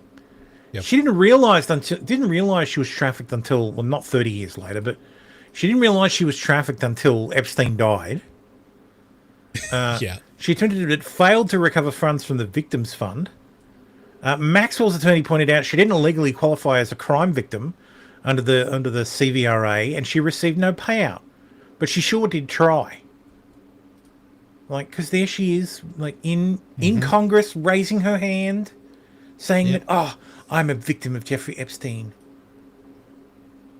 a human trafficking specialist. Like, this is the same as the Eliza Blue shit from years ago. It sure is. Like, these are literally whores. Like, and I don't counter that, something like Epstein fucked them, but like, he probably paid well. Mm-hmm. MJ Truth also said Epstein files show some pretty disturbing images of what appear to be very young girls. I did a reverse image search on this specific photo, and to my surprise, it actually has nothing to do with Epstein. This is Alice Ray, a porn actress posing for a porn site in 2013. She was 19 years old at the time. Yeah, sure enough. Like it said, he had lots of fucking porn of like girls who look young. Yeah.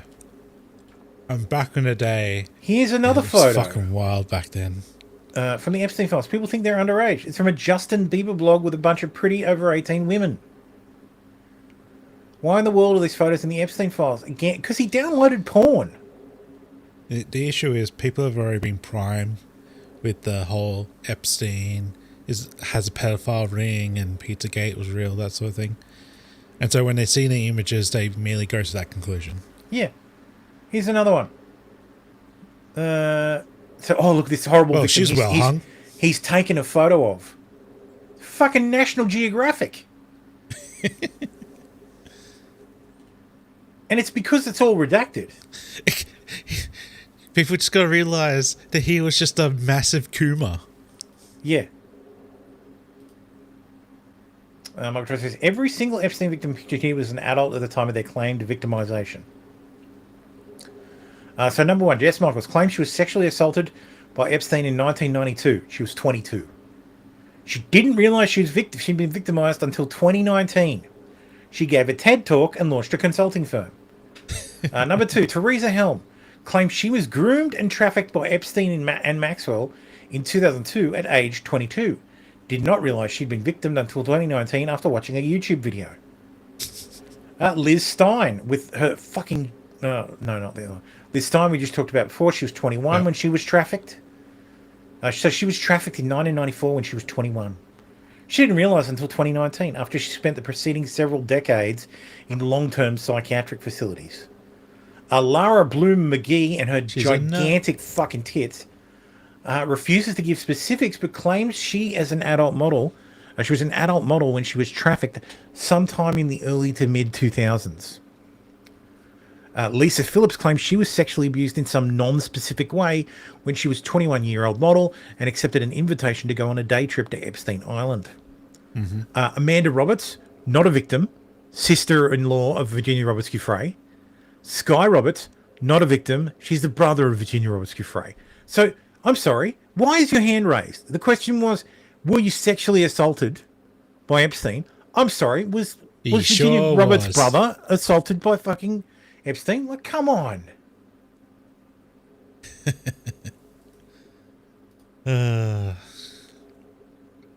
Ro Carter says, I saw this email at the DOJ today. This is a political figure who shouldn't have been redacted. It's a direct violation of Rep. Thomas Massey and Myers' Transparency Act. And it says, hi, Jeffrey. I got more votes than Jeb Bush got in Iowa, and I only had one congressional district. He had 4. It's funny to me, totally embarrassing to him. Still like Trump, star, and might be a delegate to the Republican convention. Was in St. Thomas for a couple of days. Did call this island, but never heard back. Went scuba diving off St. Jeff, and it was beautiful. It would be totally funny if you put a big fake shark or statue under the water there where the divers go. Love ya. Everybody's like, oh, this is fucking like Marco Rubio. This is Ted Cruz. Like, not understanding that they're saying they got as many votes as Jeb Bush in Iowa in their one congressional district. Yeah. So, of course, he won't reveal the name. It's Gwendolyn Beck. It's like who ran in the Virginia's 8th congressional district. So, but again, this implication that everybody is like, yeah, that's like, okay. In 2016, you're emailing fucking Jeffrey Epstein. I mean, he's a registered sex offender, but okay. Fuck this. I was a little embarrassed to see that she couldn't say sorry to us, because she sat there in the beginning, she said sorry for what Jeffrey Epstein did to us, but yet she couldn't apologize what she did to us. Did to us. What her Jeff paid you money for sex, bitch. Yeah. Department did to us, right? It's like you had one job, was to redact our names. Tombola says at least art folios submitted by prospective applicants. It's possible too.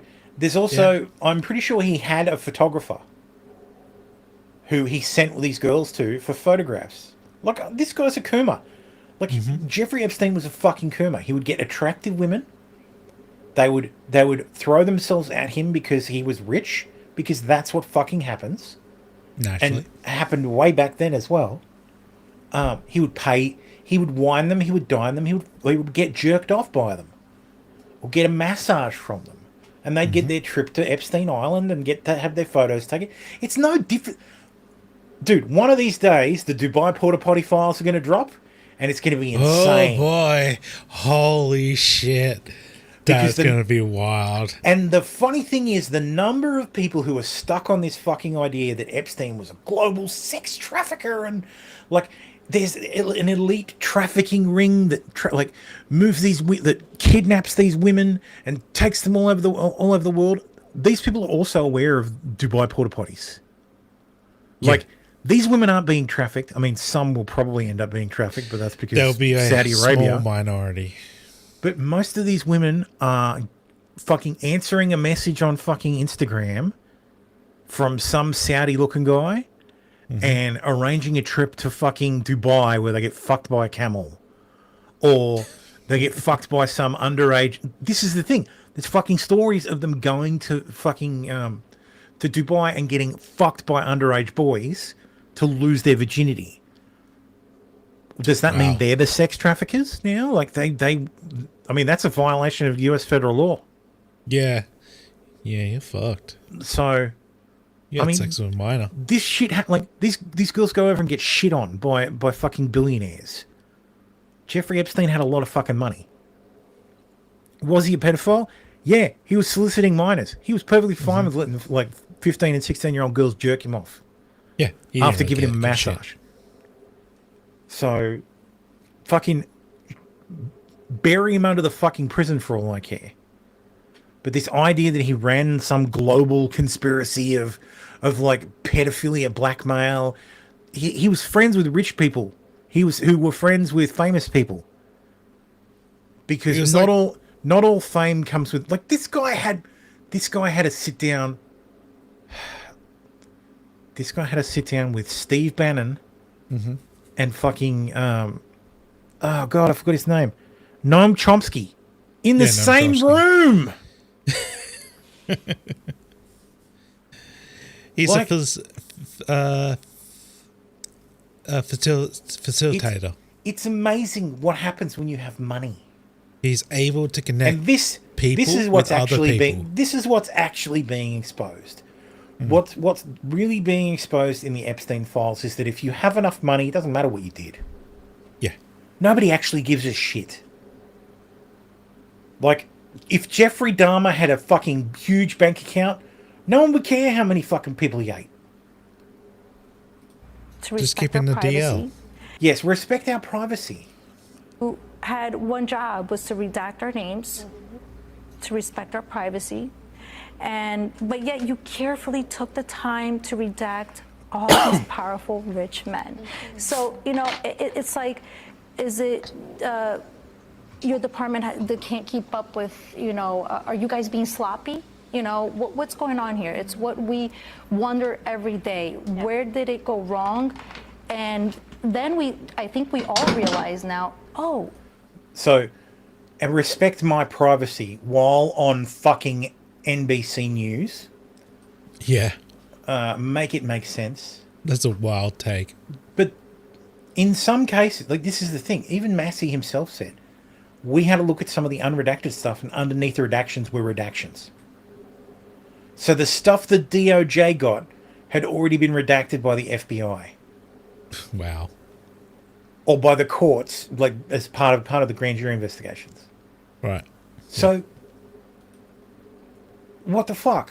So, for all these women know, for all the media knows, these redactions come from the fucking FBI or from the courts, not from the DOJ.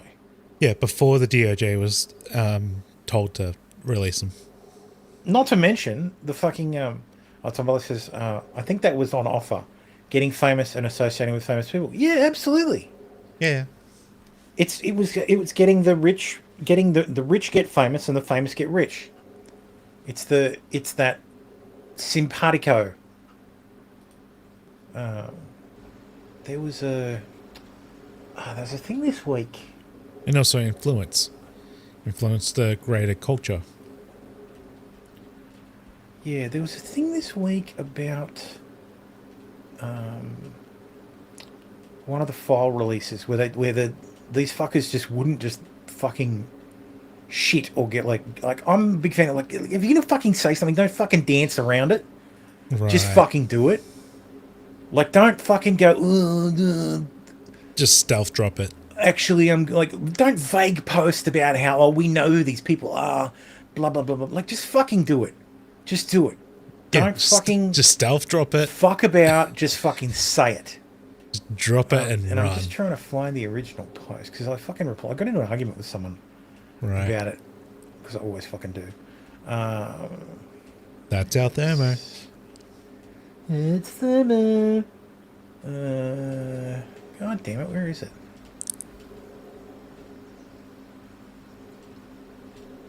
Oh, that was an interesting one too. Epstein survivor Sarah Ransom. This is another bitch that's like was 22 at the time and is sus as fuck. Like, she had no remorse in her voice. Crazy you know, eyes. He has no soul. Yeah. And you know yourself what I've been through trying to take her Bitch down. is crazy. And the reason why I've had to go through that is because she's a dangerous human being. She will reoffend. She looks like she wants to eat my liver. These people never stop. Ever.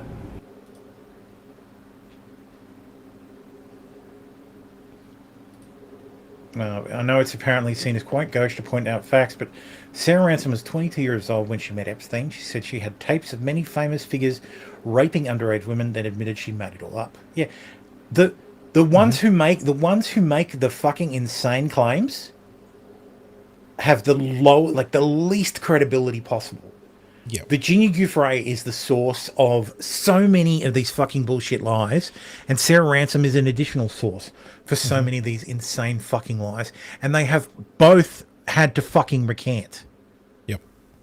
So the story is that she, a grown woman, went along with everything and only realized many years later when the lawsuits started flying that she'd been groomed, which I thought that terminology applied to children, not adults, and she was working as a fucking escort. JB just says, I travelled to meet Sarah Ransom below Survivor in Amsterdam for the record. Yes, she claimed she was raped 3 times a day, but she also claimed she had sex with sex tapes of Clinton and Trump, tried selling them to the press, then admitted she'd lied. She claimed that one of David Boyce's lawyer associates had raped one of the accusers, then revealed she made it up. Then when I revealed she was working as an escort listed on an escorting site during the time, while she was in her 20s, that she was paid by Epstein, enjoying and photographed herself multiple times enjoying her time on the island, even emailing his assistant asking if she could come back. She sent me death threats and now claims that a famous footballer is a rapist, the entire royal family operating a child trafficking operation, and I'm, quote, working for Trump, and was sent to harvest DNA from her son. Like, they're fucking bonkers. Like, they're fucking nuts. All of them. This is the vague posting I fucking hate. He did it this week. This is a well-known retired CEO. The DOJ should unredact this. Why did they redact it? Like, I just said, just fucking post it. Just fucking post the name. Like, they're all fucking terrified of posting the name because, we'll get sued. We'll get sued. Dude, if it's so important, you should fucking just read it out. The truth is a defense. If they're co-conspirators, if they're actual sexual predators, you can prove it. It's in the Epstein files, right? Just fucking say it. But they don't. They won't do it. They're fucking cowards. And as a result, DOJ did redact this file, and it named a whole bunch of people who had nothing to fucking do with it. They were people who were tapped for a lineup. Like for a photo lineup. So for a photo lineup, they get random people in as well as the person they want you to pick out of the crowd. So the people in the lineup who had nothing to do with anything were listed as, and now they're in the Epstein files. Like, it's fucking ridiculous. Here's 4 of the co-conspirators from the Epstein files revealed. Hi, Cash Patel. You're so lucky I'm not American, or else I would steal your job. Since you don't really want to do it, I figured I might as well. Here's one of the FBI documents related to the Epstein case. This is a list of co-conspirators. As you can see, certain faces have been redacted, but you know that I'm pretty good at looking into things. Now, this is just my opinion, but I think that I may have found some of these co-conspirators. Yesterday when I was digging around, I found this glorious article written by Holly Balls. Now, the thing that's so amazing about this article is that there were 4 women specifically listed, and I thought, what if I just Googled pictures of these women and compared it to the redacted photos on the FBI list? One of the women named in this article was Sarah Cullen. See this? Oh yeah. What do you guys think?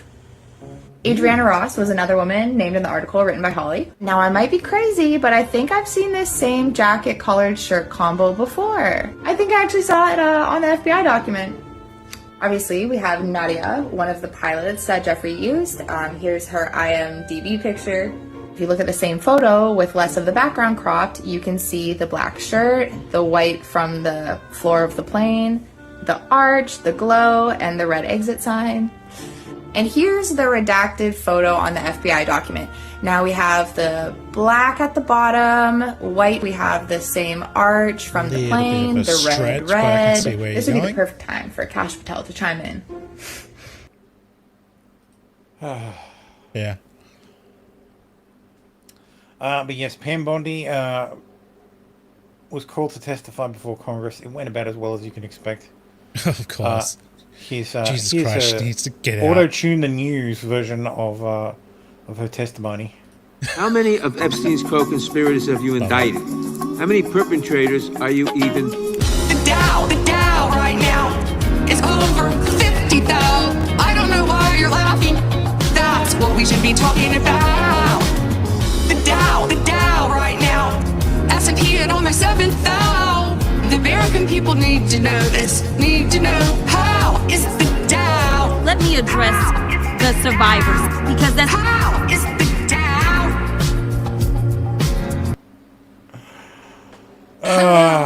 How is the Dow? That is fucking dumb as shit. Like, what the fuck is the Dow having to do with the Epstein files? Because the problem, Nothing. this is the problem. The members of the Trump administration, when they do these things, the ones that are at risk of losing their jobs, they attend these hearings and they are thinking of an audience of one. Right. The only audience that matters, Donald Trump.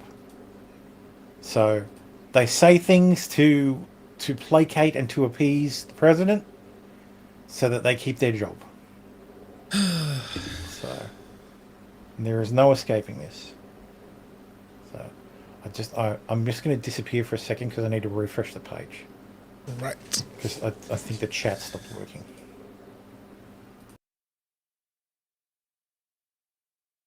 Well, hello chat. It's just me. How's things going? Anyway.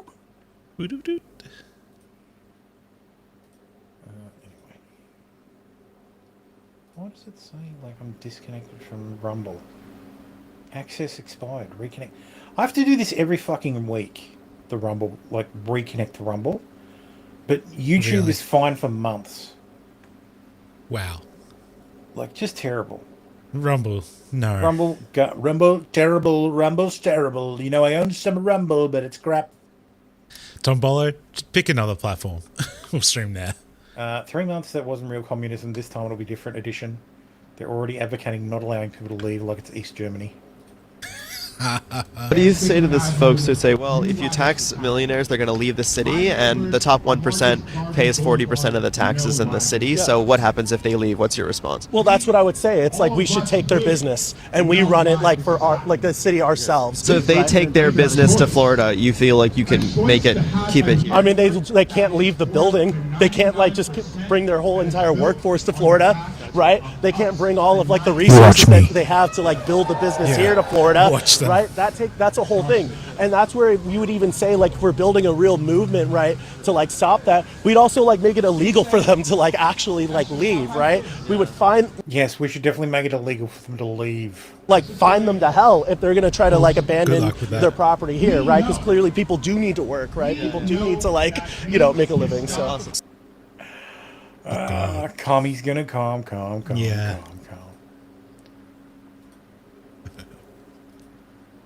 So let's talk through these policy points. Freezing the rent for more than 2 million rent-stabilized tenants does not require... It's fixed on Bali. It's working again. I'd say, that was the issue. Money from the city. It is a determination made that landlords cannot increase the rent for those about 1 million apartments. That's something the city has done before. Making buses free costs around $700 million. Providing universal childcare costs about $6 billion. These are significant amounts of money. They have to be understood in the context of a $116 billion city budget, a state budget of more than $252 billion.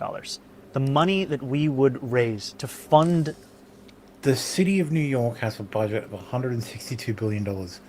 So the city of New crazy. York's budget is only $100 billion less than the budget of the entire state of New York. Yeah, that's maddening. That's fucking insane. This agenda is in two parts. The first is by increasing the state's top corporate tax rate to match that of New Jersey. That would raise $5 billion. This would only impact the most profitable corporations, ones that are making millions of dollars in profits. The second is to increase...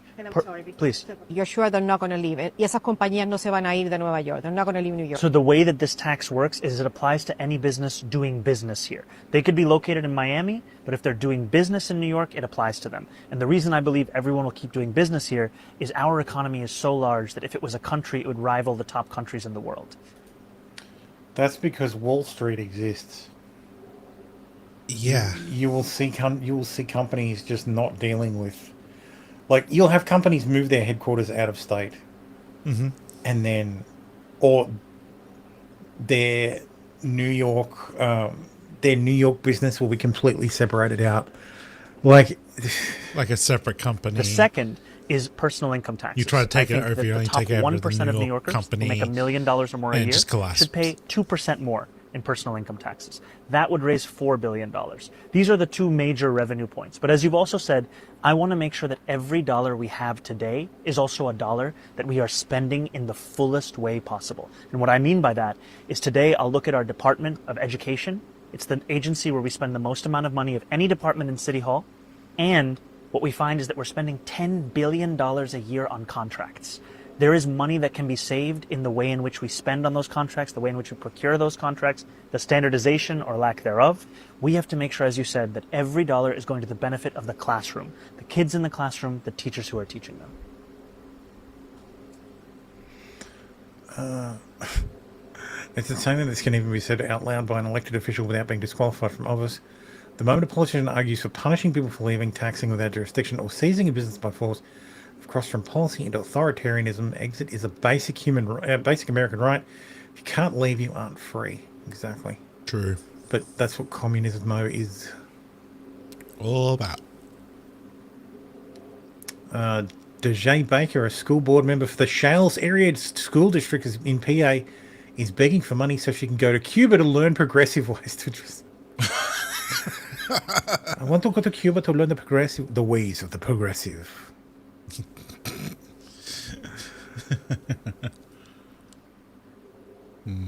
Oh God, got the switch. We actually have a beautiful opportunity in front of us with the United States being such an unmitigated disaster as it currently is. Okay, so there is the opportunity, and within that opportunity, I would suggest three things. The first one, we have to have a global asset registry. We have to know who has the freaking money. And if they don't want you to know that they have the money or how much money they have, chances are they got it from somewhere they shouldn't have gotten it from, and they're spending it on something they shouldn't be spending it on. Shouldn't be spending it on. That's like 80% of what government does, spending money on something they shouldn't be spending it on. Exactly. Mamdani's getting red-pilled by learning how money works. Unfortunately, that's like saying Stalin was red-pilled by persecuting kulaks, leading to starvation. He didn't really care. Yes. Yeah, it's true. What is this fucking woman's voice? Ms. Payne. She was a business partner with George Soros and Democracy Alliance. Of course. George Soros, once again. And whenever governments want lists of things, be very wary, because the next thing after developing the list comes taking your thing away from you. Putting you in ghettos. Anyway, fuck this weirdo. It's time for racism. Also known as 50. Go on, say the M word, go on. Fuck you, nigger. Okay. Nigger. That's racist. Racism news. Yeah. New combat sport league where heavyweights just sprint full speed into each other. What?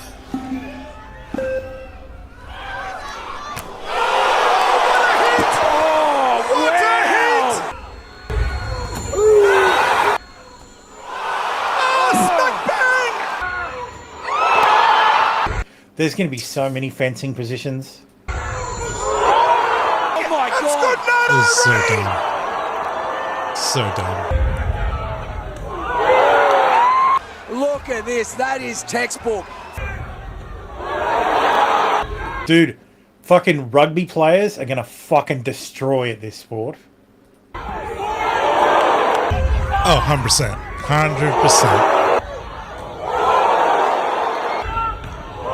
For all the Americans wincing because they're not wearing pads, this is what you do in rugby league. Yeah. And you avoid a head clash by just not getting your head in the way. Mm-hmm.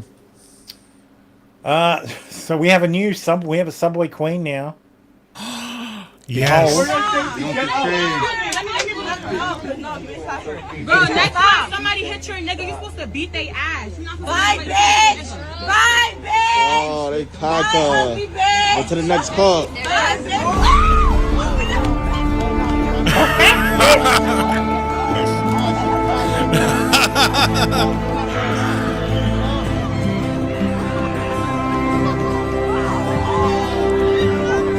Look at them made out.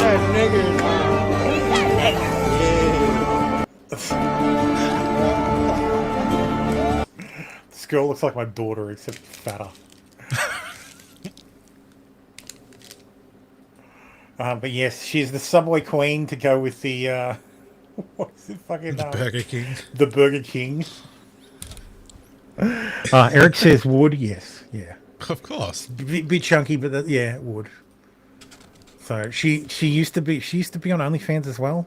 I don't think she made much money there. Of course. But her photos are floating around and confirmed. So anyway. A Pulitzer Prize-winning Wall Street Journal car critic managed to turn a pickup truck review into a sneering lecture about Nazis, sexuality, and moral superiority, and the readers noticed.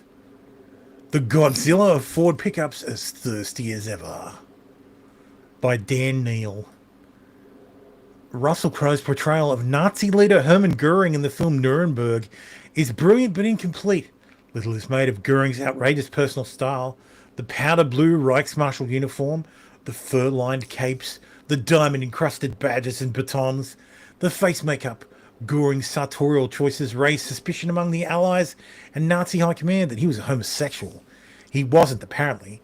A later generation of sociologists might have diagnosed Goering's martial flamboyance as a form of homeovestism, that is, exaggerated and often impractical gender-normative dress or behavior intended to signal elite social status, although the term is clinically obsolete. Examples of male peacocking are close as the nearest bejeweled Patek Philippe, sterling silver rodeo belt buckle, or jumped-up gold-plated pickup. What does this have to do with cars? Opened up with not with towing capacity, but about Hermann Goering's martial flamboyant. God damn it! They always look like the softest fucking people. Spain's far-left Mas Madrid spokesperson Tesh City reacted to statistics indicating that the likelihood of being robbed by a migrant is higher than by native Spaniards, by saying there's no need for concern as her party is working to ensure migrants soon become Spaniards.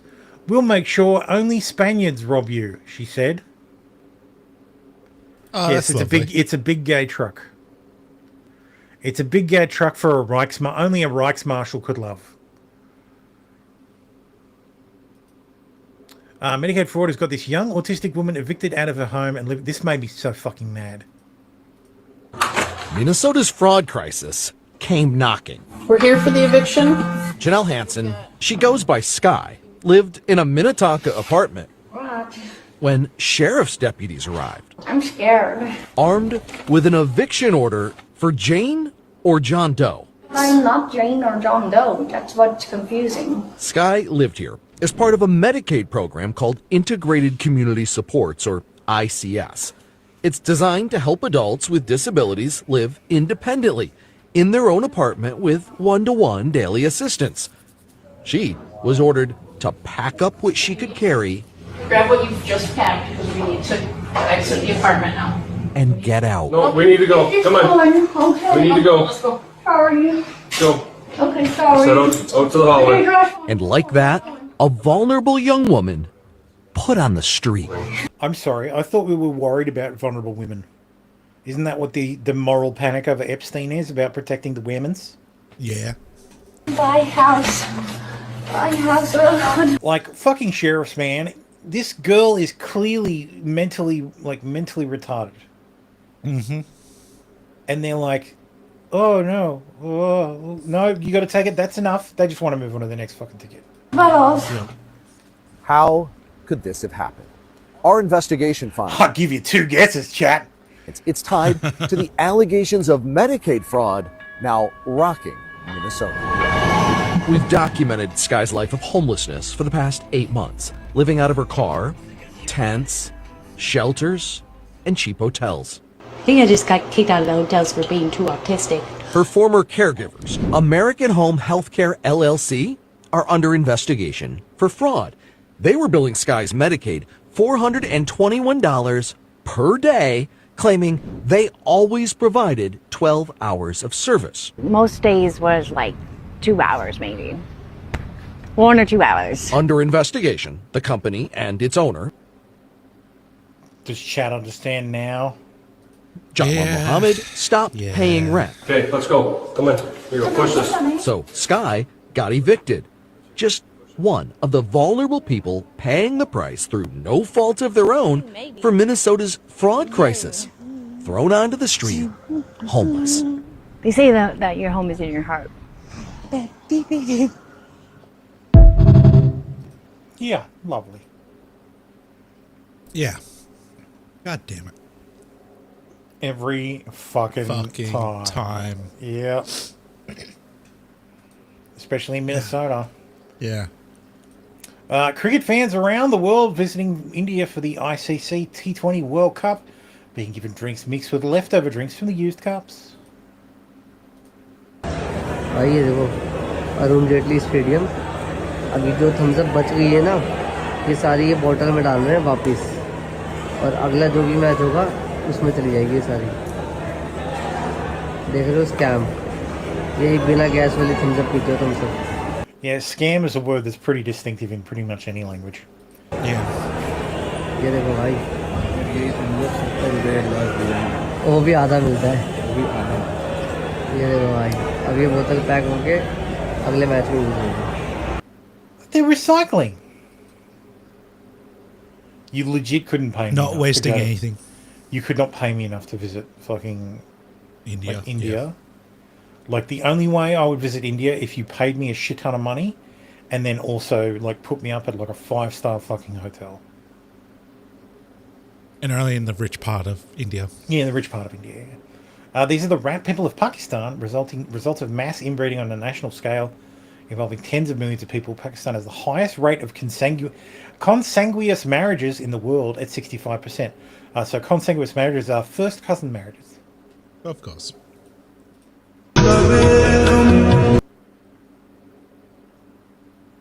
Oof. Mm-hmm. Oh, dude, that's fucking sad, man. Yeah. That's it's another term for it. Mini Solifius? No, it's about the size of the brain, like basically micro brain, like microcerebralis or something. Ow, fuck. Ah, what the fuck? It's got a pain in my fucking index finger. Ooh. Oh, fucking arthritis, Jesus. Ow, fuck. Mouse finger too, Jesus. Oh no. Too many clicking. Yeah, I'm gonna fucking sue YouTube. Calling people rat who are already suffering. Don't forget your humanity. What's your hatred? Shut the fuck up, bleeding heart moron. That's what they're called in Pakistan. Somali man named Muhammad Jamal ran an NGO in Minnesota, taking Medicare payments. They were billing. He was billing Medicaid $12,630 per person for care that was never given. Oh, this is the same video, but yeah, that's the guy, of course. Fuck him. Mm-hmm. Oh, that's just the Nazi story again. Yep. X users will soon have the option to filter their timeline by country. So you know what that means. Oh boy. As long as I can set it by region. Yep. I saw someone like do like a line around the earth. I forgot the name of the line, but it was funny. How Democrats view people in 2026 because they don't know how to get an ID to vote. Mm-hmm. Young black kids growing up in the Bronx who don't even know what the word computer is. They don't know. They don't know these things. And I want the world open up to all of them. This is an old video. Because this is when very you have old. their diverse voices innovating solutions through technology, then you're really addressing society's broader challenges. He does a good job. Yes. ICE surveillance concerns shift Democrats' demands for body cameras. Critics fear the cameras could be used to feed videos of protesters into facial recognition tools. The Battle of the Dildos outside of Whipple Federal Building in Minneapolis, Minnesota. Protesters threw silicon dildos at cars and sheriffs as officers attempted to clear the road of objects. Of course. Bunch of The assholes fucking that need to get degenerates. fucked by dicks. Fuck ice! Fuck ice! Sounds fucking pretty homophobic to me. Yeah, I did. I mentioned spitting kid. My dick keeps falling off my face. This guy is clearly a dickhead. Yeah. Jokes write themselves. Oh, yeah, dude, we gotta go support Renee Goodspeed. Dude, that guy's voice is so distinctive. You know the guy I'm talking about. The harassing guy. He harassed a bunch of soldiers in Washington, and then got arrested for going into the church in Minnesota. You can hear his voice like right here. Oh, yeah, dude, we gotta go support Renee Goodspeed. Yeah, he's there. That one Yeah. has to stay there. Yeah, okay. 1 to 3.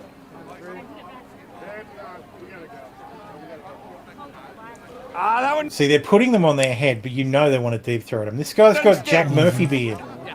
Oh yeah, he does. He does. To live a life So of no wonder he has so many dildos. You know where those have been, right? Yeah. Yeah. Anti-ice riders are so dumb they're now attacking each other outside of the Minneapolis facility.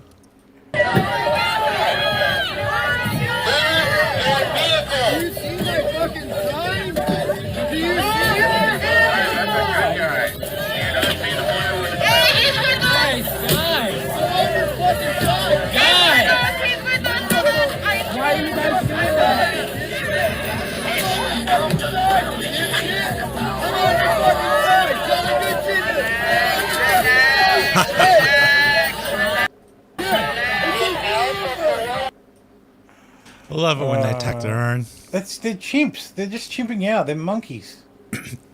Yeah, acting like African Americans. It's an insult to African Americans. Shocking video shows liberals in Minneapolis attempting to prevent ICE from arresting a legal alien.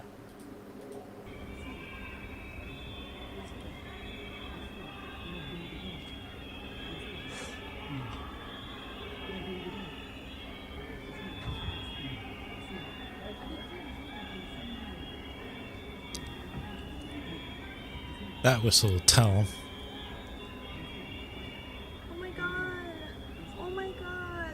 Oh my god, that poor illegal. He's gonna be deported. It's not fair. Like I'm Meanwhile, he's been charged with he's been charged with rape and murder of some poor girl. actually just drug possessions and yeah. Either way. He's Yeah. called for 57 pounds of meth. Oh no, he was legal. No drug is illegal on stolen land. People are so easily manipulated. It is just scary. Yeah. A woman committed arson on a warehouse she thought was going to become an ICE facility. The sale had already fallen through. She burned down a building over a deal that wasn't even happening anymore.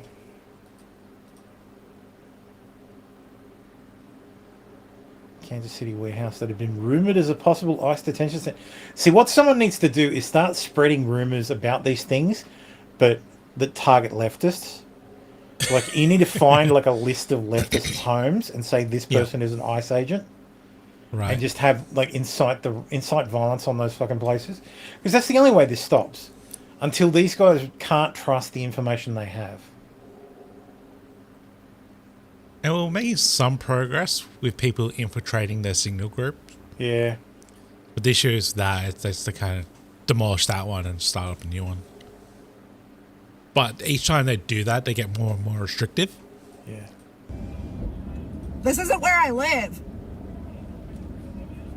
That's fine. This isn't where I live. No. Because I wouldn't be surprised if that's the case. If my parents paid all my bills. We just want to make sure you got home. This isn't where I live. It's okay, Olivia. We appreciate it. You can go talk to them. Well, this isn't where I live. So if this is not where your vehicle's registered, you might want to look that up with their state. It is, buddy. My address is correct on my ID and where my car's registered. Okay. Good try, though. All right. Thanks, Olivia. Do you feel strong or what? We're good. Have a great day, okay? I'll keep following you, okay? That is how you do it. You have a great day now, okay? Oh, no, Yep. She doesn't care. It's right, no, come on. She doesn't care? She doesn't care. They never do. How does it feel to be a race trader? You know, we were trying to get a child molester, right? No, you weren't. Yes, we were. How would you know? Because it was a woman you talked to. His wife. And then his plate came back as Also, murder. I just want to say, calling someone a race trader. But you guys don't care. I hope you realize that is the most racist thing you can say as a white incredible. woman. Of course, And it just is. so you know, this isn't a good She look doesn't for even you. deny it. You think I care about my look? No, oh no, trust me. When you guys it are- is evident by how you look, you don't This guy is so gay coded, but I love it. care. We get that. Trust me. No, that's what I'm saying. I'm just saying this, trying to be a social warrior. If you actually cared, you probably would care about the child who got raped and also the person who got murdered by the person that we were looking for. But see, you don't care. No, I don't care because you guys Exactly. tried. Thank you. You just tried to detain Wow. legal immigrants. None of you actually give a shit. If you were here to get illegal, violent immigrants off the street, that would be fine. That's not what you're doing. It's not. No, hold on. It's okay. She You said need to it's back not. up. It's not. It's not what you're If you- doing. just so you know, if you were to spray that, you would be arrested. That's fine. Okay. Don't come close to Well, me. we're gonna tell you this. Stop following us. No, it's Oh, not illegal. So you don't want us to come close to you, but you keep riding our tail. I have given you plenty of distance the entire time. Okay, just so you know, if you do impede, I want you to hear this. Me following you is not impeding. I'm well aware of my rights, If buddy. you impede, you will be arrested. I have not impeded. I'm just letting you know. What are you looking for, you fucking weirdo? She put that OC? It's right. Yeah, she did. But What are you looking for, you fucking weirdo? She said, did she pull that OC, as in the ocapsicum spray? Mm-hmm. Yep. That guy handled it perfectly. Just Yeah. explain to her, like, you have a nice day, be civil, explain in plain fucking English, don't, be swearing and Don't escalate your voice. Don't Kinda escalate, keep just keep be it calm. try to keep They it need neutral. They need more gay ICE officers like that guy. And also catch them in there and like dislogic and make them admit that like they're racist. I do appreciate that Benny Johnson was the one who tweeted that, though. He finds the one gay ICE agent. Yeah. A student at Lake Zurich High School in Illinois get attacked by an anti-ICE protester because he's holding an I Love ICE sign. I mean, at this point, if you're doing that, you're asking to be beaten and you're inciting people to attack you, which is fine. You have a right to do so. You have a right to be safe ICE and law enforcement. advertising your I support beliefs. ICE. But the issue is, I don't know what's crazy about because this. of the climate change protests that they were You're gonna done by punch the me? students, And you're gonna get in trouble. now that like students can protest. Chill out, bro. I stand for my beliefs. I'm gonna peacefully stand here and support my beliefs. I support ICE and law enforcement. fuck yourself. Whoa, that's against school code. No swearing in the school. They're on their way there right now. We also have students walking out of the building as well, starting their protest. I support ICE and law enforcement. Am I allowed to stand here? You are allowed to. Okay. I'm allowed to have this sign too, like everyone else? Okay. Be part of the protest. I just stand for my beliefs, like, this is okay. More trolling. Let the trolling increase. Mm-hmm. Mob of leftists attempt to block ICE vehicles with barriers and trash cans. NYPD can be seen cuffing a few. It's a crime to impede federal law enforcement.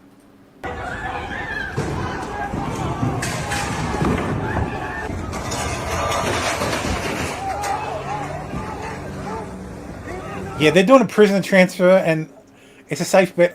Safe bet NYPD is escorting them. Yeah.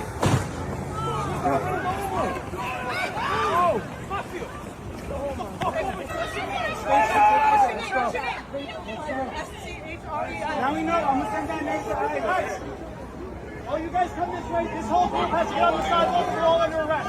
Let's go. Hold everyone.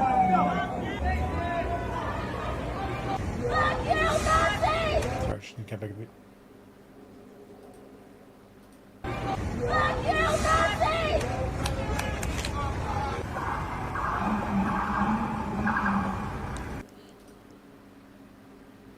Yep. Good. We got. Oh, that was just the sassy gay ICE agent gagging libtards. It's the same guy. Yeah. And finally, an Obama-appointed judge has ordered the Trump admin to facilitate the return of hundreds of Venezuelan migrants who were deported to El Salvador. I thought we've been over this. He can't do Dude, that. Fucking Bukele's right, man. Like, Yeah. you got to get rid of the, like, you've got to clear the judiciary out first. Yeah, you got to clear Because that up. they are the barrier to everything. Because the law firms are all left wing. There's like maybe one conservative law firm in the whole country. They all do everything pro bono for illegals. It's out of control, man. It's just fucking ridiculous. So anyway, that's it for the show. 4 hours 50 minutes. Yeah. Good timings. We'll be back next week. So the clock is ticking, counting down to when Thermo has to go and find new employment, which means he probably won't have time for this. Yeah, so we'll do a 4th of July show. So, that'll be good. That'll be for the 250th anniversary of the United States. Yes. So we'll get to celebrate the 250th birthday of the United States, and also Thermo's firing. Sorry, not firing, but what's it called? Making of redundantness. Yeah. My severing, yes. The severing of my employment. I did manage to get. I signed my form this week to make it official. I did manage to get one small concession. Instead of having a normal notice period, I will be paid out my notice period. So I will work we were all working up until the last day anyway. But what they were going to do is they were just going to give us notice 4 to 5 weeks before. Because I'm over the age of 45, I get an extra week. So instead of 4 weeks, I get 5 weeks. Yep. They are just going to pay me that. So so I have the same final date, but I just I get the a little extra money. I get the extra money, so I get 5 weeks pay. Unfortunately, when you are paid in lieu of notice, it is taxed at 47%. Yes. So yeah, fucking great. Half of that's gone.